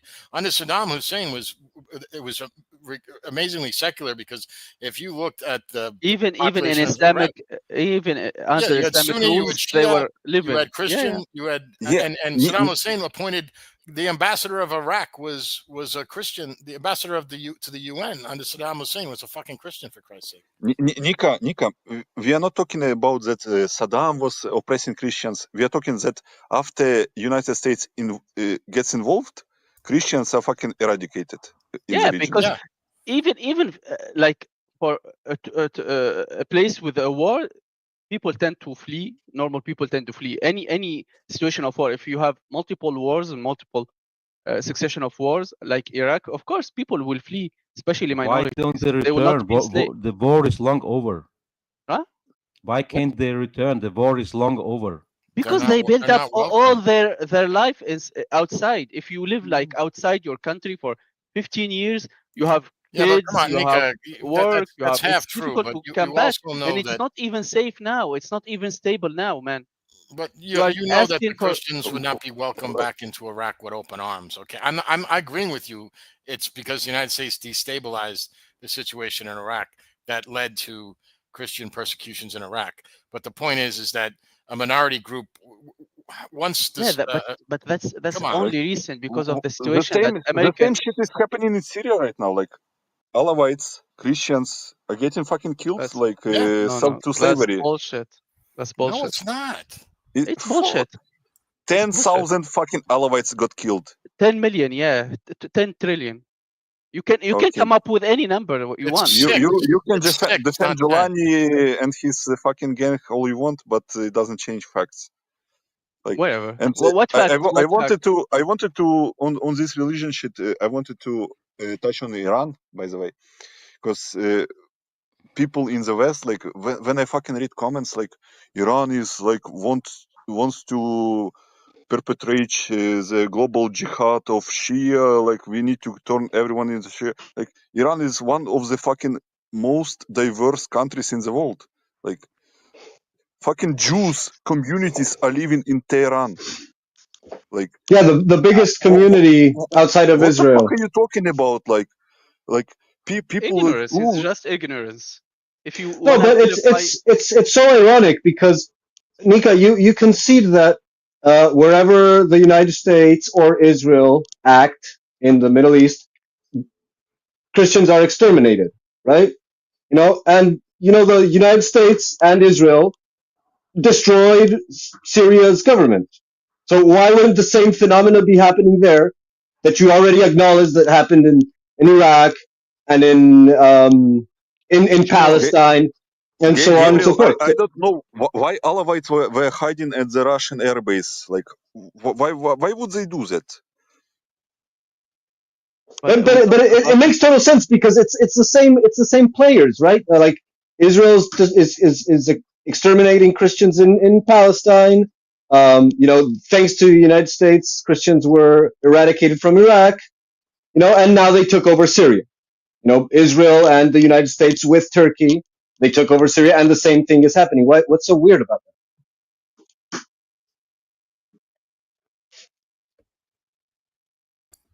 that? Nika? it's a long discussion, but we can agree that chaos will not bring any peace. Will make everyone Sunni, Shia, Alawi, everyone will be like if you have weapons, if you have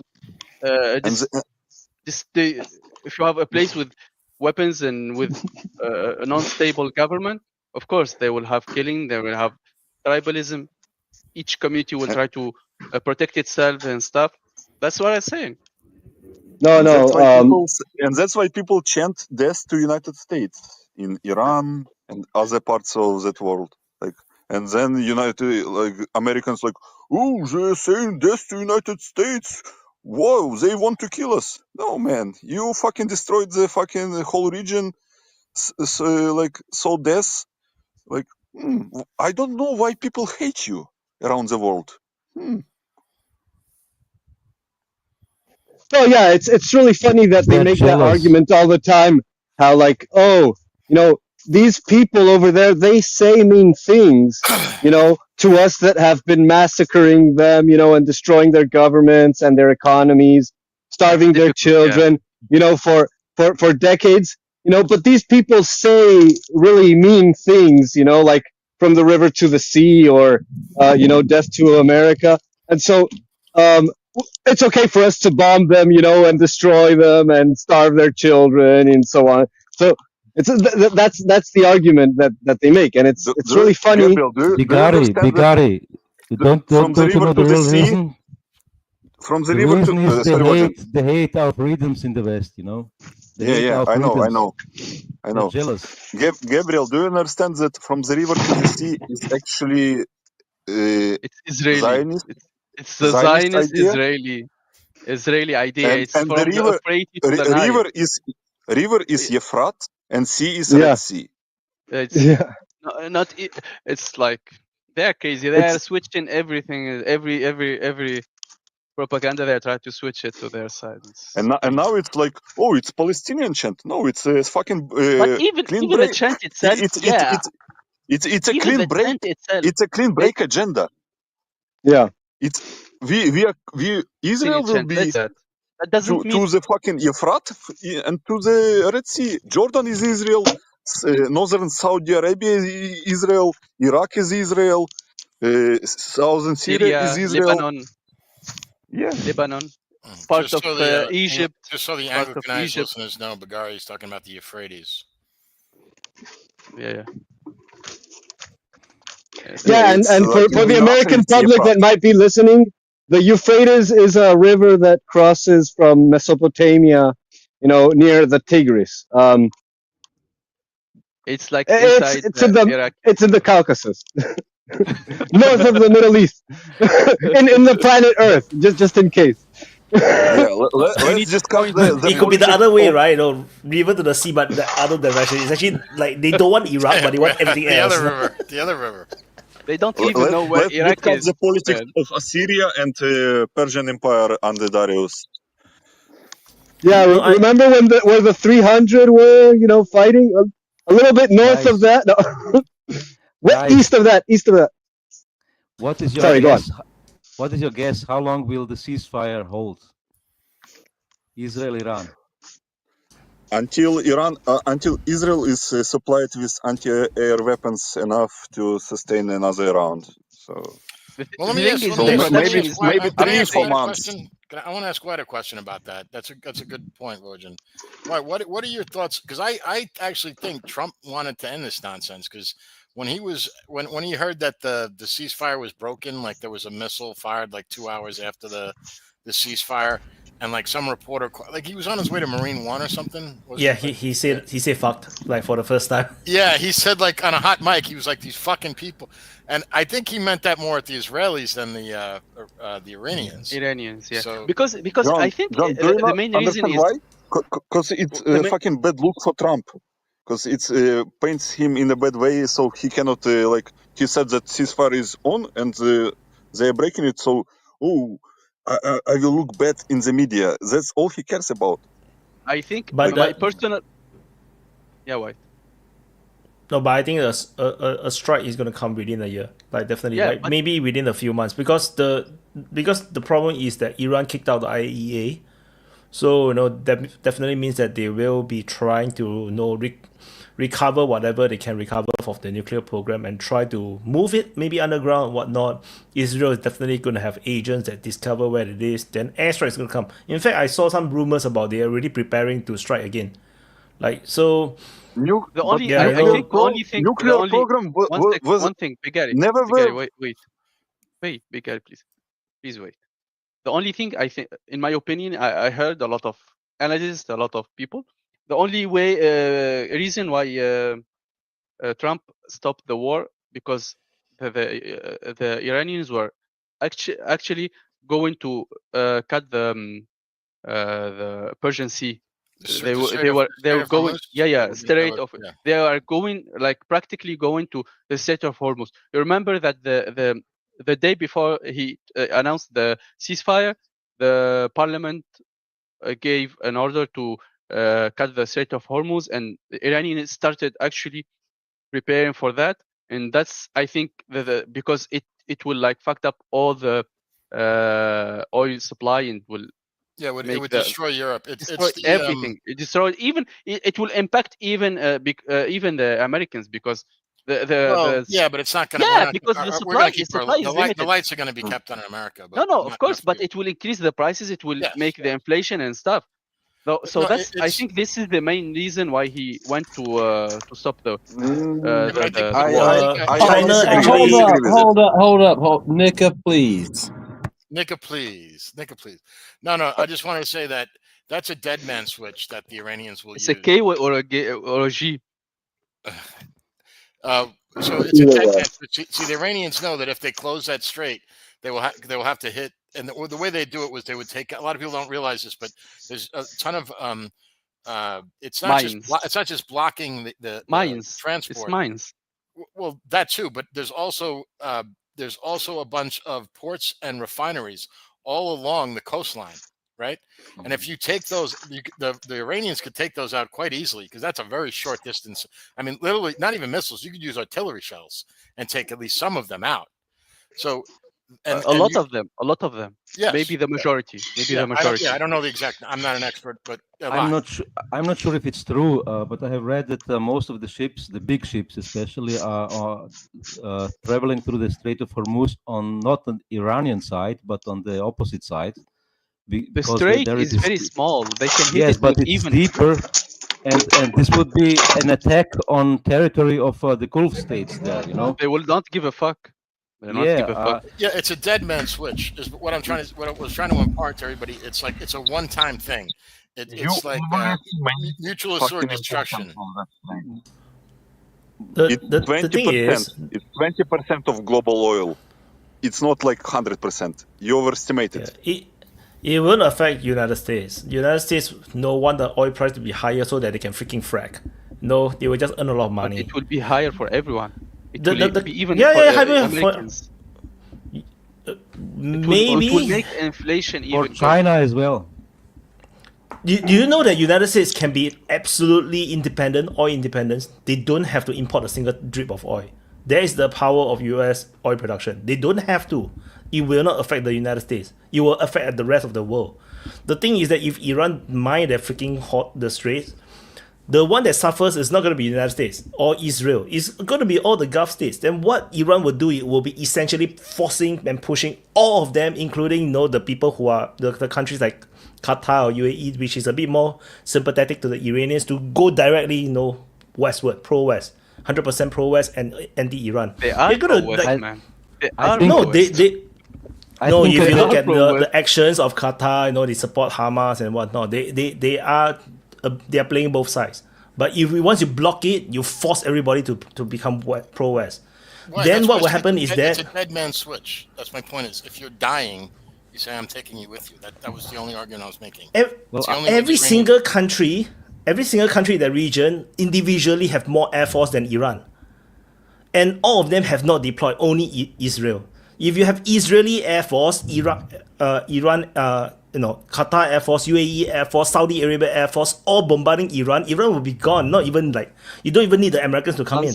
Nonsense, man. What nonsense? The Israelis have been flying all over the place. You can say that they reserve. They can reserve. You know that. And the thing is, it's not just about winning the war. If let's say they bomb all the cultural sites, they bomb all the things that it matters to the Iranian civilization, your country will have nothing left. Even if you survive the bombing, your country will be destroyed of its soul. The Gulf countries are very fragile. Than those aircraft. Yes, but the thing is, if you cut their oil supply, you're asking for war. It's a war. Wyatt, you're showing that you are part of the Western society in Singapore because you are what society? Sorry again. Western society, because Singaporean, kind of embedded with Western society, because you're talking about if you destroy the cultural sites. Okay, I can tell you why. I can tell you why. In Singapore's doctrine, the fucking complete opposite effect. If you I tell you what's the Singapore's doctrine. Let him talk. No. It's a national policy. I can tell you, in Singapore, we have declared openly anybody that blocks the Malacca Strait is a declaration of war. It's an act of war. We will go to war. I'm not talking about that. I'm not talking about that. I'm saying that it is the same thing that is going to be in the Middle East. I'm just saying that. Why you think that is I'm talking about your comment that if they bomb some cultural site in Iran, the country will collapse. The country will not collapse, but your entire soul of the country will be severely damaged. What is Ukraine without all the Golden Dome? It will work completely the opposite way. It will work completely the opposite way. I think Saudi Arabia. One second. Saudi Arabia tried to make the Houthis kneel for 10 or 15 years. They were bombing them day in, day out, and they couldn't win. They had to have a deal with them, and those are the Houthis. And the Houthis and the Iranians are on the same distance. The Gulf countries are very, very, very fragile. The society is very fragile. They're not even in the West. They are very, very dependent on the government, on the welfare system. If bombs getting dropped, you don't know the society there. They are very spoiled, man. I work there. I know the people. They are very spoiled. They cannot live without technology, without that luxury, man. They are not used to live on that kind of hardship. Iranian have embargo for 30, 40 years. They have had a war with Iraq for 8 years, I think. They are used to this shit. They will crack down very, very quickly. The society will break down. There are still tribalism in. Okay, so let's say it breaks down. Okay, so the society breaks down. They will be hurt before even No. Iranians. So now we game play this. So let's say the society breakdown. Okay, then what happened in these countries? They will surrender quickly. They will have an agreement quickly, man. They will push. So the government will give up and surrender and let the Iranians just block the no. They will agree. They will have an agreement with Iran, like they did an agreement with the Houthis. But you say they mine the sea. How they can have an agreement? The mines have no eyes. What? You say you mine the sea. The ships cannot go past if it's a mine. If you block it like the Houthis through the rockets and missiles. Not even that. Not even to that point. I mean, Iranians can hit even the capital cities and major cities and major oil refinery, major electricity. They will be boiled in the heat of the summer. Okay, so why Iran don't do it now? Because they have. They could have like if that's the theory. Maneuver. They still have maneuver. Look, man, I'm gonna explain it to you. Okay, the real reason why the United States called for a ceasefire and stopped the fighting was because they ran out of air defense missiles. Now, what the fuck is the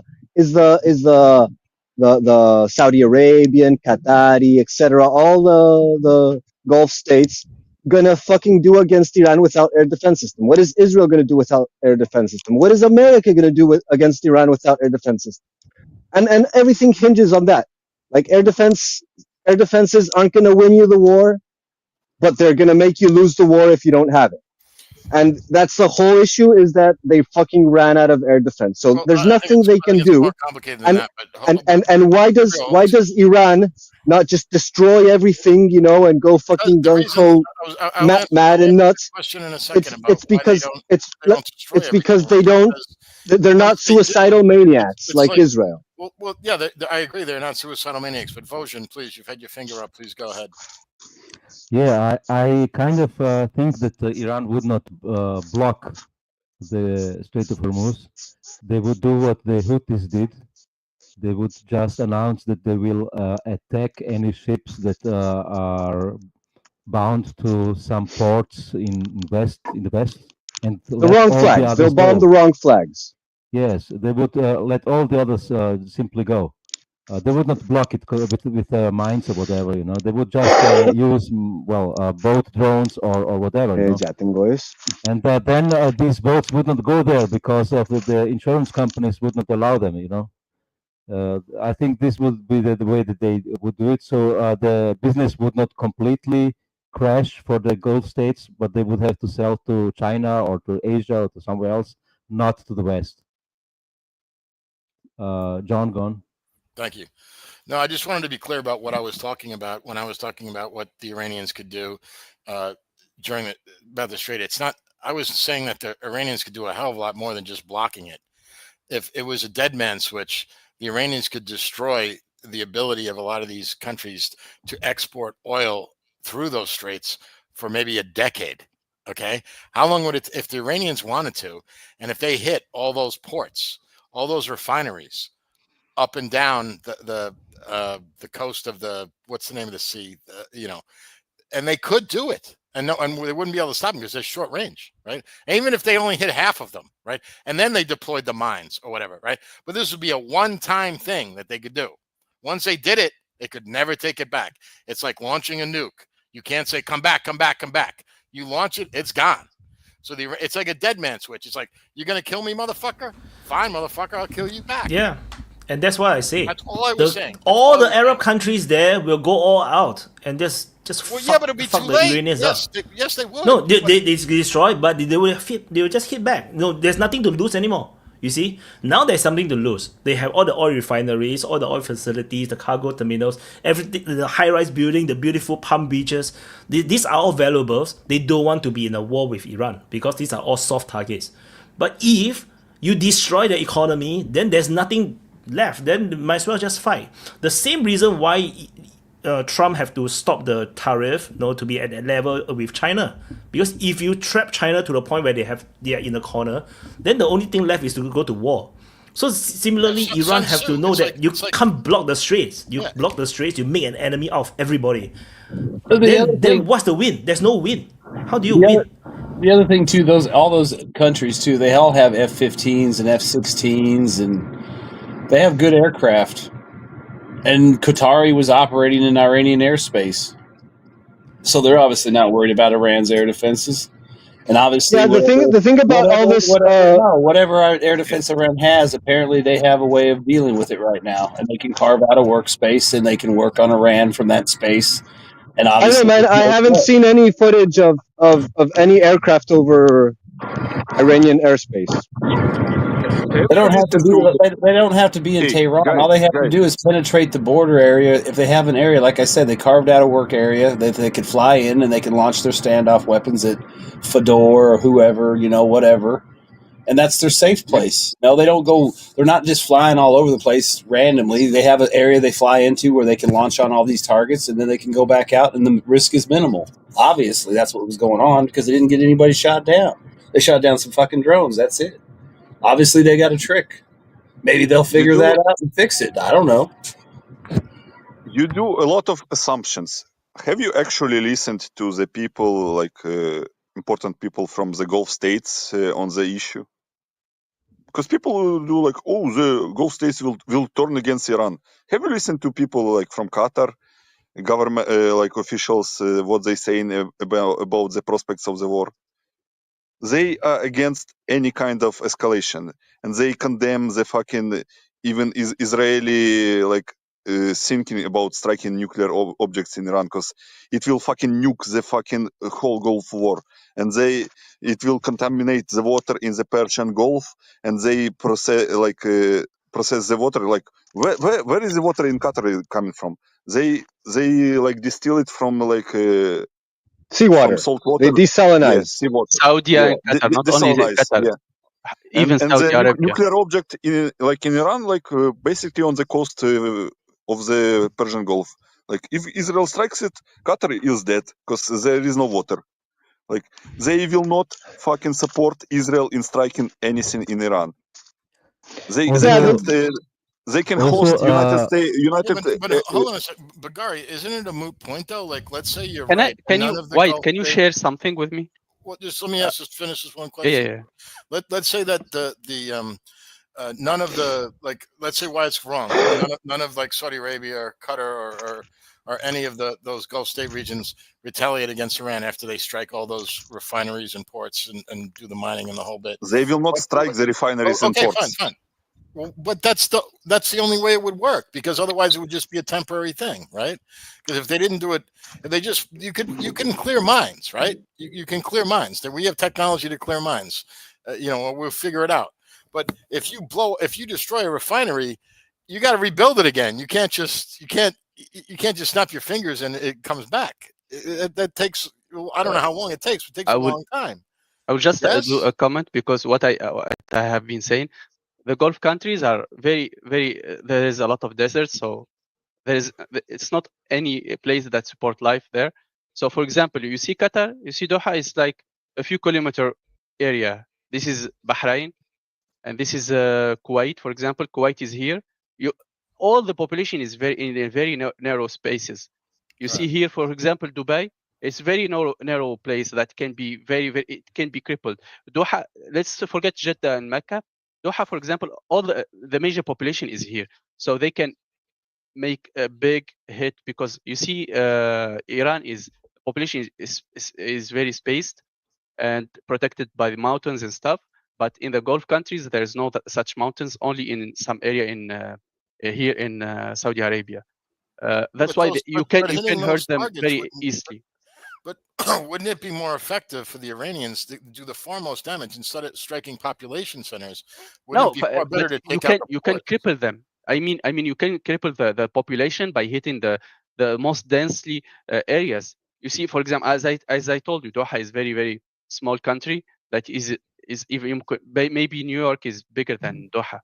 And right, but let's say you took out. I see you've learned well from the Zionists, Nika. Good for you. Yeah, of course. Like, the United States could take out No, I mean, think about it. Like, let's say Russia took out the United States and Los Angeles, like the two probably biggest cities in the United States. The United States could still wage war. But I mean, if you took out, let's say you totally took out the power grid of the United States, which you could do a lot easier than taking out all of New York or Los Angeles, that would cripple the United States' ability to wage war. Yes, but even more engulfs the country because you have salination water that work there. You have AC. Yeah, if we have no power grid, if you have power grid in the United States, there's no way to pump water into. Yeah, but the United States is a big country with a which large. Makes it more vulnerable if you take out our power grid. Yes. Yeah, but you can support the one power. If even one power grid is hit, they can support it by others. Like what we have 3 power grids in the United States. Literally, it's a moot point. It's a moot point. Okay, guys, look. Let's go back to the point. Sorry, BI, go. John, you're thinking about like what Iran should do from the American point of thinking, from the American strategy. Iran is not thinking like that. They are rational actors, opposed to what people say about Americans them. are not rational. I agree, Bulgaria. I'm not rational. I prove that. What they Iran will not do anything drastic until they are fucking in the corner. I didn't. No, I agree. That was my whole point. I didn't. That's why the war had to end. Scenario. Fucking in the corner. Fucking in the corner is pretty drastic. Because what you are discussing is the end game, when Iran regime is on the brink of existence, but it will not come to that. You don't think Netanyahu wants it to come to that? He wants, but he cannot do that without the ground invasion. Netanyahu will not do anything without the blessing of the Americans. That's 100%. Who controls America when it comes to Middle East? Yeah, they both. I told you before, it's a gay relationship. Both fuck each others. Guys, the only way to change the regime is to occupy the country. And this is the point of the Iran war. It's not a fucking nuclear program, blah, blah, blah. Nobody gives a fuck about nuclear program. The only the objective is to change the regime of Iran. Say it ain't so, Bigatti. Say it ain't so.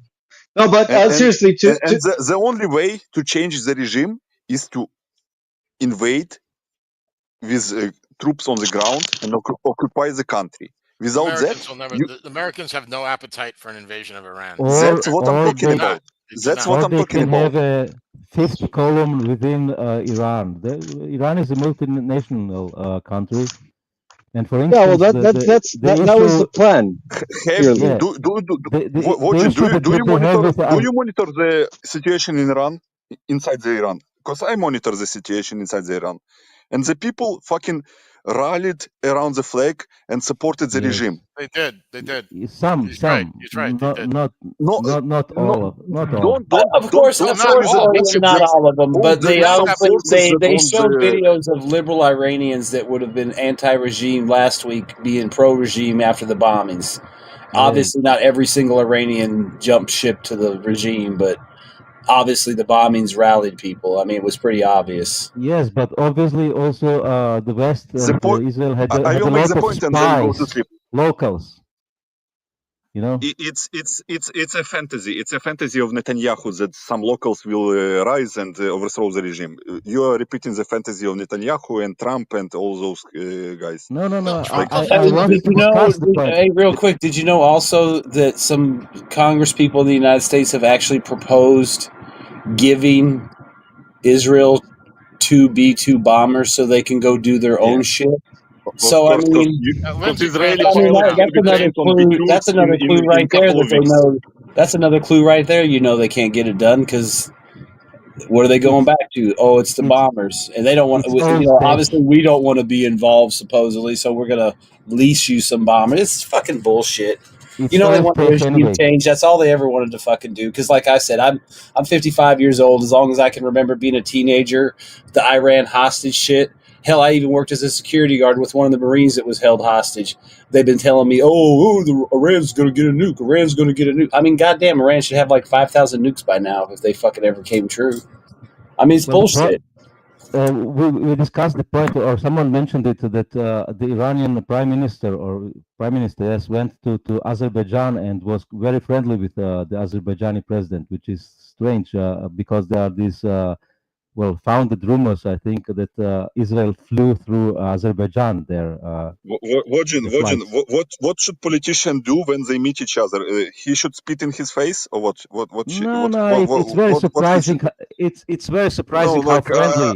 I want to ask you a question. Like, how would you behave? Let me finish. Then ask. Yeah, how does Zelensky treat Putin? Is that does he hug and smile?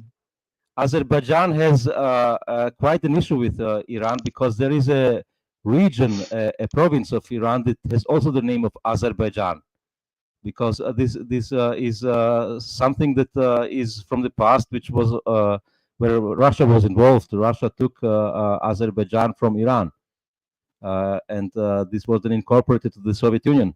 But this was obviously the same people live in Iran as well, and Azerbaijan could have interest to use these people, to break something off Iran, and this could be the fifth column of Iran is a possibility. And I think therefore the Iranian president was very friendly with the Azerbaijani president. Vaun, do you know that Pezeshkian is Azerbaijani? Yeah, he has some Azerbaijani stuff. Pezeshkian is from Tabriz. Tabriz is Azerbaijani province. Pezeshkian is Azerbaijani by his origin. Interesting. But he's Iranian. Interesting, yes. Like, I know, because I interested. No, yeah, but look, Bigari, there is some significance in that, because like, by the same token, Zelensky is actually Russian, ethnically Russian, and like, he should be making a good relationship with Putin, but they do all sorts of diplomatic disaster towards Russia. The same thing with all of Europe. They're constantly, so it's not like a universal fact that political parties will always be nice to each other. Look, you got Azerbaijan and you got Iran. Azerbaijan's not in a position probably to start fighting Iran or getting involved military with some shit with Russia, and Iran just got fucking spanked, and they're probably trying to lay low and not get any more fucking heat on them. So they're gonna go there and be nice and shake hands and act like they're friends and all that, and maybe they'll work something out. Maybe they fucking hate each other's guts, but I mean, obviously those two guys are not in a position to fight, so they're probably going to be nice so they don't fucking fight. The only point I make is that grown people, when they meet each other as a politicians, they don't fucking, oh, I hate you. No, they will hug, they will shake hands. Like, people are so fucking retarded. Oh, he was too friendly. Like, what the fuck? What is he supposed to do, man? Like, no, he's a fucking politician. Right, but at the same time, what Vaun said is probably true. I think you would even concede that. What? That Iran doesn't want to fight? Of course. No, I think he's talking about what Voyan's saying. I'm just saying, I figure they're just being nice to each other because they're both in bad positions and they can't really antagonize each other and bring in big brothers that they can't deal with. So it's a sensible position. And like you said, I agree with what you're saying. I mean, they're nice. I mean, look at Putin and Macron, or Macron and Trump, or Trump and Putin, or Trump and Xi. I mean, they may have rivalries, but they're not, you're not going to go up there, oh, fuck you, Xi, you fucking asshole, you killed all those students in Tiananmen Square, like somebody would think he should go do. My argument is not about the menace. My argument was not about the menace, because obviously this is a diplomatic niceties. But why is the Iranian president at this moment of time traveling even to Azerbaijan after Azerbaijan let Israeli airplanes through? Maybe to discuss Iran. This shit. Maybe to discuss this shit. Yeah, but he could have sent some official, some high-ranking official. Maybe it's a way of cooling the fires, like trying to, smooth things out. Maybe that's I don't know. I have no idea. Yeah. I'm just saying. Maybe the reason is like, hey, shit's getting crazy. Let's calm the fuck down. It's a conference where not only Azerbaijani and Iranian officials were. It's Turkish officials. They were discussing all the shit on the highest level. Will you send your, like, I don't know, like, fucking clerk from the office to discuss shit with president of the other country? No, you go with the highest level. Yeah. Well, in fairness, it depends on the country, though, right?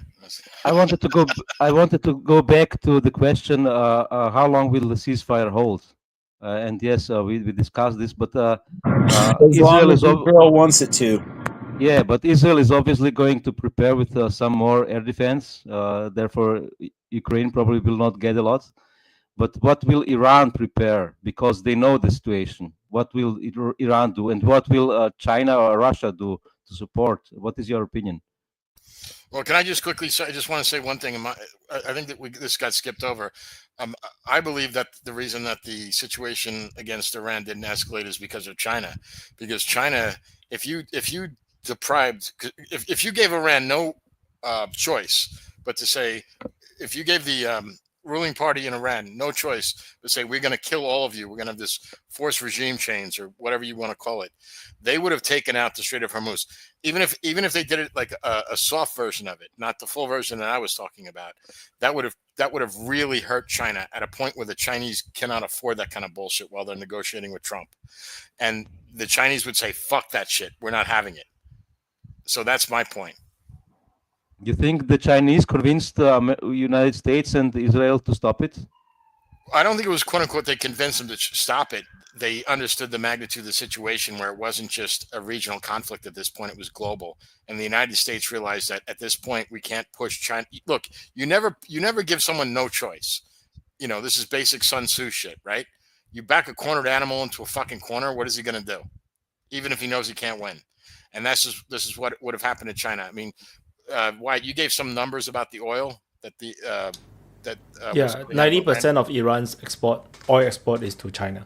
So yeah, because they are sanctioned, so no one dare to buy. Only China dare to buy, and that's also the reason why they don't want to buy more Russian oil and gas, because they want to diversify. They don't want to get controlled by Russia, and but no, if by pure trade export, China is number one. And then 2, 3, 4, 5, 6 all combined together is still not bigger than the export to China. So that's how much leverage China have. And China is the one that tell Iran that you cannot close the straits, because China also buy oil from other people. So you cannot just say Iran is United States don't dare because there's some fallout damage. Like China is the one that's controlling Iran, like a lot for a lot part. Which is also probably why you see Russia is not it's not like that close with Iran. Like Iran rejected Russia's help, and also Putin don't have like particularly very positive words for Iran as well, because they know Russia know that Putin knows that Iran is the little brother of China. Like it's not really with Russia like how we perceive it, because of the Garan drones and everything. So yeah, Vaun. Yeah, I was just going to say, I mean, I kind of feel like, with Iran, they'll just lay low. And, I mean, what the hell was your question, John? No, it was my question. I asked Wyatt to expound on. Oh, no, I wanted Vaughan's question. Never mind.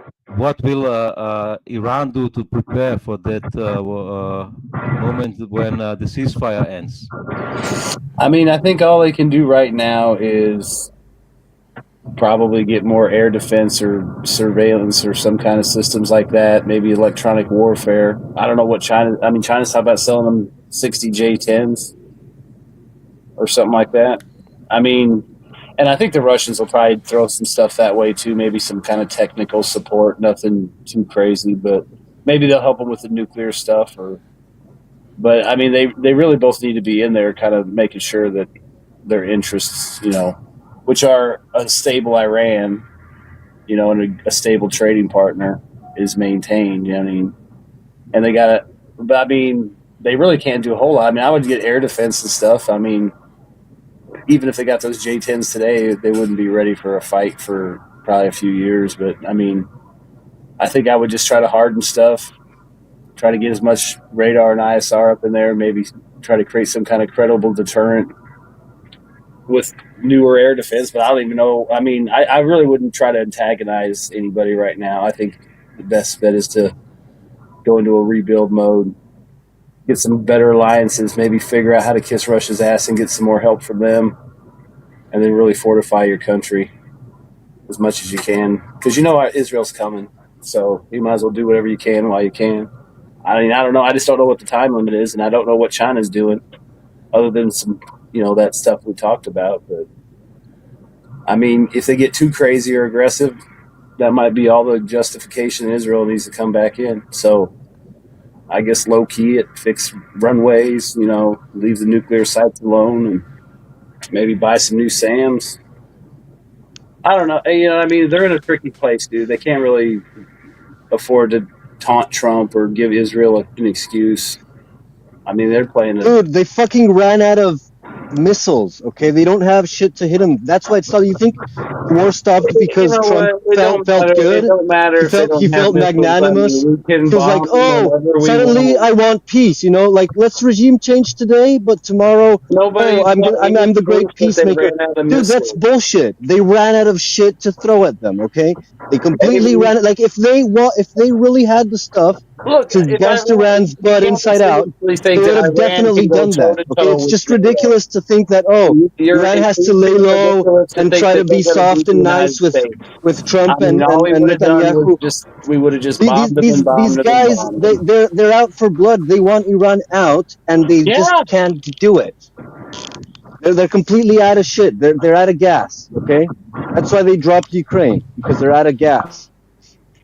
Super chat by Tech Dupe.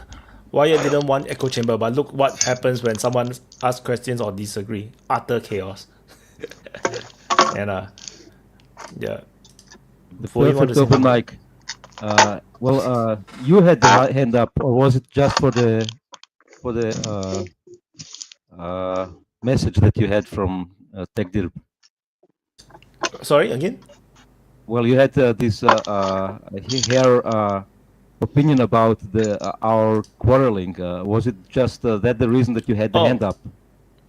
I thought you would want to answer. Oh no! I also wanted to say the super chat, but I also have a response. But never mind. I already slowly forgetting already. It's no, but to this whole thing, like Wyatt always says, okay, if you want a multipolar world, you're gonna have conflict. If you want to have a not echo chamber, then you're also gonna have conflict. Like if you have different ideas or different power poles, then you're gonna have conflict. That's the way it is. You're not going to have a nice, friendly, non-echo chamber discussion. You're going to have a certain level of conflict. I remember what Vaun was asking about what should the Iranians do next, right? First, they need to sort out their air defense. But the problem is, will Russia sell them anymore? Because Russia will be demanding Iran to do something, like or go in a certain direction. Because they clearly see that they are a bit too close with China, and but the thing is, Russia don't need anything from Iran. That's a big problem. The lack of trade also is because whatever Iran have, Russia have. That is a problem. So it's hard to replace China in terms of trade. So they don't have a choice. But so what can Iran do to help Russia in order to get some air defense? Because I don't think Iran is that rich as well. Then they probably will try to get more from China. The problem is China's air defense is not sure, what kind of quality is that. And the thing is that there's some claims that as if Iran held back against Israel's airstrike. I don't think that makes any sense, right? Like I don't think that is the case. If you can shoot down half of Israel's aircraft, why not? There's no reasons to hold back. So I think there is some serious problem Iran need to solve. But then I think that before they can solve it, I think the next round of airstrikes might come soon. But the thing is, how fast can the Israeli rearm? Yeah, but why would the question I have for Wyatt is why would the Israelis be in a rush? Like why? I mean, they won't be in a rush, but they would definitely want to keep the iron hot, because the thing is now this is a Netanyahu war. We're not sure how long Netanyahu can survive as a leader right now. So Netanyahu definitely want to achieve his legacy. Israel is in a rush because First of all, because Netanyahu is in a very tight spot, so it's like his rush in the first place, but also because Americans' relative power is waning, is diminishing super rapidly, and if they don't have the preponderance of American military power, then they ran out of time. So they're against the clock. That's why they're in a rush. But they still don't have enough ordnance for defense or attack. Because one of the explanations why they actually stopped the attack is not just because they ran out of air defense, but also because they ran out of standoff weapons, and because they actually did not penetrate the Iranian airspace. That's a theory. I'm not sure. I can't confirm either way if they actually did enter the Iranian airspace or not. Is up for debate. They didn't necessarily have to. Only the B-2s had to penetrate the space. But I just want to say one quick thing before Nika goes. I just want to say the sentiment in America is the majority of Americans don't give a flying fuck about Israel or Iran. Yeah, there are like the Lindsey Grahams and stuff like that, and Vaun can speak to all that. And those who there are politicians that care about it. But even Trump was not someone that really, yeah, of course the Jews have, or the Israelis, excuse me, I don't want to get Wyatt's channel in trouble. The Israelis do have a lot of influence when it comes to U.S. foreign policy in the Middle East. That's true. But at the same time, let's be clear now. The real warmongers in the deep state, like the Lindsey Grahams and stuff like that, they hate Trump. That's a fact. They hate him. So anyway, I'm sorry, Nika. Sorry to take so long. Just I wanted to say also, we are focusing on the Iranian damage. Yeah, we know that all the focus was on that, but we don't know the extent of the damage to the Israelis. This is one thing. You don't underestimate how Israelis can be mouth tight about the damage they have. One example. You remember? Not you remember. You know about the cruise missile incident of the Iraqis that hit Israel in the 80s. Until recently, Israelis were adamant that there was nothing happening, but lately we know the extent of the damage. It was like 10-folds of what Israelis admitted to. So we only know the damage that the civilians shot, but there is a lot of damage that we don't know. Not even I'm not even talking about weaponry or interception or physical damage. There is like very other kind of damage to the information, and even the network that was working in Iran isn't the same network as it will be working. That's a strategic damage, but the actual physical damage that hit this is the civilians and the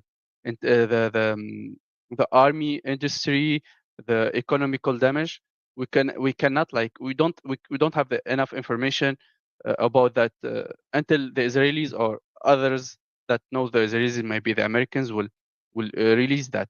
As I told you, we have like 40 years until we know that in 2020, I think they released the extent of the real damage that happened from Saddam Hussein's cruise missiles. Yeah, we may be all dead before we. We will be all dead to know the extent of what Iranians hit and didn't hit. That's what I wanted to say too. Well, satellite imagery is, civilian satellite imagery is but easily available nowadays. Yeah, it's but not so they can like filter that. They can filter that, man. Yeah, know how. But still, obviously, the Iranians had quite some success with penetrating the Israeli. Yeah, more than the Israelis or the Americans thought they could. That is true. Yeah, and both sides have needs to up their game in air defense. This is, in my opinion, the reason why they stopped it. And my idea what Iran will do is obviously they will also purge a lot of assets, Western assets and Israeli assets in Iran, and this is maybe something that the West can't build up so fast. Hey, Boyan, real quick on that. Do you think that the Russians and the Chinese might help the Iranians find the spies and to with counterintelligence? Most likely. I think so. Most likely. Yeah, but I don't know how good their intel would be inside Iran. I mean, but if they could, that's probably one of the things that they would do. It might just be technical assistance, like just tracking phones and stuff like that. Oh yeah, the Chinese probably were fucking aces at that. Yeah, probably, yeah. Chinese will definitely help. I think the Russian not so sure. Russian they'll definitely like ask for some trade because no benefits. I don't know. Like I think that's one of the things that because the Russians, like when it comes to like the strikes inside Iran proper, that was one thing that Putin is like, no, that you're crossing a line there. So I think he might. I don't know. Well, I mean, let's be honest. The Russians got more pressing matters right now. So well, still the Russians have pressing matters, but again, Russia and China, they are going for the multipolar world, and they want to weaken the United States, just like the United States and the West want to weaken Russia. And, and also, I don't know where this idea comes from that Russia is like bargaining with Iran what it can get out of it for its help. Like according to Putin, it's like they offered everything that they needed, that they would need, and Iran is the one that's putting the stops. So I don't know what it is that Russia is. Well, what Russia did was they helped the Iranians bypass the sanctions that had been imposed on them prior to how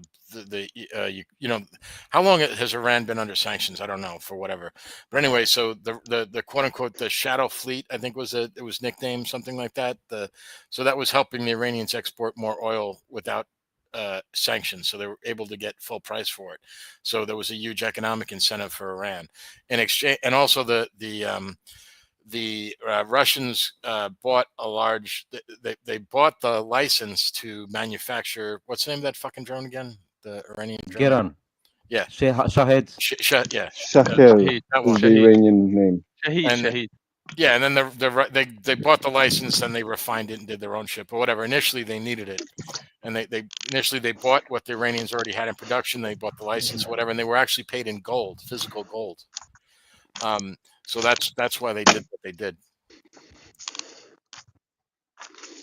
Well, remember that Russia was not especially big friends with Vietnamese people, but still, they helped the Vietnamese, the communists then, obviously. But it was also a geopolitical game, not game in the sense that it's a kid's game, but it is grand strategy. It was part of the Vietnam was a proxy war, right? That was the Soviet Union days. It was like a proxy war. Before the United States even got involved, it was basically the North and South Vietnam were fighting each other, and both sides were just kind of funding each other. Then the United States tried to whip their dick out and actually send over soldiers, and then we all know what happened.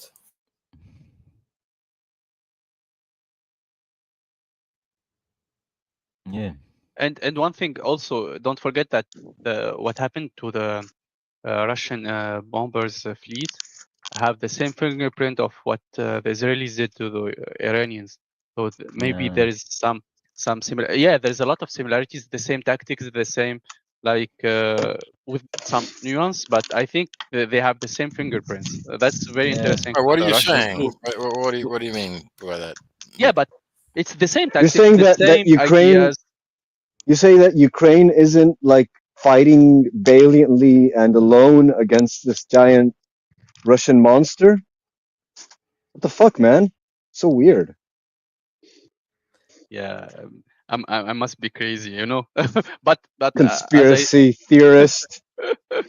But the drone use, I think it's not rocket science that people will try to do. No, but the same strategies. I mean the same things, the same strategies. People, you cannot deny there's similarities between the two operations that happened.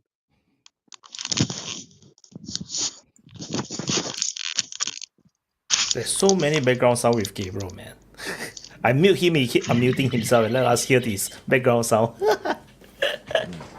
Why don't you weigh in? You were when you were in the military. You were in military intelligence, right? Yes, one of the. No, Intel is a very big umbrella. I'm just like one of them. But no, I mean, what Nika said is not wrong.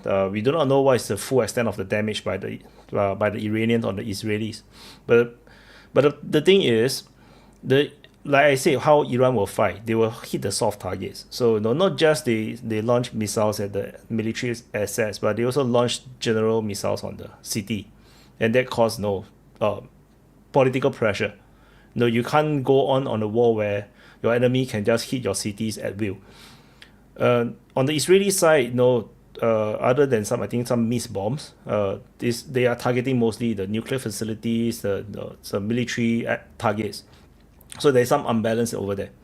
So in the full-fledged war, it will be a totally different thing. They attack the TV station?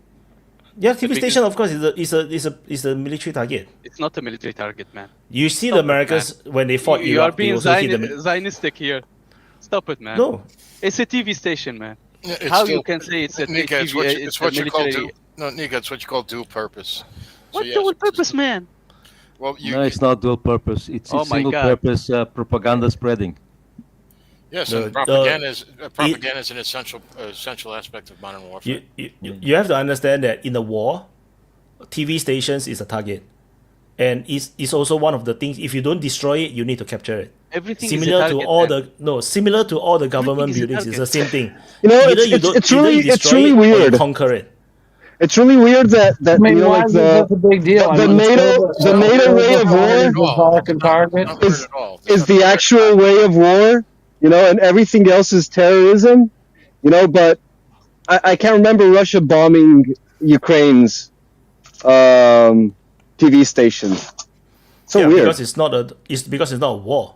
It's a special military operation. Of course not. It's a special military operation. I thought it was a full-scale, unprovoked when it's a full-scale war, invasion. what will you do? You will hit power plants. Yeah, you will hit power plants.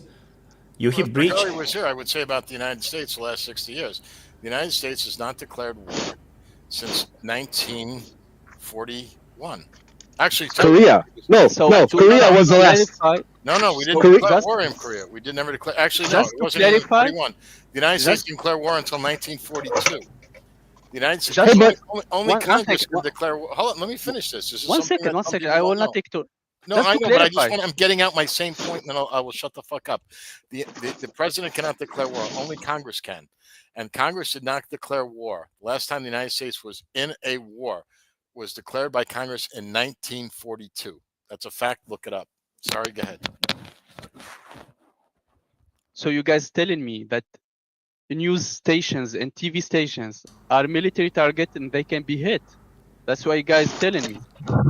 It depends on the type. Have you been in the military? Okay, I mean, think about it. If I was Russia and if I was the Soviet Union, I was attacking NATO, I would hit communications, TV stations, all kinds of shit. Depending on what kind of war I'm in and what kind of attack I'm engaged in, and what my results you can justify would depend what I'm going to hit. You can justify any target, even. Of course, it's a war. Yeah, that's why I keep telling people. No. In a war, people die. Legally. Don't bring your morals and ethics into war. I want to shut down the information, and I don't want people to get, emergency from their government and stuff like that, and not know what's going on, and not know where the Russians are coming from. Then I would blow up the TV stations and the radio towers and the cell towers. Think about it. Nowadays, it's going to be server farms because they're going to shut down the internet. Don't bring your morals into war. But like Israel just hit military targets, and Iran was randomly bombing the city of Israel. I mean, like we talked about yesterday. Exactly. Don't bring your morals.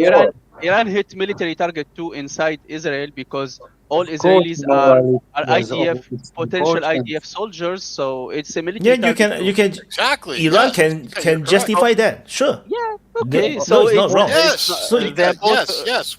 We're telling you, Nika. We're telling you, Iranians are Americans totally justified and Israelis for bombing Israeli orphanages. It's a fucking war.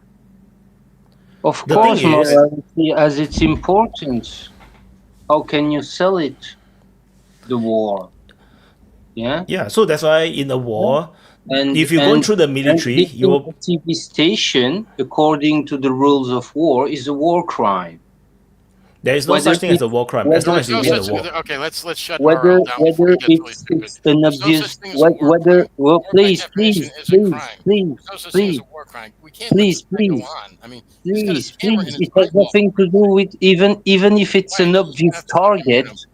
I'm not going to listen to this nonsense. Even if it's if it's an obvious target, There's no such thing yeah, as a war it's crime. hitting a TV station is a war crime, and Okay, that's fine. Let's War. It's stop that and simple. we can go. and that's how you are in a good position to sell your action to the public opinion or not. Hair that's kind It of doesn't getting ma- in the way of his camera. Okay, let me explain. Do you want to win the war or not? Simple as that. If you don't want to win the war, then you easily can do what a lot of these countries do, where they limit themselves to the point where they can't win the war ever. That's what happened to the United States in Vietnam War. They have limited themselves to the point where they can't win the war at all. It's not possible to win the Vietnam War for the Americans because they have Oh put my up too God, many red lines for Wyatt! themselves. The That's the truth. Americans carpet bombed Vietnam into They carpet bombed the jungle. They destroyed the entire. Same with Korea. They destroyed entire villages to the ground. They had no red lines whatsoever. That the happened, only reason yes. they lost the Yes. war is Not because cities. it's entire cities. They demolished the place, and the only reason they lost is because they didn't have the guts to spend more manpower in it. It's not because they had a humanitarian concern. America has never had any humanitarian concern whatsoever. It's not any war about they've waged. humanitarian concerns. It's about the way they fought the war. They didn't invade the country. They didn't mine High Fountain Harbor. They didn't do unlimited restricted bombing until later in the war.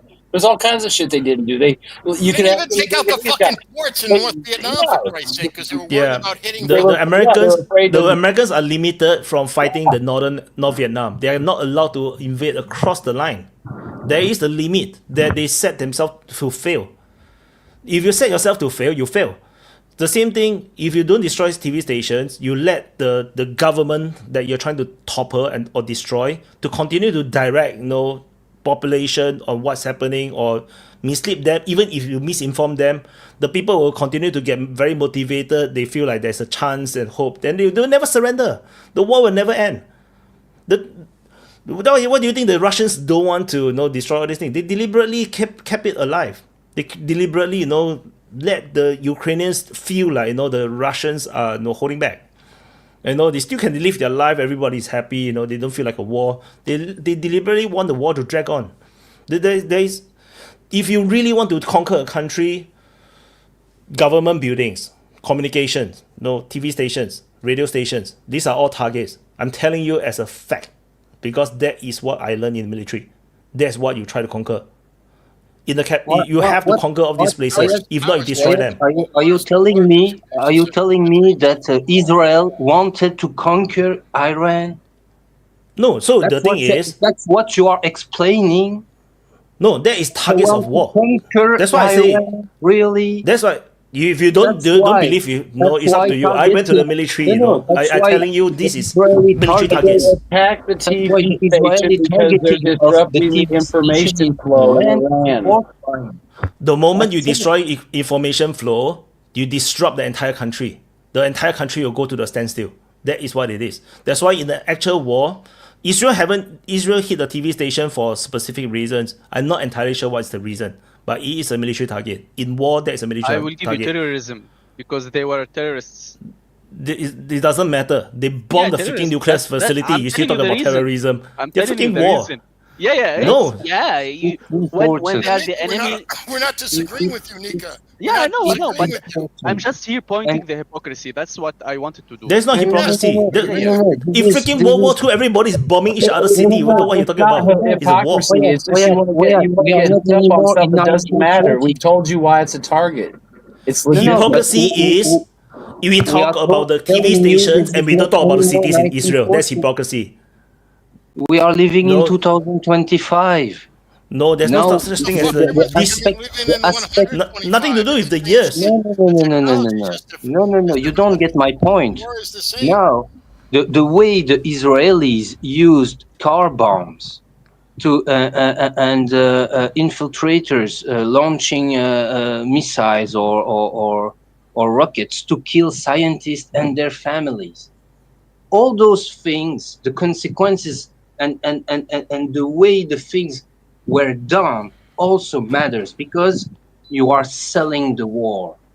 The anti-Semitism in the world today has reached an all-time high never seen before. Yeah, I agree. I agree. Because of those actions, because it also matters. What the fuck are you trying to say? That like because anti-Semitism is high? What are you trying to say? Like Israel's going to cease to exist? Are you because it's unrelated? That like it's going to affect Israel? Israel is not fighting a PR war. Israel is fighting a. It is affecting Israel. No, it's 100% affecting. The problem is Israel is not fighting a PR war. Israel is fighting a literal war. And their target is to destroy the nuclear facilities. That is Israel's war. They don't give a fuck about their PR. Because you think that they need to care about their PR. If they don't. Essential for them to care, they would care. Yeah, they wouldn't have attacked. They wouldn't have went to do assassinations if they care. They don't care. Dude, they because absolutely care. They spend billions of dollars on PR, but they're pathetic and they fail miserably. Yeah, they do. They do want to have good PR. But you see, when they go to the war, the killing of the nuclear scientist is more important than the PR images. How they kill him, they don't care as long as they kill. Dude, the fucking Israelis rolled up on Iranian scientists with like fucking mopeds and these Israeli fucking Mossad agents or whatever the fuck they were, just cut them down with fucking Uzis in broad daylight. Okay? Yeah. They don't give a fuck. Because you have to understand, Israel and Iran has no diplomatic relations. They are by default at war. They are not like two countries know each other. They would like there is some diplomatic relations that then you have to act in a certain way. They don't even have any relationship at all. They are literally enemies right from the outset, which means that at any time they can shoot down each other's planes. So that is the danger. Even South Korea and North Korea have better relationship than Iran and Israel. At least South Korea and North Korea has some kind of understanding. They don't do certain shit to stir each other. Iran and Israel have no control. They are literally like anytime they are killing each other's people all around the world. So talking about moral ethics is like is in soldiering we go to war with the whole point of a soldier is to kill. It's like the line from the movie Apocalypse Now. It's like it's like handing out speeding tickets at the Indy 500. It's ridiculous. I mean, you just as an American, we train to kill. As soldiers we train to kill. One bullet can kill one person easily. Yeah, kill soldiers. That's what I mean. No. That is not necessarily the truth. Bullets to kill a baby to win the war, with a knife. Baby, yes, because your objective is to win. Yes, the objective is to win. It doesn't matter who you kill. If you fight a war, you fight to win. If because you decided, there's a freaking baby in that building, so I don't bomb that building, then you lose the war because of it. You're a freaking traitor. You're a freaking traitor of your country because of your inaction or your wrong decisions. You fail to destroy the enemy at a certain place. Your country lose the war. You're a freaking traitor. That's soldier. If you've been through the army, you will know that there is no freaking opinions. There's an order. You fulfill the order. That's it. You do as per you command. You are command. There is no such thing as I think. If you think, you go to jail. You don't think. As much as that's why when we are in the army, in Singapore army, they like to push this idea of a thinking soldier. Then everybody laugh at it. In Singapore, it's like what thinking soldier? We're not supposed to think. We're supposed to follow orders. So that's why there's a difference. When we look at this, from a very humane, moral perspective, I understand what you mean. But the thing is, when it is a war, you fight to win. You fight to disrupt your enemy, and targets. TV stations are targets. Radio stations are targets. This is literally what I learned 20 years ago when I was in the army. Whether to destroy it or not, of course, is another thing altogether. The idea is that you have to capture it. You capture government buildings. Yeah, once you have government, capturing is better than destroying. But I can tell you how fast you can topple a country. As long as you capture all the government buildings, you capture all the TV stations, radio stations, the country is almost entirely yours. Almost entirely is yours. Because in 20 years ago time, internet not so powerful. So if you capture all these places, You literally can announce that you have conquered the country and the people will believe you. Because the people do not know what to do. That's why you destroy the TV stations. If you are not going to conquer, you can destroy and just disrupt. The more you disrupt, the more you can bomb. And when the city is all in chaos, the soldiers, the army, the police, the medical, the emergency, the firemen, all cannot work properly. Because they do not know what the fuck is happening. Everybody is limited by a communication device. I mean, we talked about the real goal was regime change. What better way to assist the regime change if no one knows what the hell's going on? There's no information, no one telling people to remain calm or stay indoors or don't do this or don't do that. I mean, that was part of it. That's why they hit it, because it was part of the regime change attack. Yeah, but that's before. I'm telling you, that's before. That's now. There's different people get their news in a different way. It's decentralized. Exactly. Yeah, so it's a different thing, because I think hitting a TV news station is counterintuitive. It will solidify the population towards you. It will galvanize the population against the Israelis. It will not make the Iranian government even bad. That's what all the bombing. What did it unified the nation. That's what it did. That's what people don't understand. We're not arguing that. We were talking about overall strategy. It's a bad strategy. You might be misunderstanding us. We're not saying this is a moral good.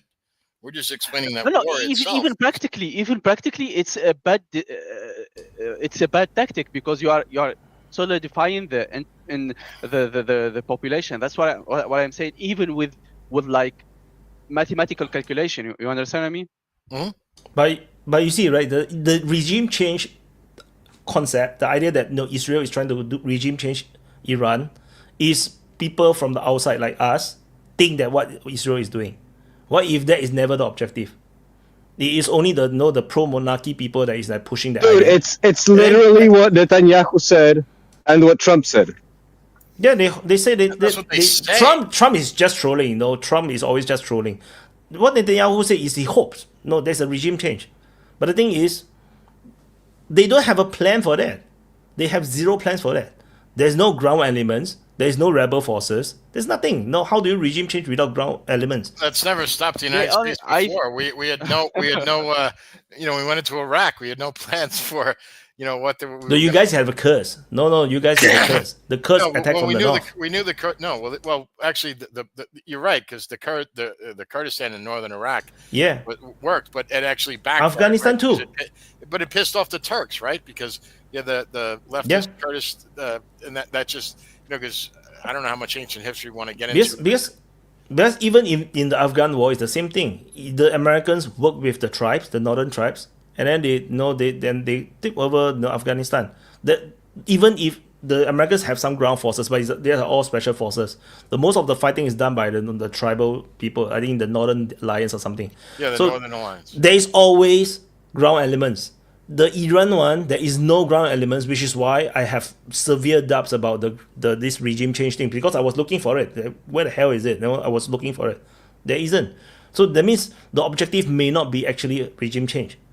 So the objective maybe is exactly just as per what it was, the nuclear thing. Maybe Trump did not greenlight it, because Trump do not want a war under his watch. But the war might happen after him. No, possible. Though. But then that depends on whether Netanyahu is still prime minister. If Netanyahu can politically survive what's going on in Israel, I don't know if he can, because isn't he old too? He's not young, right? Netanyahu. Yeah. So, but he definitely can still rule if he's not indicted or what. He will still be young enough to continue to run. He can rule again. Another 10 years, I think. Maybe more, but depending on her. Yeah, he's been elected how many times? I mean, he's been... he was very sure in power for 20, 30 years, I think, maybe. I'm very sure Trump will not green light. Yeah, I'm quite sure Trump would not green light a full-scale war in Iran, because that is the legacy that he's trying to build. That's futile, man. Even calculation-wise, it's futile. You will be, as I said before, you will be in deeper shit than Afghanistan. It's tenfold Afghanistan, man. Yes, we know that. And you have to understand one thing about Trump. Trump loves to be loved. Okay? Trump loves people to love him. That I mean, you could tell that long before he was president when he had a TV show. I mean, if you know, I'm from New York City. I grew up there. I knew Trump before, back in the days when only New York people knew who Trump was. He loves adulation. He loves people to like him. The last thing, I mean, this is the core of his essence of who he is. He loves people wanting to shake his hand and tell him how great he is. The last thing he wants to go down as somebody that's hated. That would crush him to his soul. But So but even John and Wyatt, even a land invasion, like let's even like have the notion of how what you will need to have a land invasion. it's on. not possible. It's not. Look, I mean, well, What- I mean, it'd be where, possible. from where, how many numbers, how it's Yeah, it's- so the land invasion. So you see, that's why I say Iran will never close the straits. If Iran close the straits, they will make so many enemies that make ground invasion a possibility. with Right now, whom? you think Gulf states will attack Iran? not the Gulf states alone. The whole region will have a reason. Once you have all those boxes ticked, then a land invasion become very possible. The amount of money that can go into Iran to overthrow. What would be the point of it? What would be the point of a land invasion? That is If no. So the thing is, this just to secure themselves, their own sovereignty, their own economic interest. So the idea is that's why just now as I have just now Nika have already shown, all the countries are telling Iran in terms of their open speech, they don't support Israeli strikes and everything. There's a reason, because they don't want a war to happen, because they have too many soft targets. And Iran also know the same thing, because if you stir the hornet's nest, yes, these are all very soft targets. You can hit them, but you hit them, then you're giving all out war, with all these countries, because all these countries have much more bigger air force. You're basically like you have multiple Israels all targeting you. Then the airstrike will be 4 or 5 times bigger, and not even counting the American Air Force yet. Then just the Air Force alone, your military will be crippled, very severely crippled. Yeah, you won't lose the war, yes, you won't lose the war, but you're totally crippled. Then ground forces can be put in. I refer you always to the Yemeni example. There is land army, there is the total superiority. You're lying the about Gulf the land countries army. that attack. and also all the regional countries have a completely shitty army. Like they have completely useless armies. They have 100%. terrible command structures. They're basically mercenary armies with NATO tech that doesn't have munitions because NATO's out of munitions. Don't forget, even the population numbers are swollen by foreigners. Let's say Qatar like have and also it's all Muslim population that fucking hate Israel because they're doing a genocide on Muslims. So they're all gonna go to war with Iran. Sure, 100%. No, that's why. That's why. There's not going to be a land invasion. It would never happen. There'd be no. That's what I said. It's like so that's why Iran cannot close the straits. That's what I mean. You beat all these Middle East countries. They have no interest in fighting with Iran. Everybody is living good life right now. You don't disrupt their good life. That's what I mean. If you disrupt their good life, yes, all these softy will get pissed off because you're destroying their life. Then there is a reason to fight. In the Gulf, now they have they have zero reason to. Wyatt, in the Gulf, everyone is a softy, man. But you don't realize it. Everyone, even the poorest one, are a softy. Not the Houthis, they're not soft. No. Yeah, I'm saying you Gulf countries. I didn't say Yemenis.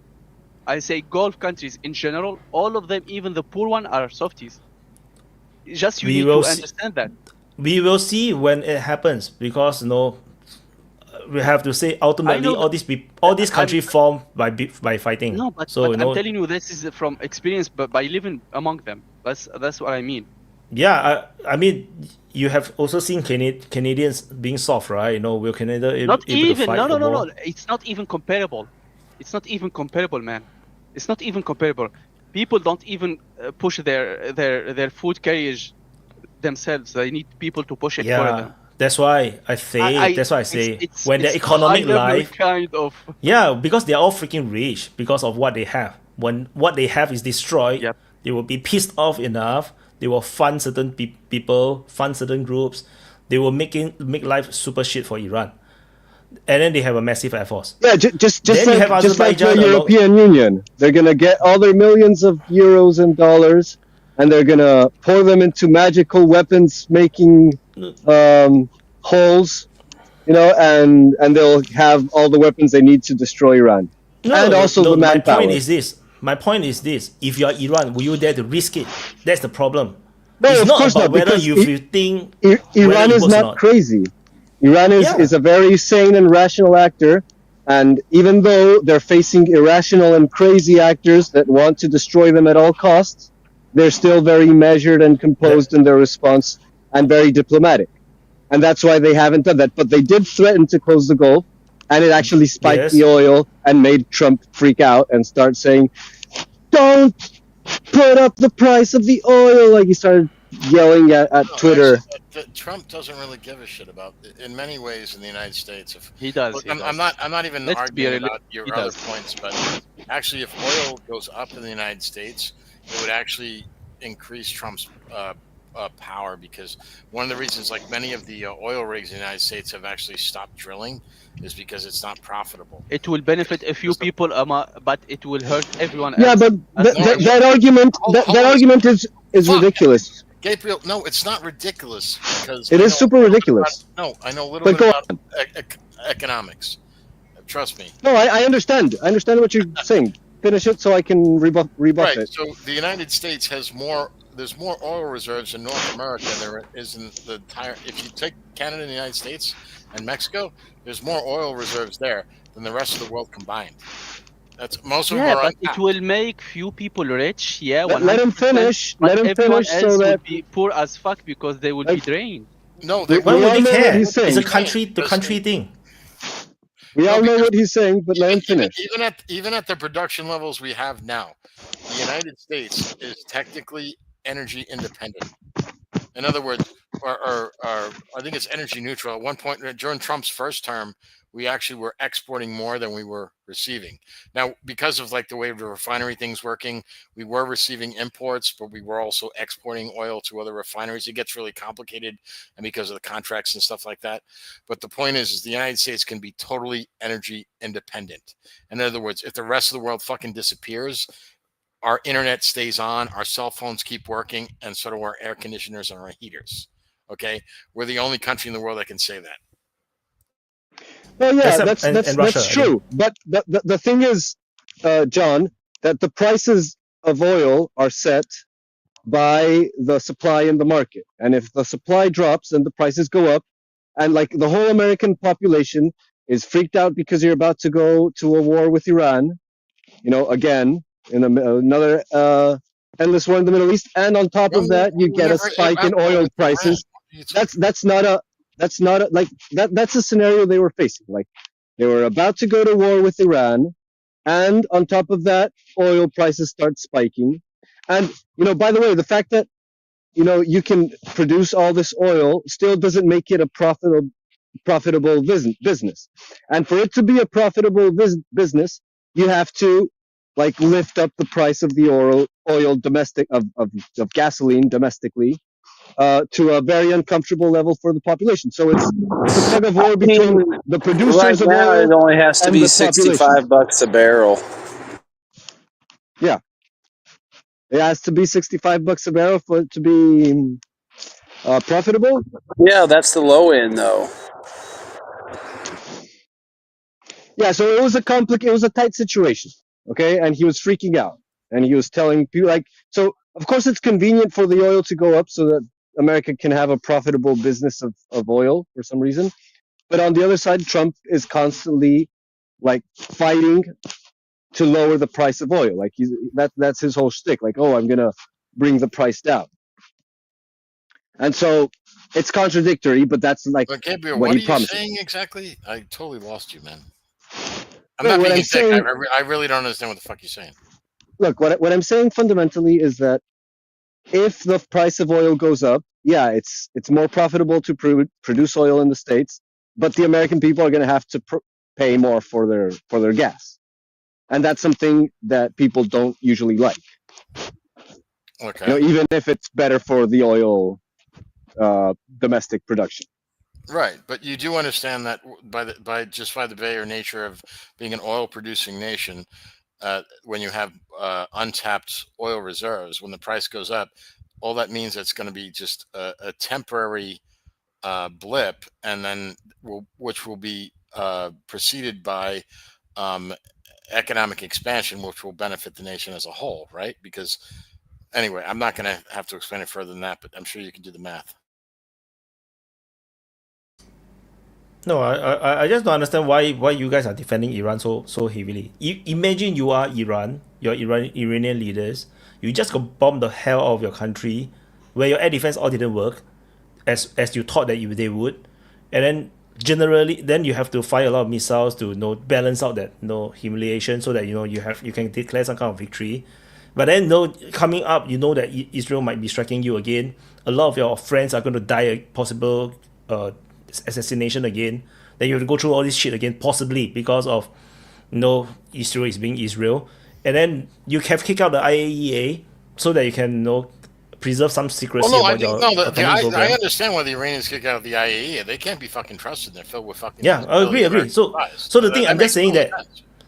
So I'm saying that as a leadership, you look at the geopolitics, you have Azerbaijan that somewhat betrayed you. You have the whole of Arab world, which is not really your friend, maybe except Qatar. You have only China is dominating trade with you.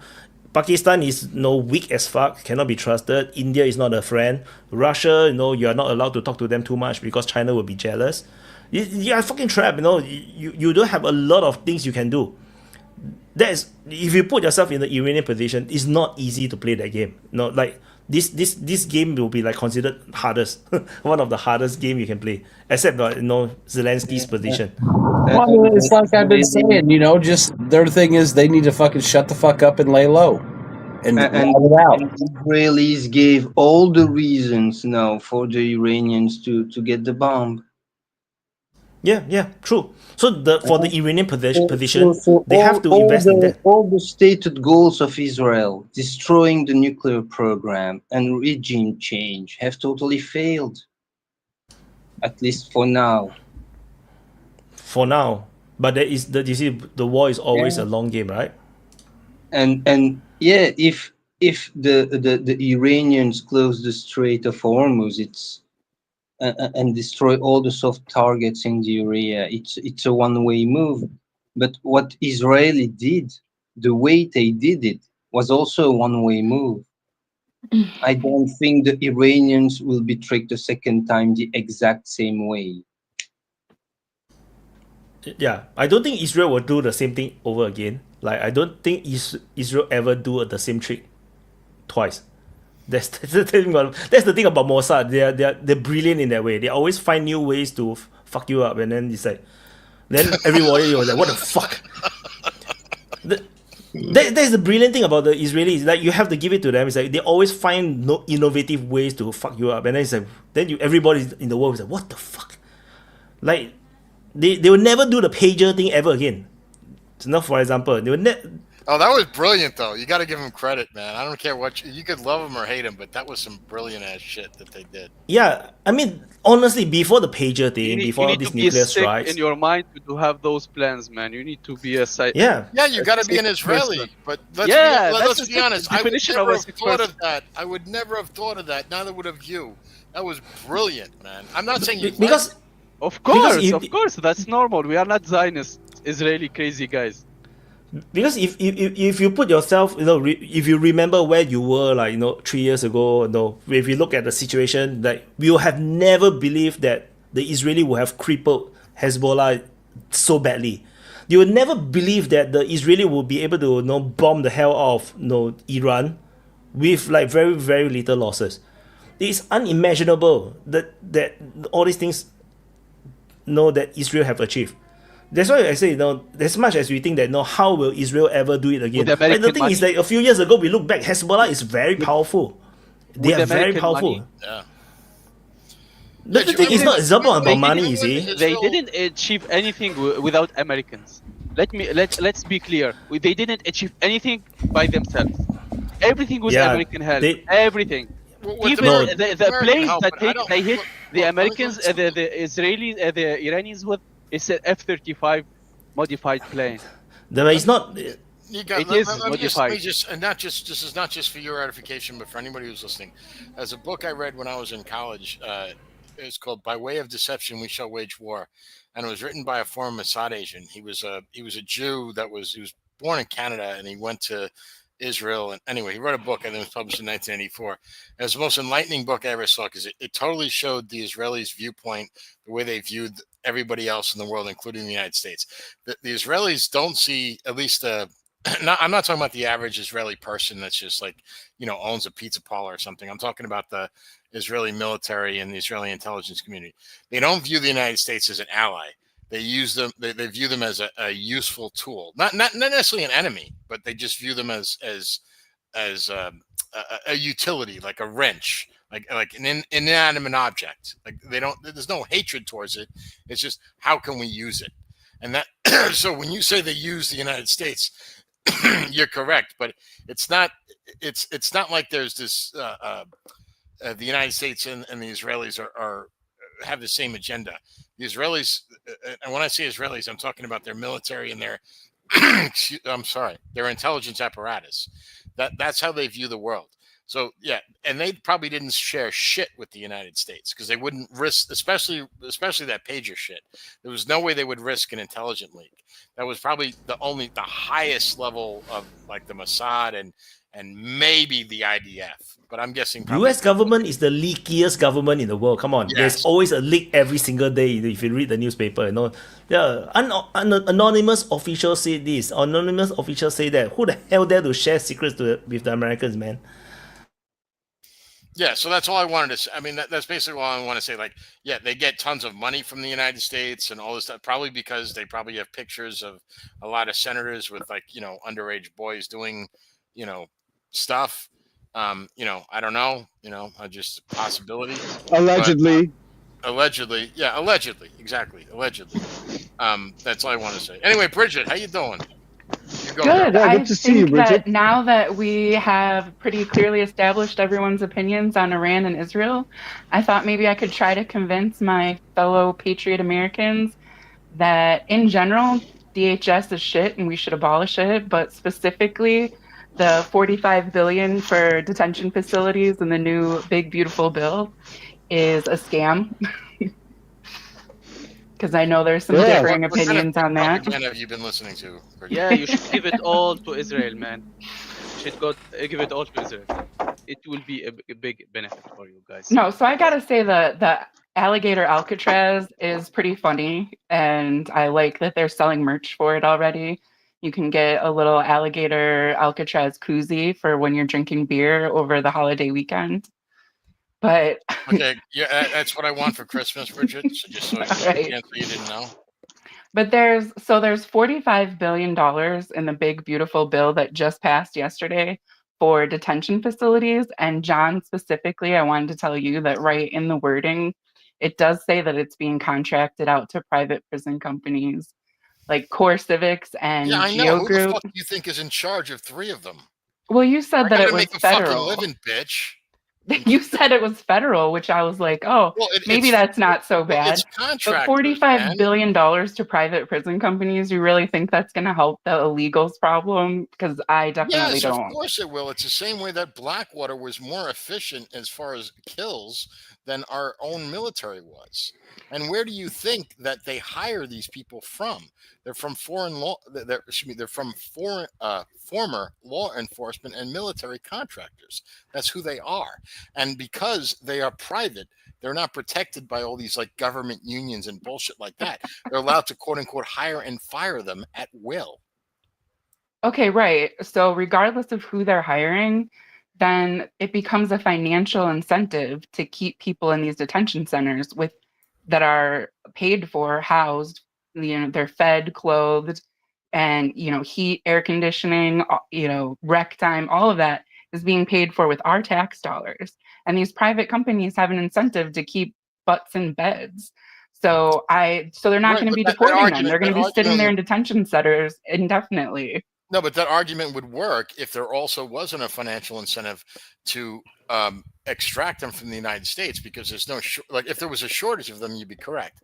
Like, let's say there was only like 1 million of them that you had to just keep recycling, or just to keep 1 million in there permanently, you'd be absolutely right. But because we have 35 million people in this country that are quote unquote illegally in this country, there's no shortage. Like, for example, Alcatraz prison only holds 5,000 people, right? The entire little Alcatraz, so that's literally less than how much we need to export in 1 week.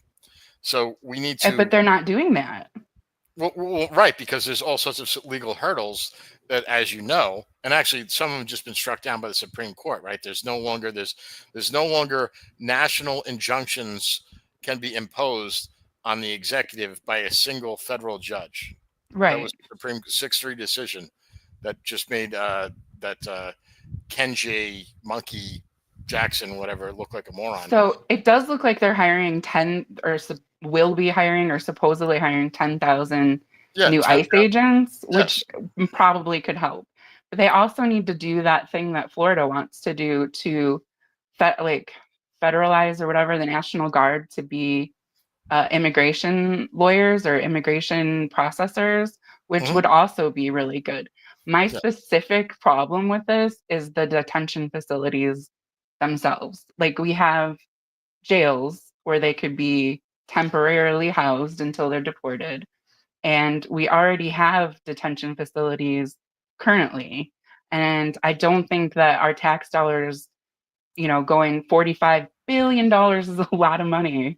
I don't think that we need to build more, especially if there's zero people being detained in the alligator Alcatraz yet. Like, we could definitely fill that up before we spend $45 billion. There's literally buses flowing into Alcatraz as we speak, and there have been for several days. So it's not empty. They're actually there. Not only are they there, there's people protesting, watching the buses go in. So that's not something you need to worry about. Well, funnily enough, I didn't see any anti-ICE protesters. They were all like environmentalists who were protesting for the Everglades. Were there? Well, first, yeah. Also, it's in the Everglades, so it's not easy for the blue-haired people to get to, because if they can't get the Wi-Fi reception, they just kind of break down. And also, if you get too far away from your hormonal replacement therapy, like, I don't know, you get a grand mal seizure. But anyway, that's the reason they didn't build them in like Portland and San Francisco. They built them in the Everglades in Florida, which is not like a hot spot for transsexualism. But what about the Guantanamo Bay? Didn't they add like whatever it was, 100,000 beds to that or some crazy number? There's not. That's what you can. Have you seen Guantanamo Bay? Unless even if you placed a bed like within 5-6 inches from. I think it was 30,000, wasn't it? Well, yeah, but I mean, we still have people there indefinitely. But the challenge with that is that they have to be processed within the U.S. border. So, see, Guantanamo Bay is technically so you can extradite them from the United States proper, right? So they still have to go through a procedure, despite the Supreme Court ruling. They still have to be adjudicated, right? Well, for most of these people that don't have documentation, that is the due process. The due process is just checking their citizen status.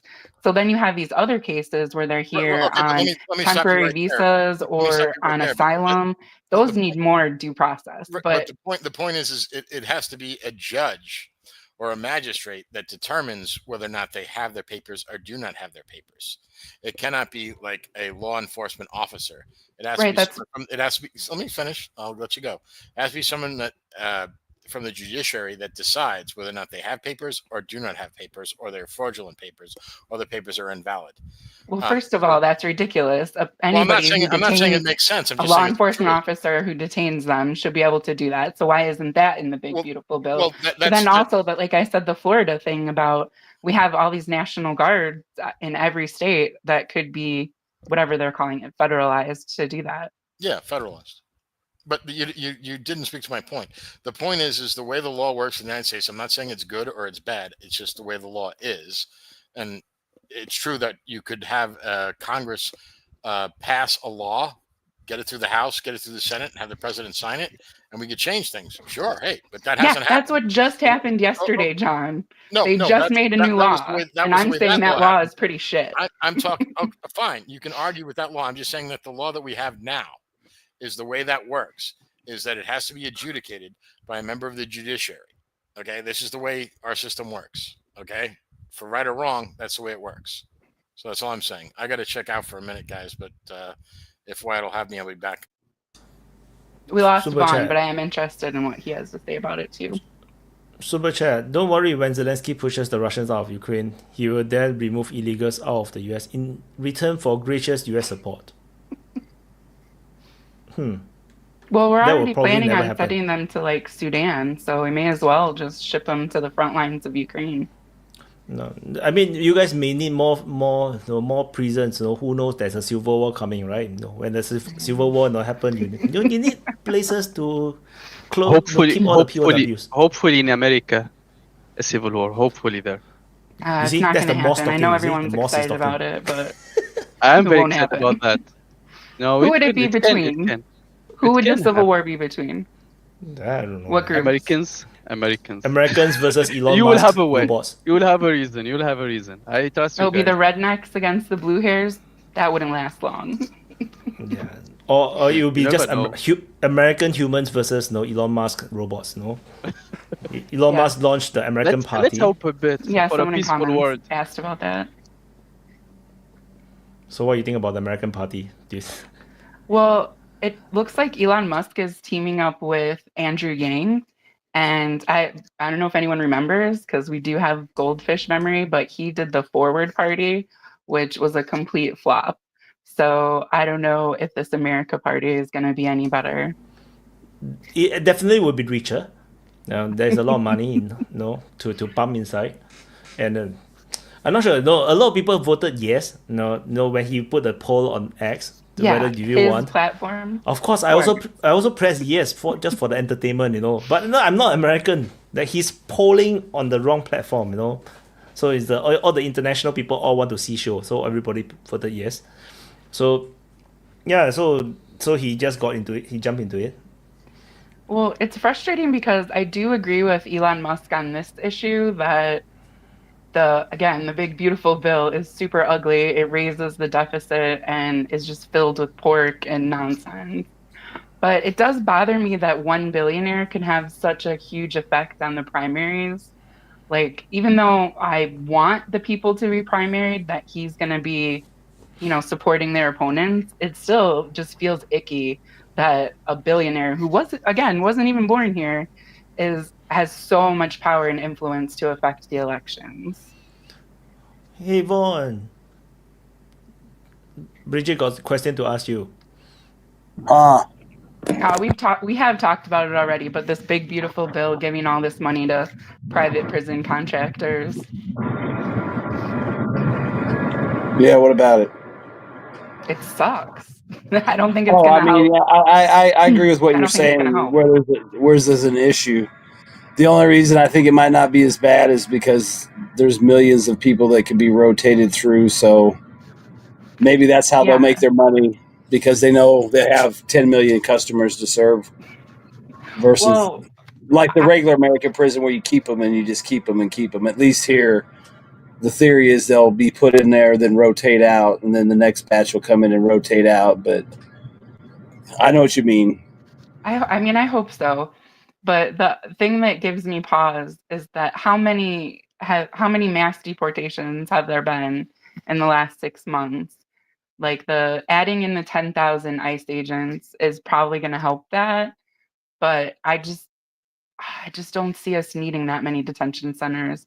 And I do think it's just a money grab by these private prison. Some of it too, it might be. I was thinking about this. It might be just to create areas where they can hold these people where the court system doesn't have access to them and their lawyers to cause problems. You know what I mean? Like, you're in this facility, you're here, this is what you get. There's no judges or mayors or anybody to interfere. You know what I mean? Maybe that's why. It's a way to take them out of the cities and keep them somewhere where there's no, you know what I mean? You don't have, you're not going to see no Seattle protesters at Alligator Alley type shit. So maybe that might be part of it, is to set them in a place where it's hard for people to go bother them. Because if they were in the city, I mean, look what they do to all the places in towns. They surround them and attack them, and that might be part of it too. But I still agree with you. There's probably people getting, hey, I can build a prison here too for you. Yeah, oh, okay. Give us some of that money. But one of the things Kristi Noem was saying during President Trump's tour of the Alligator Alcatraz was they were really excited that they have their own airfield. So she was saying how, like, oh, we can walk them right out of the prison onto the plane to get rid of them. So, I mean, that is convenient. And see, that's the other thing too, that, they were saying, oh, this place it's like it used to be an airport. So they obviously, I guess for whatever reasons, it didn't work out. But yeah, it's like you can fly them in from all over the country, store them there, or fly them out. And you don't have, like I said, I think maybe that part of it might be just out there. There's no interference from any kind of politicians. I mean, what's her face? What's that old bag's name? There's so many of them. You have to be more specific. The one that showed up, Maxine Waters. She's not going to drive out to Alligator Alley and protest. So I mean, I think that might be part of it. I mean, but I agree. There's probably people like, hey, friend, remember me? I got some land you can lease and put a prison on. I mean, there's probably shit like that going on too. I mean, if you got a big chunk of land out in Nevada somewhere, and now you can make a lease, let them set up some fencing and tents, and you get paid $1 million a month or something. I mean, you're right. There'll be shit like that going on, but hopefully with the increases, it does mean that people get rotated out. Yeah, there's just so much in that big, beautiful bill. It's hard to even figure out what is in it. It's like the Obamacare thing that they passed, and these Democrats are saying like, oh, we won't know what's in it until it passes. I kind of feel like that's what this bill is going to be like. There's going to be issues popping up that are like, oh, we didn't even know that was in there. And I just wanted to make a note with Nika's background that golden ball is missing a giant cross. Never. If it will be even a David's star or a moon, Vaun, America Party, do you support? Oh, I mean, I guess you could say I vote Republican. You're not going to vote for Elon Musk's new party? Probably not. I mean, I agree with his sentiments to a point, but I also understand that if there's not a Republican in there's a Democrat, and that's worse. I mean, people could point out whatever Republican you want. I don't care. Mitch McConnell, whoever. He still did a few good things, and he's better than a Hillary clone in there. So people can cry all they want. You Americans, you are really living in another planet. No, we just live in reality, and you got to play the game and thread the needle and get what you can get when you can get it, and take the wins you can win and take the losses you got to lose. And that's what a guy like Mitch McConnell gives you. Sometimes you win some, most of the time it's a shit bag. Having a jail system which is privatized, even that ID, it's something shocking for many Europeans. You are really living on another planet. Yeah, we live on the first world planet, the future. Well, RL, so far, America hasn't designated incels as a terrorist organization. So I think we're doing a little better than France. You are a terrorist country. With among the highest. This is what it ends up coming down to this week. We hear a couple hours of whiny people crying about America. Even Gabriel, his anti-American whining today was extremely excessive. Can you believe that? That's not a democracy. Yeah, well, we're not a democracy. We never were. We never claimed We're a to be. representative republic. I knew that he's coming. That's Not even that. Not even that. No, not really. Not even that. Yeah, like I said, we can sit here and we can whine about America. It's fun, I guess, when you got nothing else to do. But it's the best I country. mean, like piss and moan about like the morals of war, like there's war morals and shit, and war crimes, and who committed more, and who's the best. It's the cancer of humanity. You're saying America is a cancer of humanity. Have you looked up what's growing in your fucking nose? And what the fuck happened to your teeth? I'm smoking too much. You. Gene Machine, holy Christ! How you doing? You scared the fuck out of me. Appearance, man. Don't speak on physical appearance. You out of everyone else. Hey, Dean, Mitch McConnell's a tranny. Have you ever seen a whisker on that guy's face? Have you? I never got that close to him. Mitch is a woman, man. I don't give a shit. Like I said, you either play the game or He's over there rubbing be a loser. You can be a loser or you can win. And I like winning. Oh, and I won with Mitch. So rubbing Zelensky's leg is winning. Okay. Oh, I can't hear. Bye, everyone. Take care, Bridget. Bye, Bridget. I just had to Jen, you scared the one woman we had on the panel. You scared her off, man. No, I didn't. She's still there. I see Bridget. She froze up. I think she was lagging because it made a funny noise when she said she was out. Yeah, I think it was Dean. It was me. Come on, I talked to her on the VC. Never seen her before, though. Well, it might have been RL's nose hairs. Could have been one or the other. It gets pretty close, huh? Yeah. Kind of scary. Wait, can I try it? No, please don't. I think my gun demonetized his channel already. We don't want to get him permanently banned. Oh, man. Well, I got those too, but I never show it. Slava Ukraini. Yeah, just to balance it out, no. Maybe last week we didn't say Slava Ukraini. That's why we got demonetized. Yeah, we got to be balanced here. Like Ukraine, I heard Ukraine's going to be marching on Moscow within the week. So we got to. Ukraine. And I also don't know which side we should take in the Israeli one. So we're gonna say both. Well, it was like free Palestine. There was 2 or 3 days ago where Ukraine captured 0.24 kilometers of territory back from the Russians. Really? 0.24, man. That's some impressive stats, man. I mean, you both Vaun and Wyatt were in the military. I mean, that's a major. Yeah, I think it was around Pokrovsk. Like the Ukrainians recaptured like 0.24, and the Russians only captured like 3.71. So, yeah, pretty slow day. So that's all. Well, actually, Wyatt. So you do your daily what do you call them, the briefings? Frontline changes. Frontline change. So what's the vibe on that? Like, is it kind of just slow grinding meat grinder, or is it? No, the past 3 days, the Russians captured a lot of grounds.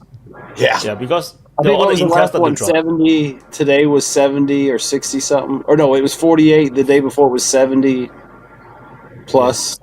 Yeah, but are these just like open forest lands, or are these any strategic? No, these are giant salients that are disappearing. The impossible salients that these fucks keep claiming are open, and then they find, like the big one today, like was around Komar, and it's bullshit. There ain't nobody been there. And there's like around New York and Touretsk and shit. There's bullshit. I mean, they're lying about what's going on around Kupiansk. It's way worse than their fucking maps are showing.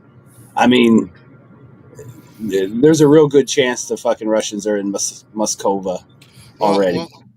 Wyatt, so what's your vibe? Are these strategic withdrawals? I mean, it's certainly not a rout. It's all theater. Is it? What's your vibe? They just cannot defend. But I feel like their defensive capability has fallen. So the Russians are just pushing them back, and there's nothing much they can do about it. Like they're just getting pushed back. So it's strategic. So it's strategic withdrawals. It's not. It's not a route. I think it's more like the forced withdrawals. They don't even like the Russians nowadays are doing a lot of these flanking operations. They're not being captured, so they're I mean, they still are withdrawing in tactical withdrawal, I guess. Relative good order. But I don't even think there is a lot of manpower. Like because the modern warfare now is like a kilometer trench, maybe there's only a squad of soldiers there. It's like so it's like those soldiers are killed off, then they don't want to send people in, or the people don't want to go there, then the play area is just so it's like a 3-man squad that get wipes out, they don't answer their radio anymore, and then we just put an X on it. It could be something like this, that's the feeling I get. Like we are not seeing big numbers of soldiers anymore. Yeah. So there's no real way to do encirclements of soldiers anymore. You want to say have a good day, guys? Just I want to say have a good day. Bye, Nika. Nika. Bye. Yeah, Nika. Why do you got a mask behind you anyways? Oh shit, he's gone. Yeah, so there is all Americans except me. I'm honorary American, so we are all Americans here. Oh. Yeah. All of a sudden, you've all of a sudden become you pissed off all the international people, Wyatt. They are so emotional. I'm talking about like war, military. Like that's how the war is waged, man. Like Yeah, it's like we weren't saying it was right or wrong to bomb a TV station. We were just saying there's reasons why they would bomb it. And if they're doing a certain kind of war, those would probably be things that they would bomb. If they were just trying to go in and kill a terrorist, they're not going to bomb all the TV stations. If they're trying to take out the fucking regime, they're going to bomb all the TV stations so nobody knows what the fuck's going on. The regime can't tell people to calm down or go fight or anything. It's like, not saying it's right or wrong, but there's a reason they do.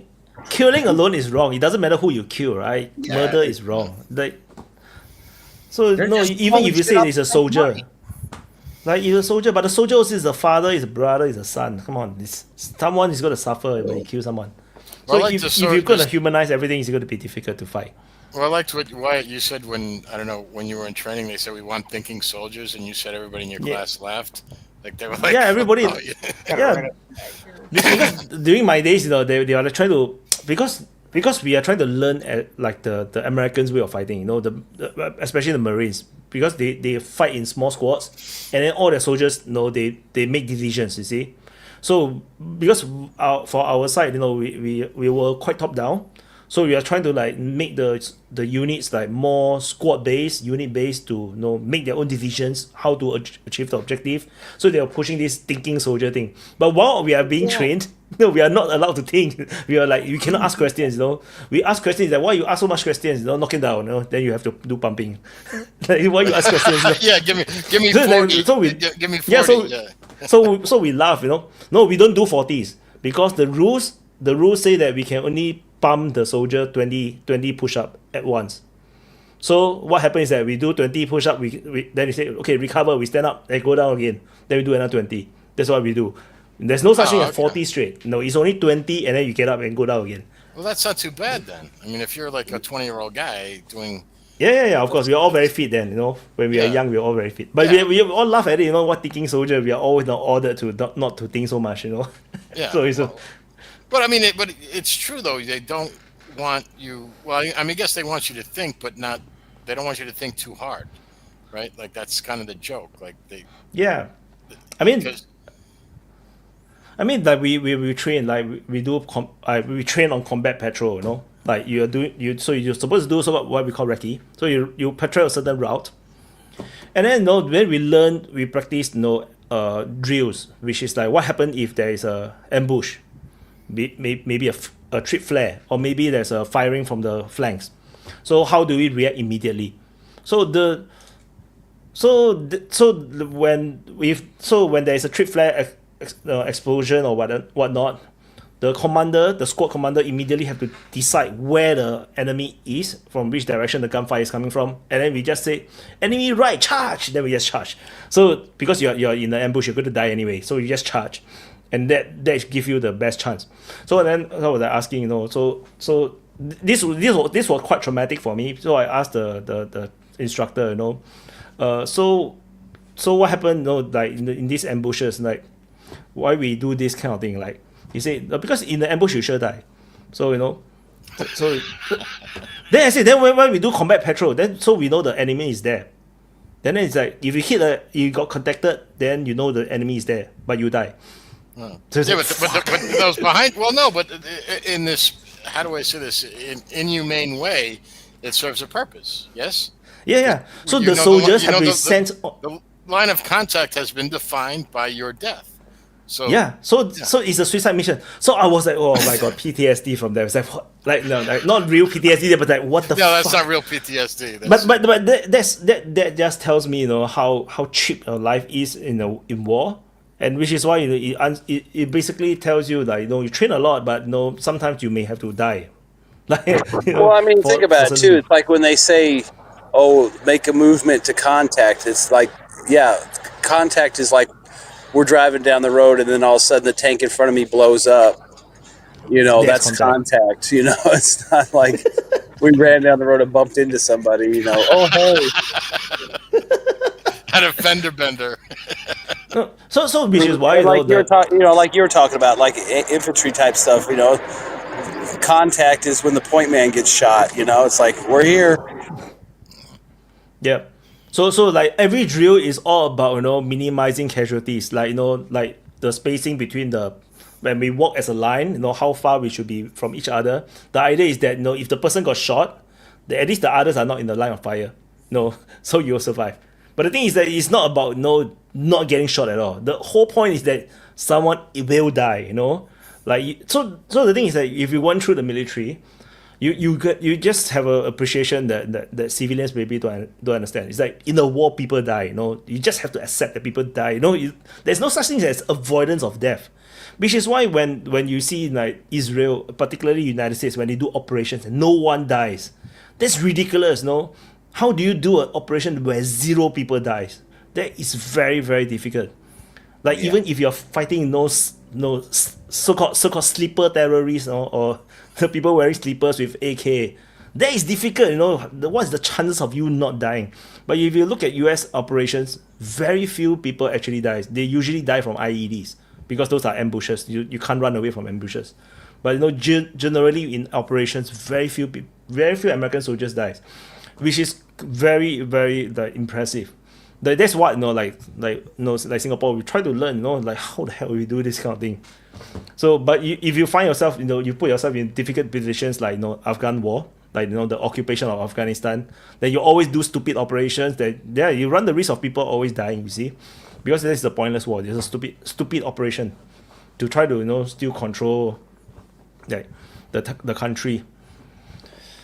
But yeah, So, but if you look at Ukraine, Russia, like drive to contact is always a bad thing, Like what happened to the Russian armored vehicle? They drive to contact and then they meet at Bradley. That's it, man. Or everyone dies. So that's war, That's war. And like just now we talk about the TV station thing, this literally what I learned. Like the commandos or the special forces aim is to capture all these positions, because once you capture all the government buildings and all the TV station, communication, radio stations, the country is basically disappear. The whole government disappears. Which without government mean the country is gone. It's taken over. So I mean, China went after Taiwan. That's exactly what they would probably do: destroy the communications and the government to prevent the Taiwanese from being able to mount any kind of defense or evacuate people or tell people where to go or what's going on. And people, that's what they would do. Well, I want to address the Taiwan thing in a second, but I was just thinking about the way Wyatt described this. I'm just thinking, like, if you attacked, like, let's say, wanted to take over a battleship, like you had, like, some special forces or something, like, they're not going to try to kill every soldier on the ship, right? What are they going to do? They're going to go for the bridge and, like, the engine room, like, right? Like, once you control that, then what's the point of fighting anymore? Like, it's over. So why for example the rebellion in Turkey, so-called rebellion, the coup in Turkey, why it failed? Because they never captured the TV station. Then Erdogan can come back. Wasn't he out of the country? So he basically was out of the country. But the thing is that because all communications was still intact, they didn't manage to control everything. They didn't get control all the government buildings. They never managed to control all the TV and radio stations. Erdogan can come back and tell the population that this is a coup. Go to the streets and stop them. And that's how he fight. He won the coup. He won against the coup. Yeah. This is why I say it's a military target. So in war, when you're in a war, you will find that there is a lot of troops or defensive positions defending all government buildings. Even if it's a war, no, so-called nobody works in the government building. But the government building is a symbol. You have to protect it. So it's like the White House. You feel. So the thing is, and a lot of the times, a lot of countries is all purely capital. Did you see the movie Civil War? I mean, I know it was like totally fictional bullshit, like about the. Oh, the recent one I haven't saw it. Like last year. Oh, that one I haven't saw yet. That's the new one, right? I will watch it in some friendly websites when I can. Never mind. No, because you said about the government buildings, because there was people that fought till the end just because, not because they believed, but. No, they will fight to the end. But the thing is that the majority of the country will just accept whatever they see on TV or on radio. Or no, if every single, let's say even if they have internet, if every single government Twitter account or Facebook account all tweets that now we have this new regime takes over, and then you and if there's no other news regarding the original regime, the incumbent, then you will just accept that no, the country has been taken. You will not go and fight. Some people will. Let me ask you this, because like majority will not.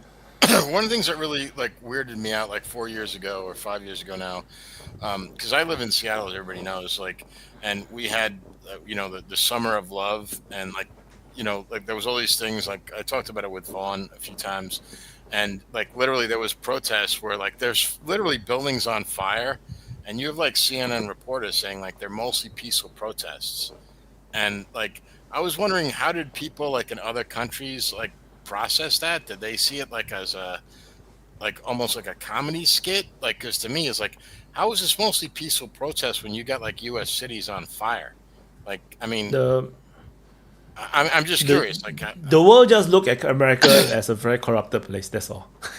So it's like some depending on the level of people. Some people who are more educated or elite, then they will think like, oh, Trump is like, there's this evil guy, so people are uprising. Come on, D Machine, don't get the stream demonetized by showing the explosions and whatnot.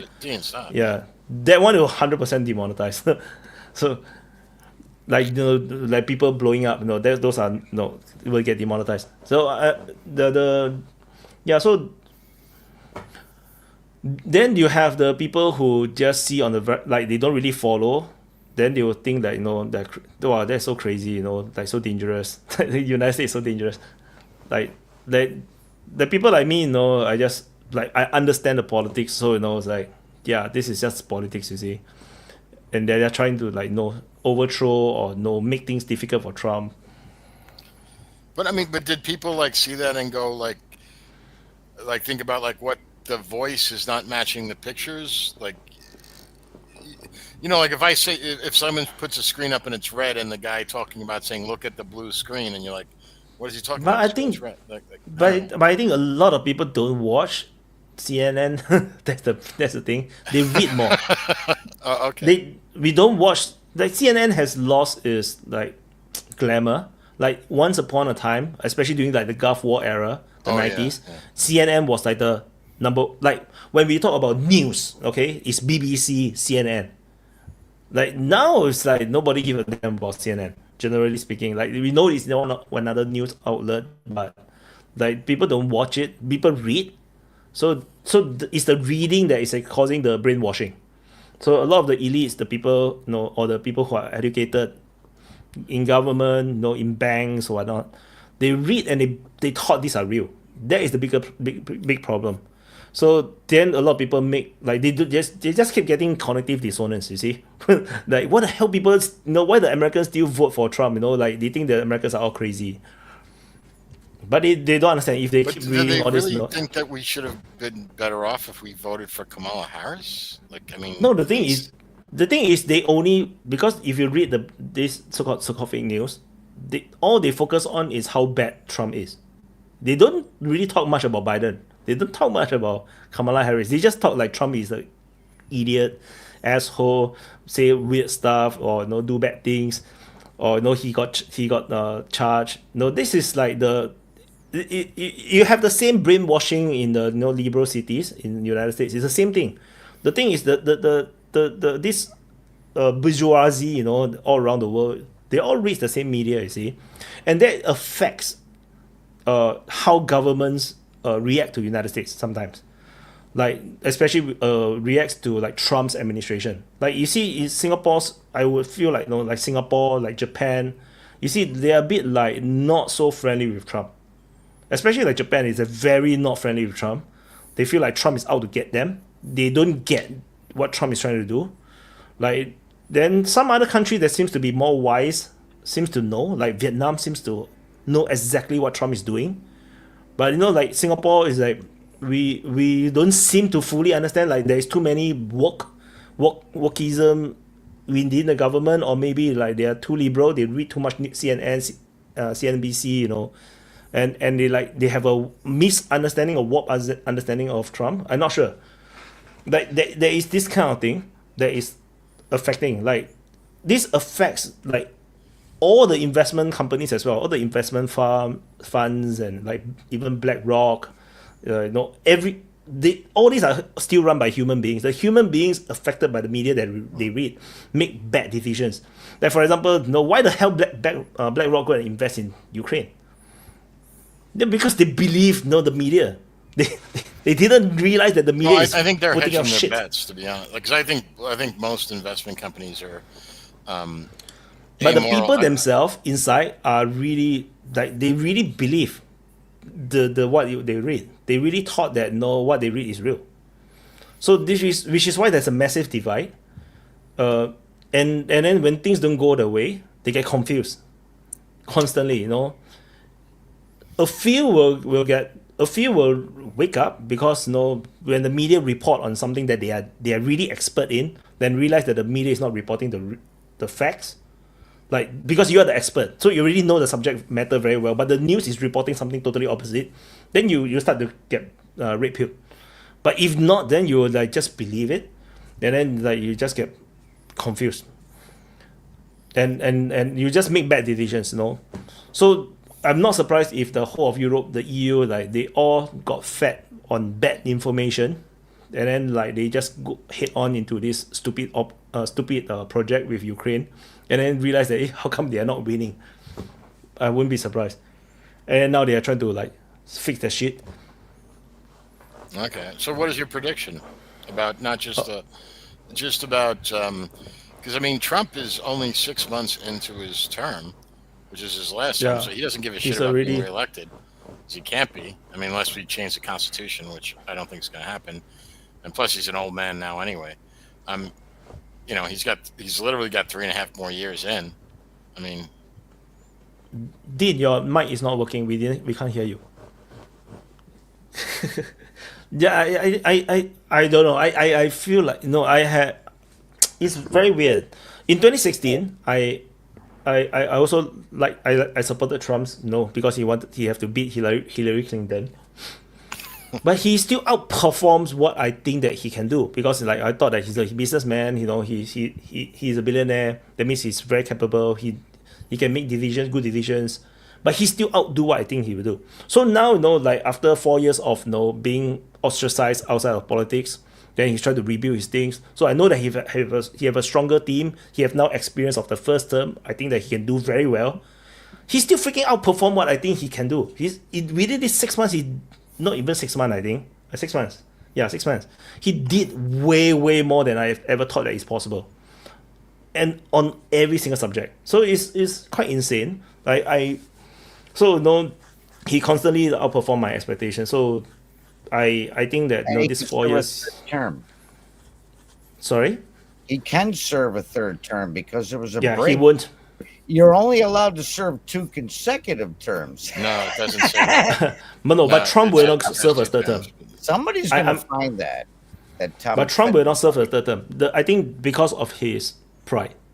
He will. If you see during the Summer of Love thing, he never even he never even forced upon the the democratic states, right? He never forced them like what he did right now, sending the National Guards and everything. Like he kept controlling and work within the constitution. And held back. Yeah, he kept holding back. He believed in the system. That is the interesting thing about Trump. I think he believed in the American Constitution, the system, to the point where it actually sabotages himself sometimes, I feel. Although he says stuff, but you see he don't act on it. Like he had a lot of bad actors behind him the first time. Now he's got a little bit better. He's doing a little bit more vetting. Yeah, and I think he got a lot wiser. I think he got a lot wiser after he got all this setback. So now he start very early. Everything he start very early. Like now they're already going after all the illegal immigrants in the voter roll. I think he's going after the corruption, the potential corruption within the election system. Like I think there are some charges already. I think so they are acting very early because it's still within the first year. Because if you do it in the second half, I don't think you have enough time to do all these things. So he started early because he learned from his lesson from first term. Because he let the things roll, you see. Then after the midterms he got stuck because he lost the house, and then he's like, then he cannot do anything. He realized that this. Well, yeah, he got impeached twice. Yeah. Yeah, I think that's the lesson he took, I think. Nothing ever happens. What does it mean? The guy's still there. No, but because he wasn't. He was found.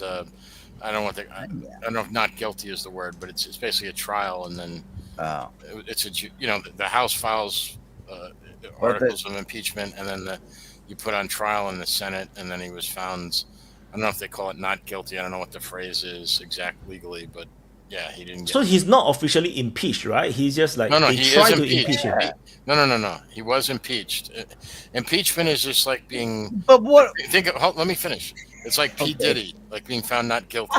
Like you're put on trial, and you go before the jury. The jury is the Senate, and then the jury doesn't convict. So you were still impeached. You were put on trial. But you just, so put on trial means impeached. Okay. Yes. It's like accused. He was accused. No. It's not accused. Sounds like a trial. It's sorority thing or something. It's like being what's indicted. What's the difference? There's nothing different. Yeah, I mean, an indictment. I know our judicial mean? system is confusing, and it confuses most Americans. But yeah, so it's so being impeached just means you're put on trial. But he was not convicted. If he's guilty, then what would it be called? If he's people guilty, keep calling him impeached, and then most lay people, whatever, that don't know what it is, because I don't know what the fuck it is either. You think it was something bad that had happened, but well, it kind of is bad. It's not a good thing, but it's if you're not. But there's no outcome though. What the heck is it for? Well, I mean, it's political. It's political theater. Yeah. Had it ever happened before? There's never been. Yes, there has been. I don't. You have to Google it. Which president was? There was a president before Trump that was impeached but not convicted. Like for example, usually what will happen is like it's. You will know the outcome. So there's only 100 senators. So you know how they're going to vote. So there is only 3 persons ever impeached. So one is Andrew Johnson, Bill Clinton, and Donald Trump. And Bill Clinton one, I think it went through. I think it's guilty. No, if I didn't remember wrongly. Well, that was just for the blowjob, right? No, yeah, he was not. No, he was not found. No. Okay, sorry. None of the 3 were convicted. Sorry, none of the 3 is convicted. I just right. There's never. So the one time we came close was fuck Gabriel. Jesus Christ. The one time we came close was Nixon, right? And he resigned. So, because he knew that if articles of impeachment were filed, that it was likely that the Senate would probably convict. So he resigned, and then that gave, and they didn't want, no one wanted to do this. No one wanted to go through it. And a lot of that was because of the Cold War. You got to remember, like, this was like in the early 1970s, like Vietnam War was still going on. That was how bad it would have looked. So, when Gerald Ford became president, he granted him a pardon. and it was and that was basically not because, and basically Nixon really didn't do shit himself, because the whole Watergate thing was Nixon didn't even know what these fucking psychos were doing. He when he found out about it, he just tried to cover it up, because he was like, what did you psychos do? And then when he found out about it, he goes, you guys are fucking idiots. And then he just tried to cover up their crimes, but he didn't even know they were committing. I won't get into the whole Watergate thing, but Nixon wasn't the fucking demon that they made him out to be. I mean, Clinton was far worse. I mean, and in fairness, it was more Hillary, like the shit that they did with Travelgate and the IRS files and all the crazy shit that I'm not talking about the blowjob gate. That was bullshit. That was the one thing that they could get him on, because that crazy psycho Jew bitch didn't wash the damn dress that he ejaculated on. That's literally why he was forced to have to admit that. Remember when Bill Clinton came out and said, I did not have sexual relations with that woman. And then all of a sudden they presented the dress with his DNA, and he's like, suck my dick. And then he's like, well, it depends what the meaning of the word is. So that's it. and is was like sex, and this wasn't sex. So, and that's meanwhile, that's how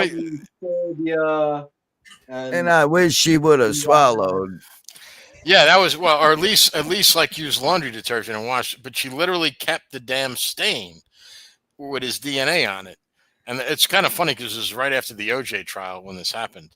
So like they knew that they had him. So he actually had to, admit it. But he was a plant. No, she was supposed to get that cum stain. if the stain doesn't fit, you must. If the stain don't fit, you must have quit. Yeah. But that's literally, if she had washed the dress, he would. Yeah. Well, it's pretty well established that she was a Mossad agent. There you go. Dang, I was gonna say that. But anyways, that's like nothing. That's just theater and show, because at that time he was like regular at a certain island. So, like maybe that was just like a face saving situation. Like, oh, he's actually hetero. No, he's hetero, but he likes. Yeah, he is. Exactly right. No, exactly Bill. Look. You can say what you want about Bill Clinton, but he is hetero. He is very hetero. He just likes little ones, right? he just likes to wear blue dresses. That's all. Yeah. Oh, come on. Who hasn't? Come on. Did you wear a blue dress? Dude, apparently, I'm not wearing any underwear right now. Apparently everyone does from time to time. Yes, we all do in America. No, that was just the painting of Jeffrey Epstein, right? Of Bill Clinton in a blue dress or something, or I think that's what Gabriel's referring to. In Epstein's house. Yeah, it was Bill Clinton's wearing. I mean, he didn't really literally wear the dress. It's that's why it's like the Monica Lewinsky affair is practically a face-saving. It's practically a face-saving situation. But anyway, I think we never discussed about PDD thing, right? Any opinions? I don't even know. I don't even know what. I mean, I know he got convicted of. He didn't get convicted of the big stuff. He got convicted of. I think Vaun summed it up best. He got convicted of driving a whore to a destination. Is basically what he was convicted of. Yeah, his girlfriend or something. Well, now Matt, come on, let's sing "Bad Boys." Shake your tail feathers. I mean, when I first heard Diddy was acquitted, the first thing I played was that song because it was such a catchy tune. I celebrated with P. Diddy, and I even found a bottle of baby oil. You gotta have. But yeah, he's supposed to get sentenced in. He's supposed to get sentenced. He's supposed to get sentenced in October. He's supposed to get sentenced in October, and it's basically transportation for prostitution. So, and they said it's way down on the sentencing guidelines. So, I mean, he might get time served, he might get probation and a fine, he might get some kind of time, but it's like nothing. I mean, he walked basically. As much as they made him out to be a monster, they completely failed, obviously, in getting their case. But he was. Yeah, but they didn't prove it in a court of law.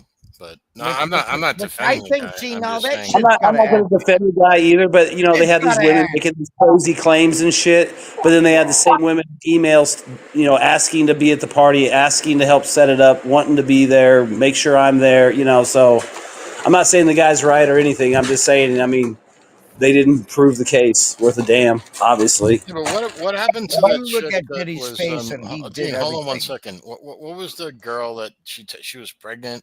I didn't, to be honest, I didn't really follow the case, but there was like his ex-girlfriend and she testified and she was like in her 9th month of pregnancy. She like left him, whatever. But that was that security video from a hotel where she was escaped from his He room. fucking kicked her, man. And he was like That's beating the shit attempted out of murder her. in my eye. Well, I don't know if it was attempted You murder. kick someone laying on the ground. That's Hey, look, attempted motherfucker, how many times you got to ask for a sandwich? Yeah, exactly. I'm not saying, look, she could have deserved it. My point is that was he like even charged with that? Like, because or maybe like the statute of limitations had expired on that. I don't know, like when that happened.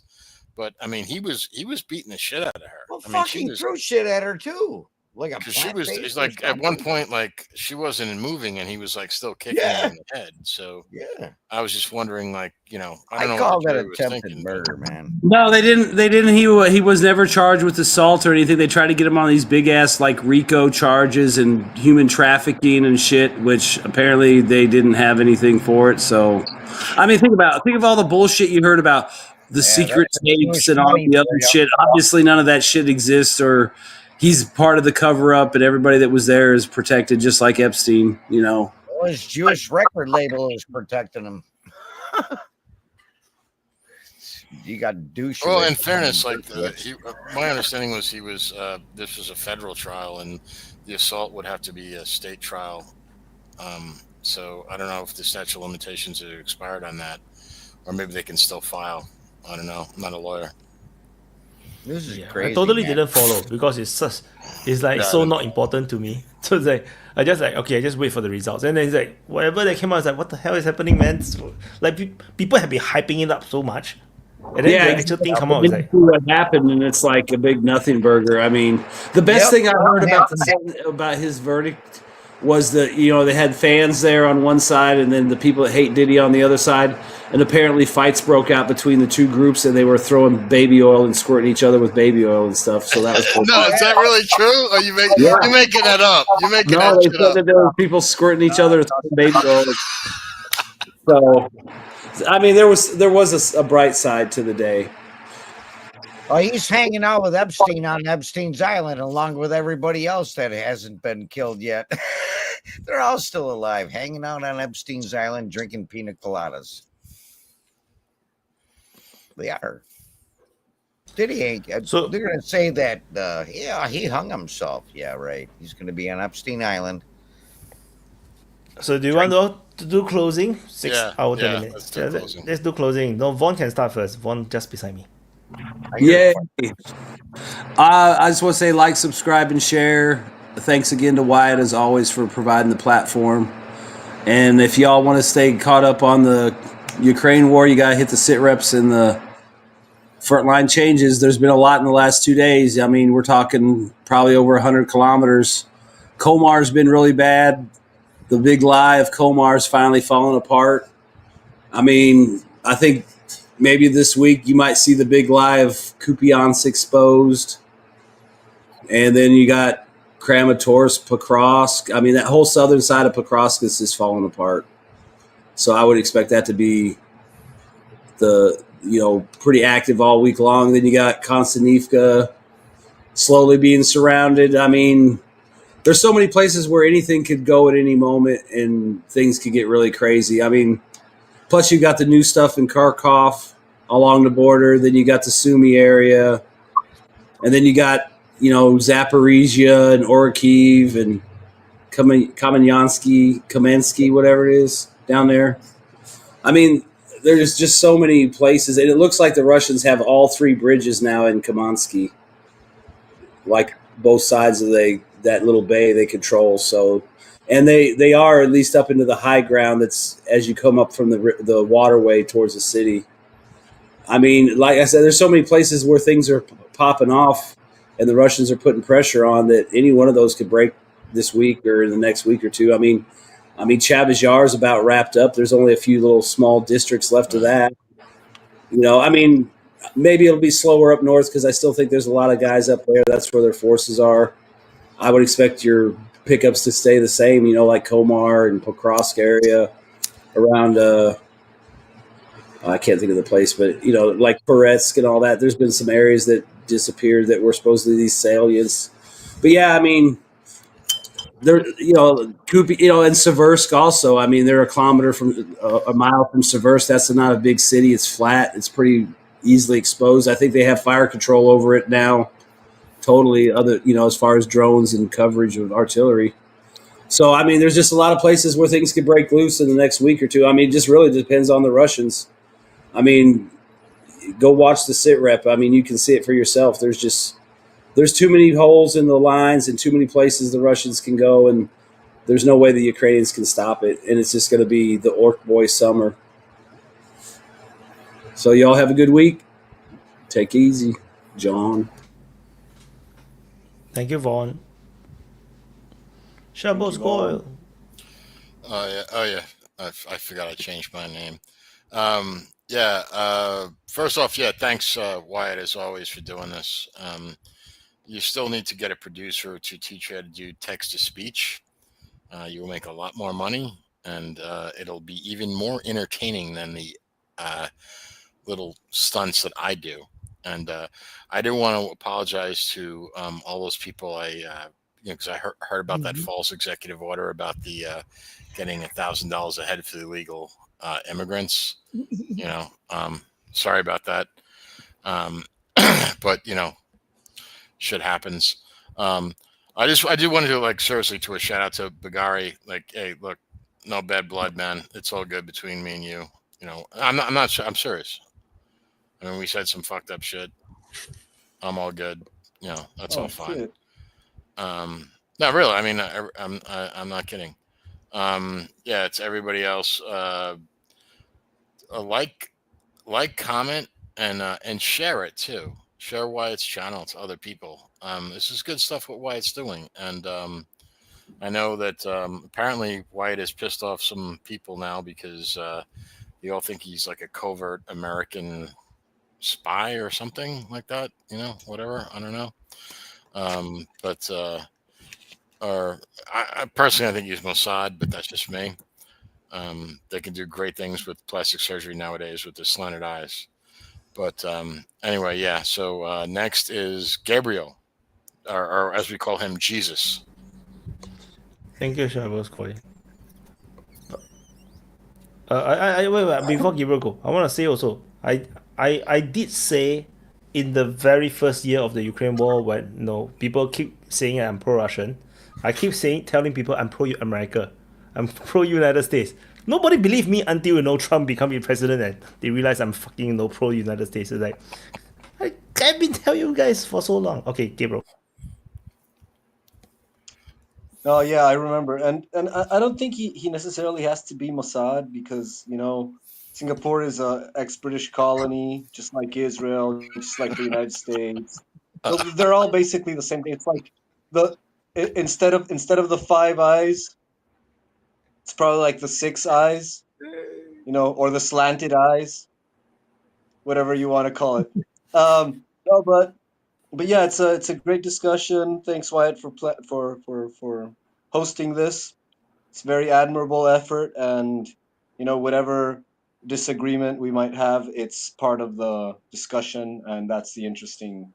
It's kind of boring if we all agree with each other all the time. We have to have an argument sometimes, and so.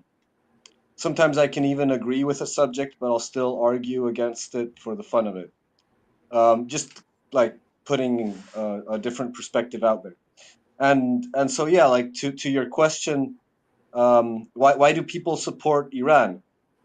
And I'd say that it's important to make value-free analysis, so beyond morality, to assess a situation of war, because as they say, in war and love, everything is permitted, right?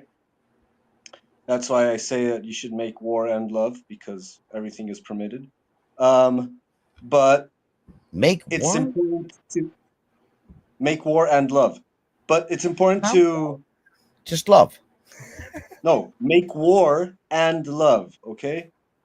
But the thing is that I do believe that you have to put the moral arguments into the value-free analysis to make a accurate assessment of a situation, because it does influence in the sense of morale as to what is the constitution of what people are fighting for, and also in PR and public relations. Like you need to make that assessment, because it does influence in the war. Like, I don't know, like when the Ukraine war started, there was a massive media blitzkrieg of demonizing Russia and sanctifying Ukraine, and that was a good strategy. Like, it did harness a huge amount of support for Ukraine, and it did isolate Russia up to a certain extent on the world stage. But now that, like, the inconsistency in that moral narrative has crumbled the effect of that, and you see a backlash. And so you see a growing support for Russia in the global south, and a crumbling support for Ukraine, even in its allied countries. And so you see there, and the same thing with Israel. You see how this moral discourse that is supposed to be your PR Sverpoint, your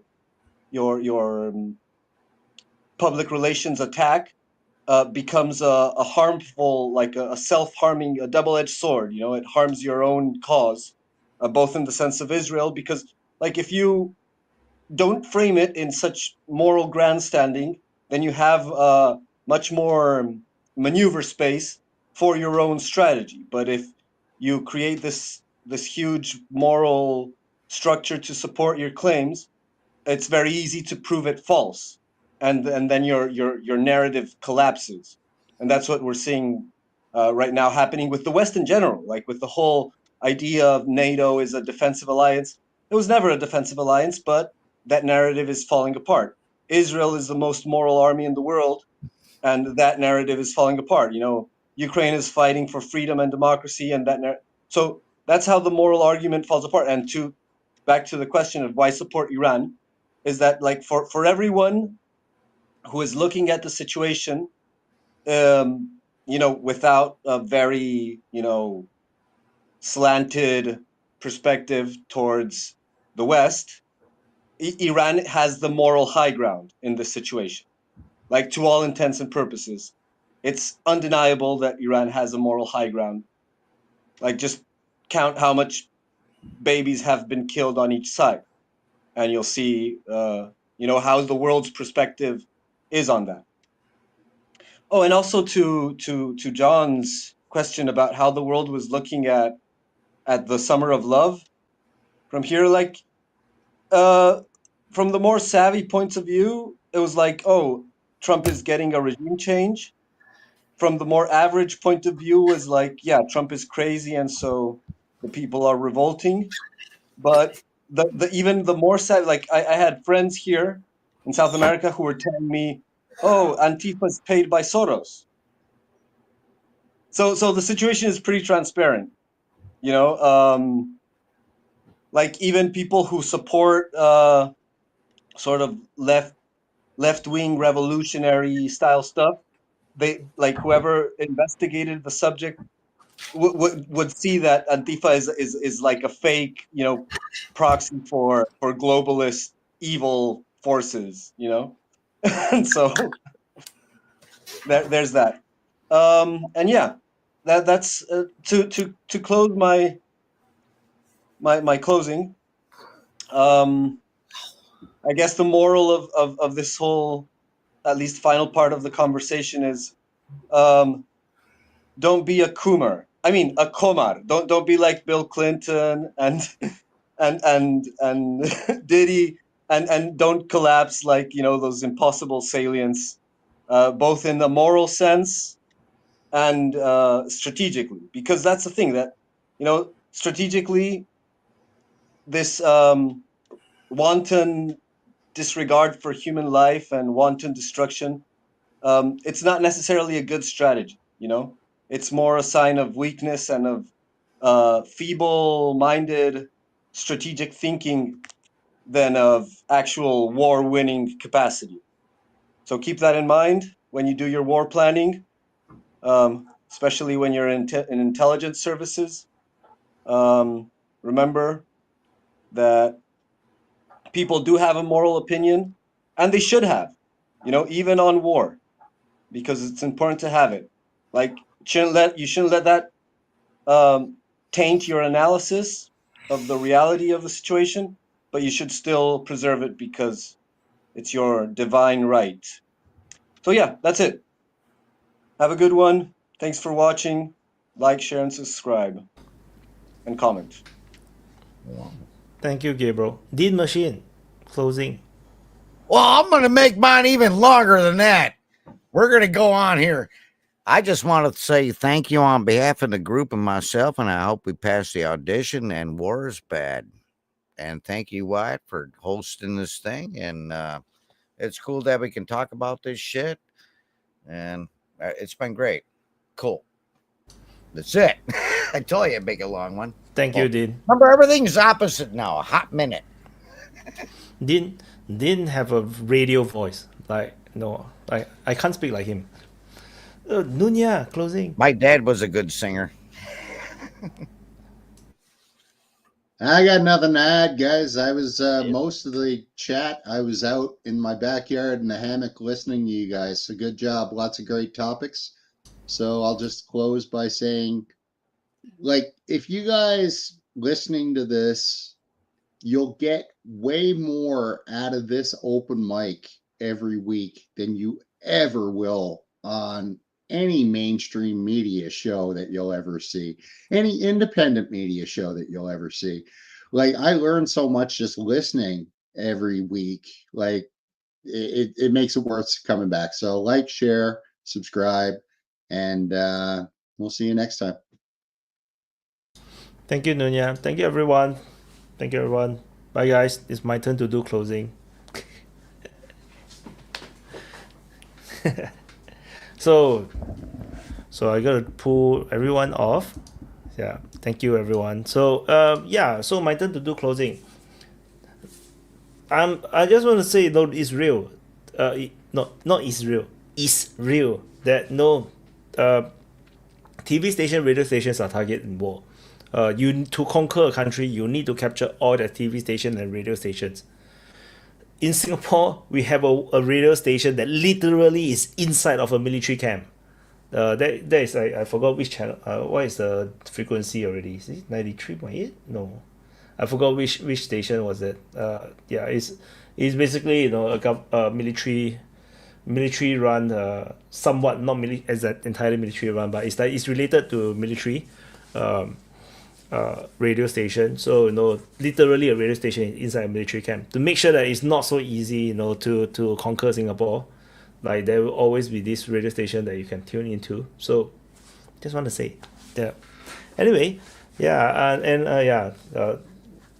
Tech tell me to let it go, so let it go.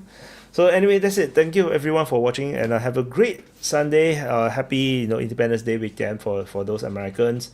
And it's a great conversation today, and it's not bad. Just now there's a new guy that want to come in. I asked for his email. He don't want to give me, and then he left.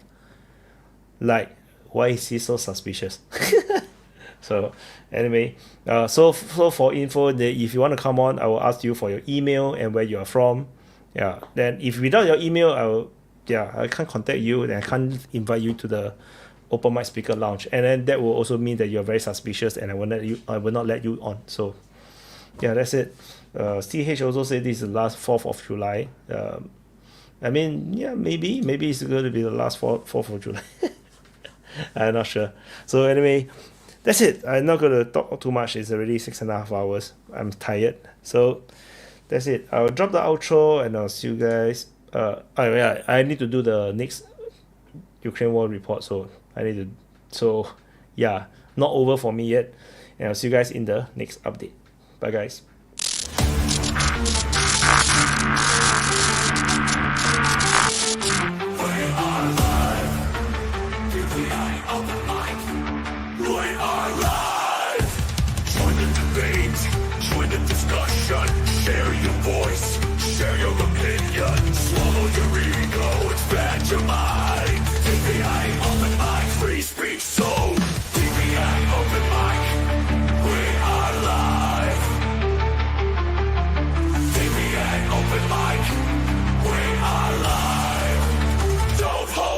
Here we go. Let's go. Let's go. We are live. 47 space. Let's go. We are live. DPA Open Mic. We are live. We are live. We are live. From every corner of a spinning globe, gathered voices, the stories they grow. Ideas like rivers, they ebb and they flow. In the meeting of minds we grow. Together we stand, like lovers yet alive. In the arena of thoughts we find a world where every voice decides, debating the future unconfined. Opinions like colors, vivid and bright, clashing, merging in the light. From whispered winds to roaring night, in our discourse we ignite. Together we stand, like lovers yet alive. In the arena of thoughts we find a world where every voice decides, debating the future unconfined. In the clash of ideas we see the birth of what the world could be. From conflict we find the key to unlock our collective destiny. Round the table the world convenes, every culture, every scene. In the marketplace of dreams, we chart the course of unseen streams. Together we stand.